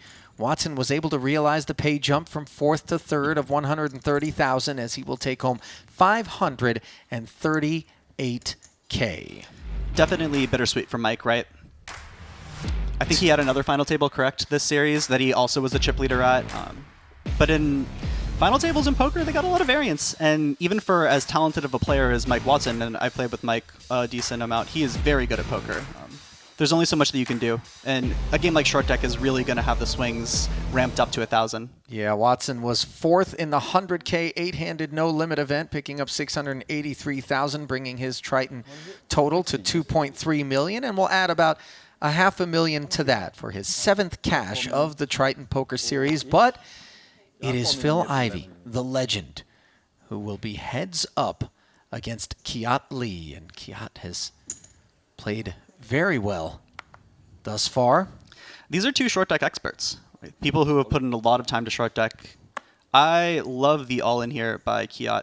You don't need to use a smaller sizing in this situation. You have, he has 400K, so that looks like about 35 antes. And Ace-10 plays really, it doesn't, like, post-flop play in this game is just so hard to navigate, even if you're in position. And so you would much rather be the player going all in and just ending the hand. And it looks like Ivy has negotiated for a quick break before we really dive into this heads-up play where Ivy will have shy of a 3-1 chip lead on Kiat Lee, who's got 4.1 million, good for 69 antes, with those antes at 60K. Ivy, however, the overwhelming leader with 186 antes. $840,000 already locked up by these two, 1.17 going to first place. And as we know, Dylan, short deck is a game that is replete with bad beats. So obviously this big chip lead for Ivy could evaporate. What's it going to take, though, for Watson? I'm sorry, not for Watson, but for Kiat Lee, rather, who is facing off with them heads up to level the stacks and then maybe jump into the lead? So I think for Kiat, one of the nice things now is that we don't really have to worry about ICM as much. We're in a heads-up situation, and we had, what was it, 69, you said, small antes, 35 big antes. There is a lot of play there in that. And so he's going to be doing a lot of limping. You'll see when he's the out-of-position player. He wants to enter as many pots as he can. When you have really big ante structures like this one, your job is to win as many pots as you can in terms of entering the pot. So you're not going to see a lot of folding here. And what that means is that he has to be tenacious because you're playing against Phil Ivey. And so you know Phil Ivey is going to be using his large chip stack. He's going to be applying a lot of pressure. Kiat needs to do his best to find situations where maybe Ivey's a little bit wider than he should be and then use that as kind of a Tai Chi, like take that pressure and then push it right back at him. So conversely then for Phil Ivey, the job becomes, like we've talked about so often in short deck, not just equity denial, but just denial of the opportunity to enter the pots, Exactly. which we know not all the time is Kiat going to be waking up with a hand that he's going to be willing to sail off for his full stack pre-flop with. That's exactly correct. And Phil's going to know how to apply the pressure here. Phil has been in heads-up situations for poker tournaments more than maybe anyone else in history. Not in history, but he knows what's going on in these situations. And I also think is going to have a lot of experience at this ante level. He's going to know what he needs to do in terms of playing a bunch of hands, which hands that he should maybe be pumping the break switch, which hands he should maybe be trapping with as well, right? Heads-up poker in general is always a very delicate balance because you have to take a lot of aggression, but there's also situations where because of the way that the antes are structured, you have to play a ton of hands. And so if you're going to play a ton of hands, not only do you need to play those weaker combinations, but you have to find the really, really strong ones as well that maybe find that trapping situation. Something to be said also for heads-up poker is the idea of flow. When you're out there, there's very much an emotional aspect of it. Granted, these two players obviously understand the math. They understand the science of it all. But not until you get put into that spot when you're playing live and you're out there heads up do you start to appreciate that pendulum swing and the flow of everything out there. So in those situations where maybe you're like, okay, I know I can be pounding, I know I can be really applying the pressure, things don't work out, all of a sudden maybe a guy doubles through you once, maybe even twice, and you start to batten down the hatches, and it's okay at those points to maybe come back off of what the math dictates a touch? I'm going to give it a yes and, because you're right in that there is a flow to the game, and when the game is flowing, that means that people are deviating from what is optimal, right? And so your job is to know what the correct solution is, but then also to understand how your opponent is interpreting the correct solutions and what he or she is doing to kind of adjust as the flow moves back and forth. And so let's say that somebody has been pumping on the brakes. Let's say it's not a Phil Ivey, right? Like an amateur, and they've been playing a ton of hands, and then their opponent doubles through them once, you see them really clam up. You'll feel it in their body. You'll see it in their body language. In that situation, if you're a more observative player, I think that you can actually apply the pedal a little more. For these two players, I'm not sure how much that's going to apply because they both, I think, are going to be really cool under pressure. With that being said, it'll be fun to observe if that's actually the case, right? If these players are really playing in a way that they're supposed to, or if we kind of see that ebb and the flow given the way that the game is going. How much of a difference is there between short deck cash and short deck tournament, if any? I think there's a massive difference between short deck cash and short deck tournaments. The earlier versions or the earlier iterations of a short deck tournament are very similar to the cash games. You see lots of all-ins, lots of calling of all-ins as well. That's the biggest difference, though. In a short deck cash game, you get to call all-in a lot of situations because it's a 50-50. In a short deck tournament, what's really important is the tournament structure, right? Because we are dealing with ICM, we're dealing with pay jumps, and so you're going to see a lot of that still all-inning happening, but you're not going to see as much of the calling happening because players are more incentivized to conserve their stacks. They're not as incentivized to just get into a coin flip and then try to run it up. In a cash game, the point of short deck is to find those small edges, and as well as to be able to navigate post-flop. In a short deck tournament, there's not as much post-flop play because we're playing with a shorter ante-structure, and you're not as incentivized to get into coin flips because that's literally a tournament player's nightmare. Well, granted, in short deck, obviously, when we're in the tournament streets, it's kind of the tale of two games because the all-ins come all of a sudden in clusters, in bursts. When we have multi-way situations, when the table has 7 players at it, you'll see a lot more desire for people to limp and then get those multi-way situations. And that's where we see a lot of that 9-10 suited, 10-jack suited wanting to take the spots and get it in. What's also really interesting about a game like short deck is that once one player antes, the people behind them are also incentivized to ante as well because you're already paying up half the blind. And so the math really dictates that you want to be putting as much. You want to be playing as many hands as you can in those situations. So I'm sure you saw it earlier in these tournaments. Once one player limps, you really get that limping train going on behind it, Dominoes. which then incentivizes players to find steals as well. So you have to find those correct combinations to go all in with in those situations. And that's why Chris Brewer actually said this really well. Short deck has a lot of very specific spots. Like you do get some of the concepts from Hold'em, you get some of the concepts from PLO in terms of equity denial, but short deck, given the way that it's structured, you really have to find those correct combinations to take advantage with. Yeah, well, we're about ready to get things back underway at our final table. It is going to be Phil Ivey up against the great Kiat Lee, taking almost 11.2 million, up against just north of 4.1. 60K ante, 120K on the button, and obviously Ivey has to be the overwhelming favorite just in terms of chips, but as we've seen in short deck, the fortunes can change rather quickly, and Ivey's going to start it off with a cooler here. Yeah, Ace-King suited against Ace-10 suited, Dylan. So this is what I was talking about prior to the final table starting, is that Kiat should be limping a lot in this situation when he's the out-of-position player. With that being said now, and this is actually fascinating from Bill, he chooses not to go all in, which means that he's going to have 2 sizings here. He's going to have his smaller sizing, small quote-unquote, which is a 500K, and this is going to be an all-in and a snap, yeah? Not even, this is just a cooler. Nothing you can do here. Yeah. Absolutely. And is this going to be it right away? I mean, at a really high frequency it is, right? And I love the way Kiat played this hand because we know what both players are supposed to be doing. Kiat's supposed to be limping, Phil is supposed to be raising, and so Kiat needs to find really premium combinations to play as those traps. Ace-10 suited is a very good hand to play as a trap re-raise here, but Phil just showed up with the nuts. Yeah, the trapper potentially becoming the trap E on this Queen 6-7 rainbow flop, which favors Ivey even more. 73% to 20%. Still some possible chops. The turn will bring it into focus, and the ace doesn't help Kiat Lee's cause. He still needs one of 3 10s here to avoid being eliminated. Just 2 hands into heads-up play. Is it there? Nope. Quick one. 5, 6, 7, 9. Just got a double check, and a quick wrap of the table means that's it. And Kiat Lee will finish in second place for $840,000, but Phil Ivey is your champ here in event number 3, the 75K short deck, adding to his $5.7 million in career tournament earnings. That new number will be north of 6.8. His second title in the Triton Series, his 7th cash. And what a performance it was from Phil Ivey. And how exciting is it to see a legend of the game like Ivey, who definitely didn't cut his teeth in a game like short deck, emerging the victor here today. He's the GOAT for a reason, right? It's phenomenal to see Phil Ivey not only competing at the highest level this deep into his career, but thriving at the highest level this deep in his career. And obviously it takes a lot of luck to win a short deck tournament, but it takes an immense amount of skill as well. And Phil has proven that he is beating the test of time.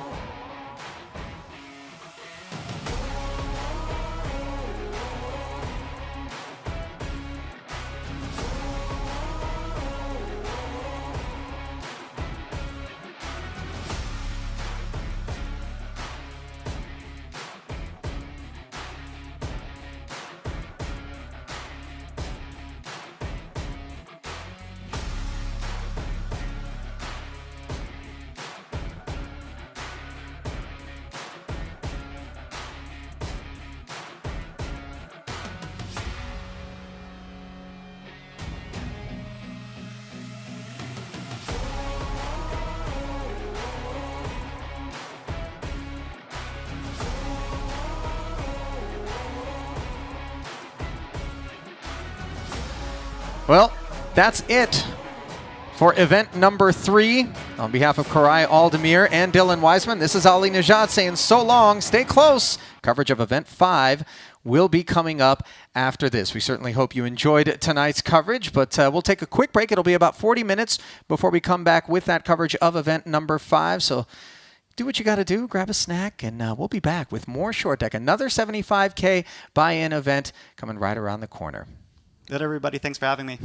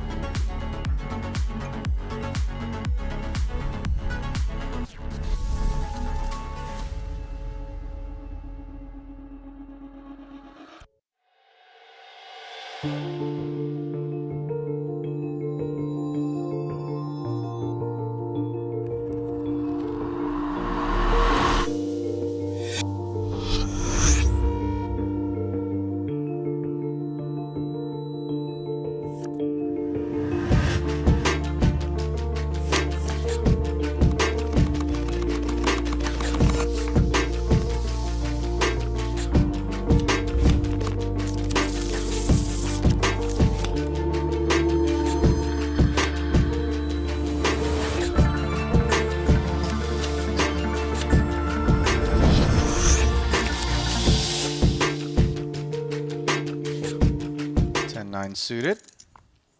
375. And he makes it 375,000.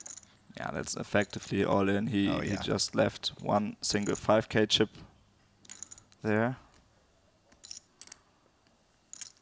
Just in case disaster happens behind him, he could. He can't really get away from it now, though. And yeah, maybe. I mean, if 4 people are all in. Right. Then he might all of a sudden he could find himself in the money, right? Exactly. Yeah. Dan Cates with the king-queen.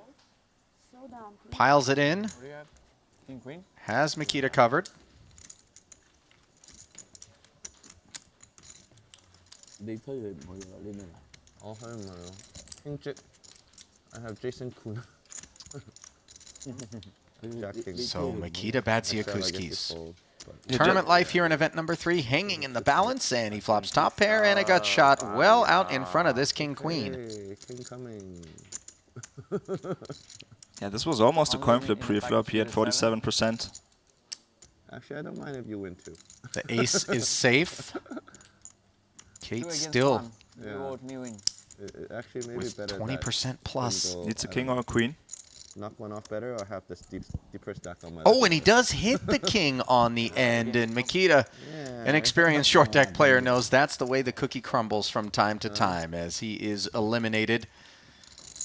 With a big stack, second in chips right now. Ivan in there and Jason Kuhn rounds out the top 4. I'm being completely honest.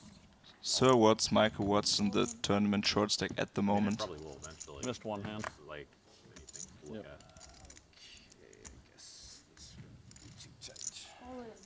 And that short stack will decide now's the time with Queen Jack, as Kate's asked for it all and got it, sitting on ace-6. One thing we failed to mention so far during today's broadcast is that the ace plays as a 5 as well as an ace. So the wraparound to the low side, if the board is 6, 7, 8, 9, you've got yourself a straight. Or in this instance, 7, 8, 9 would give Dan a straight, and it is 9, 9, 8. So he's got the gut shot straight draw. No. Look at those equities. It's just a flip. Just like a complete flip still. Gut shot for Watts as well. Before Queen Jack was ahead. It's ahead And now Queen Jack turns into Jackson 9s. Ace or 7. How much? And then 9s full. 6-15. Mission accomplished for the short stack, Mike Watson. And yeah, very crucial pot for him Oh no, they go off. with both of your cards. ace-9 for Richard. With ace-9, you can flop a straight here, unlike Yeah. one deck.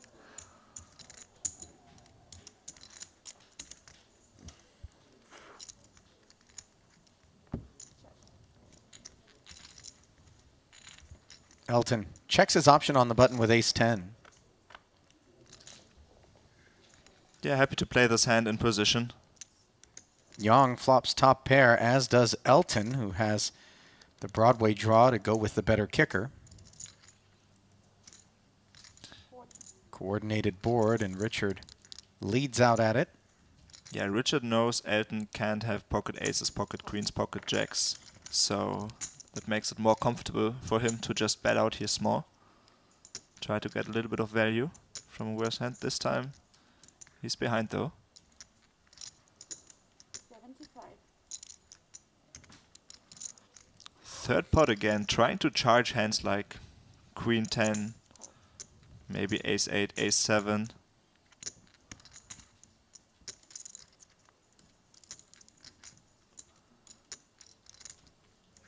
And that's gonna be a scary card for Richard, who checks. Yin. And just like we saw Mike Watson check back his 2-pair before, Elton of course knows every king makes a straight here. Ace 10. Not worth a value bet, just checks it.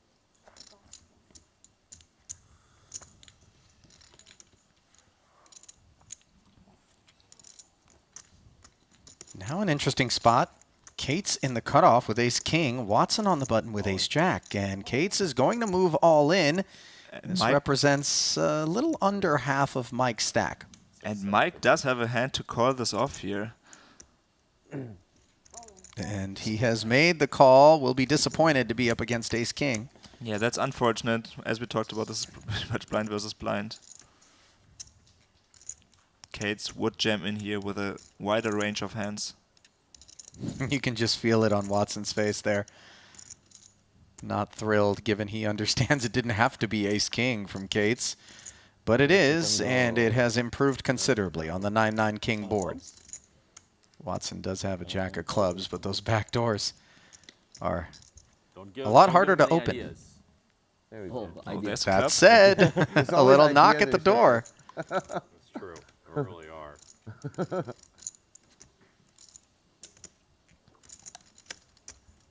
Can Watson Find the club. Oh, my goodness. Jungle. Runner, runner, flush. Oh. So difficult. Alnima. GG. So Brewer hoping to outlast the two of them and burst the bubble. Watson trapping with the ace-king suited. And Brewer is going to pile it in with these two red kings, understandably. Watson's not going to go anywhere, though. This is it. Watson has a calling hand here for sure. And kings aren't a very big favorite against the ace-king suited here in this game. That guy's it. Sorry, it was just a quick call. Whoa. Big flip. Big flip indeed, but one side of the coin slightly heavier than the other, and it belongs to Chris Brewer with the two kings. 6% edge over the ace-king suited. The flop will bring it into focus. Jack 10-6, so far so good for the kings, but Watson now with the Broadway gut shot. 7 of diamonds. Feels like an ace of diamonds. Oh my goodness. Reach into the deck and call for your card, Mr. Watson, as suddenly it is top pair for Watson, and Brewer needs to hit the flush or chop with the queen. Could have also hit the king, but instead it is aces up for Mike Watson, and yet again he takes the worst of it pre-flop and emerges victorious.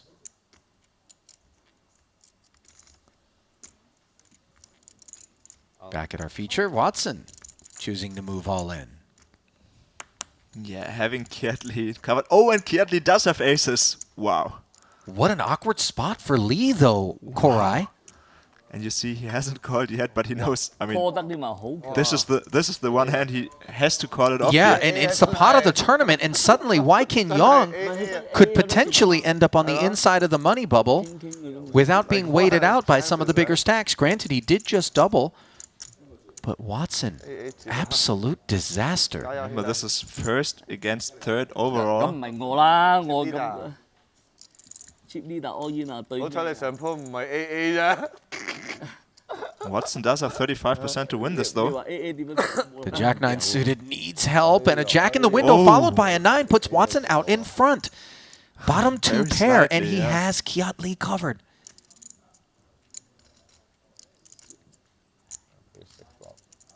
%43%. Kiat needs an ace or a queen. Instead, it's an 8 of diamonds, and now Lee has the flush draw, a 10 for a chop. And then, of course, This is almost a flip. Look at the percentages here. Queen 8 or an ace. 邊個多嚟嘅？最多，最多。佢靠 Can Lee's aces come back? Oh, They cannot, but it is a no chop. action. What? I want to see some firework. Yeah, wipe the sweat off your brow, Mr. Lee. Where in short deck tournaments it happens to me. Just as you said, you would be the overall chip leader, and you would be in such a good position to win the whole thing. How many aces are on the stack, Ali? Yeah. Running rich, saying almost upset to have to call here against Richard Yang. Clearly they're good buddies, and Yang with the pocket tens, having moved all in, is in dire straits. Keep him alive.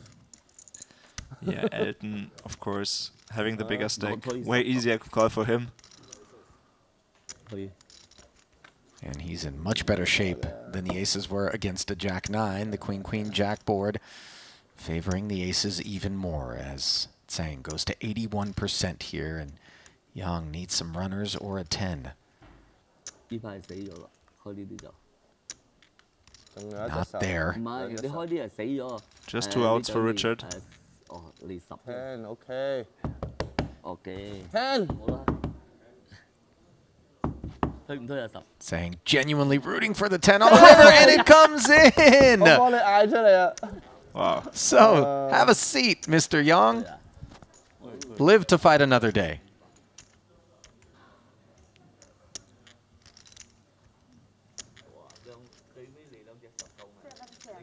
Huh? 7, 10, so much. 7 getting paid here in this 75K short deck. Elton Tsang limping again with King-Queen suited. hand that can take considerably more pressure than that queen jack off.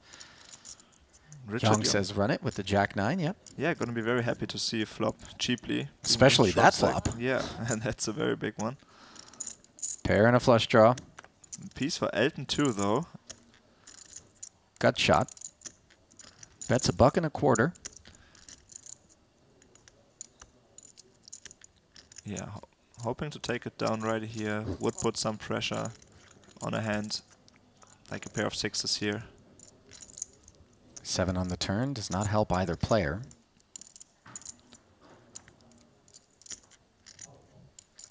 Young, a 3-1 favorite from this point forward, saying pumps the brakes. Awkward situation here for Richard. You know you have a pretty strong hand, but you're of course still behind an ace, so this And might there's be a a hand you can check back here maybe. Decent amount of ace-X in Elton's limping range out of the hijack, or we would expect a raise? I think he would limp in here with some aces for sure. He would raise it up sometime, so this is kind of hard to know. But after having checked it over, we saw Elton doing some thinner value bets earlier in these kind of spots. So Richard correctly assumes that maybe there's a little less aces here in this range. So he does bet for value and protection. 250,000 into 400. Yeah, Elton pretty much just with a gut shot. Hitting a gut shot is way likelier than a no limit though. And he beats some bluffs, but against a 250,000 bet, he correctly lays it down here. And Richard Young, who moments ago was just 1 card away from elimination, hit the 2 out. Go out in 8th. And Richard Young probably was in the ICM lab since the last Triton event.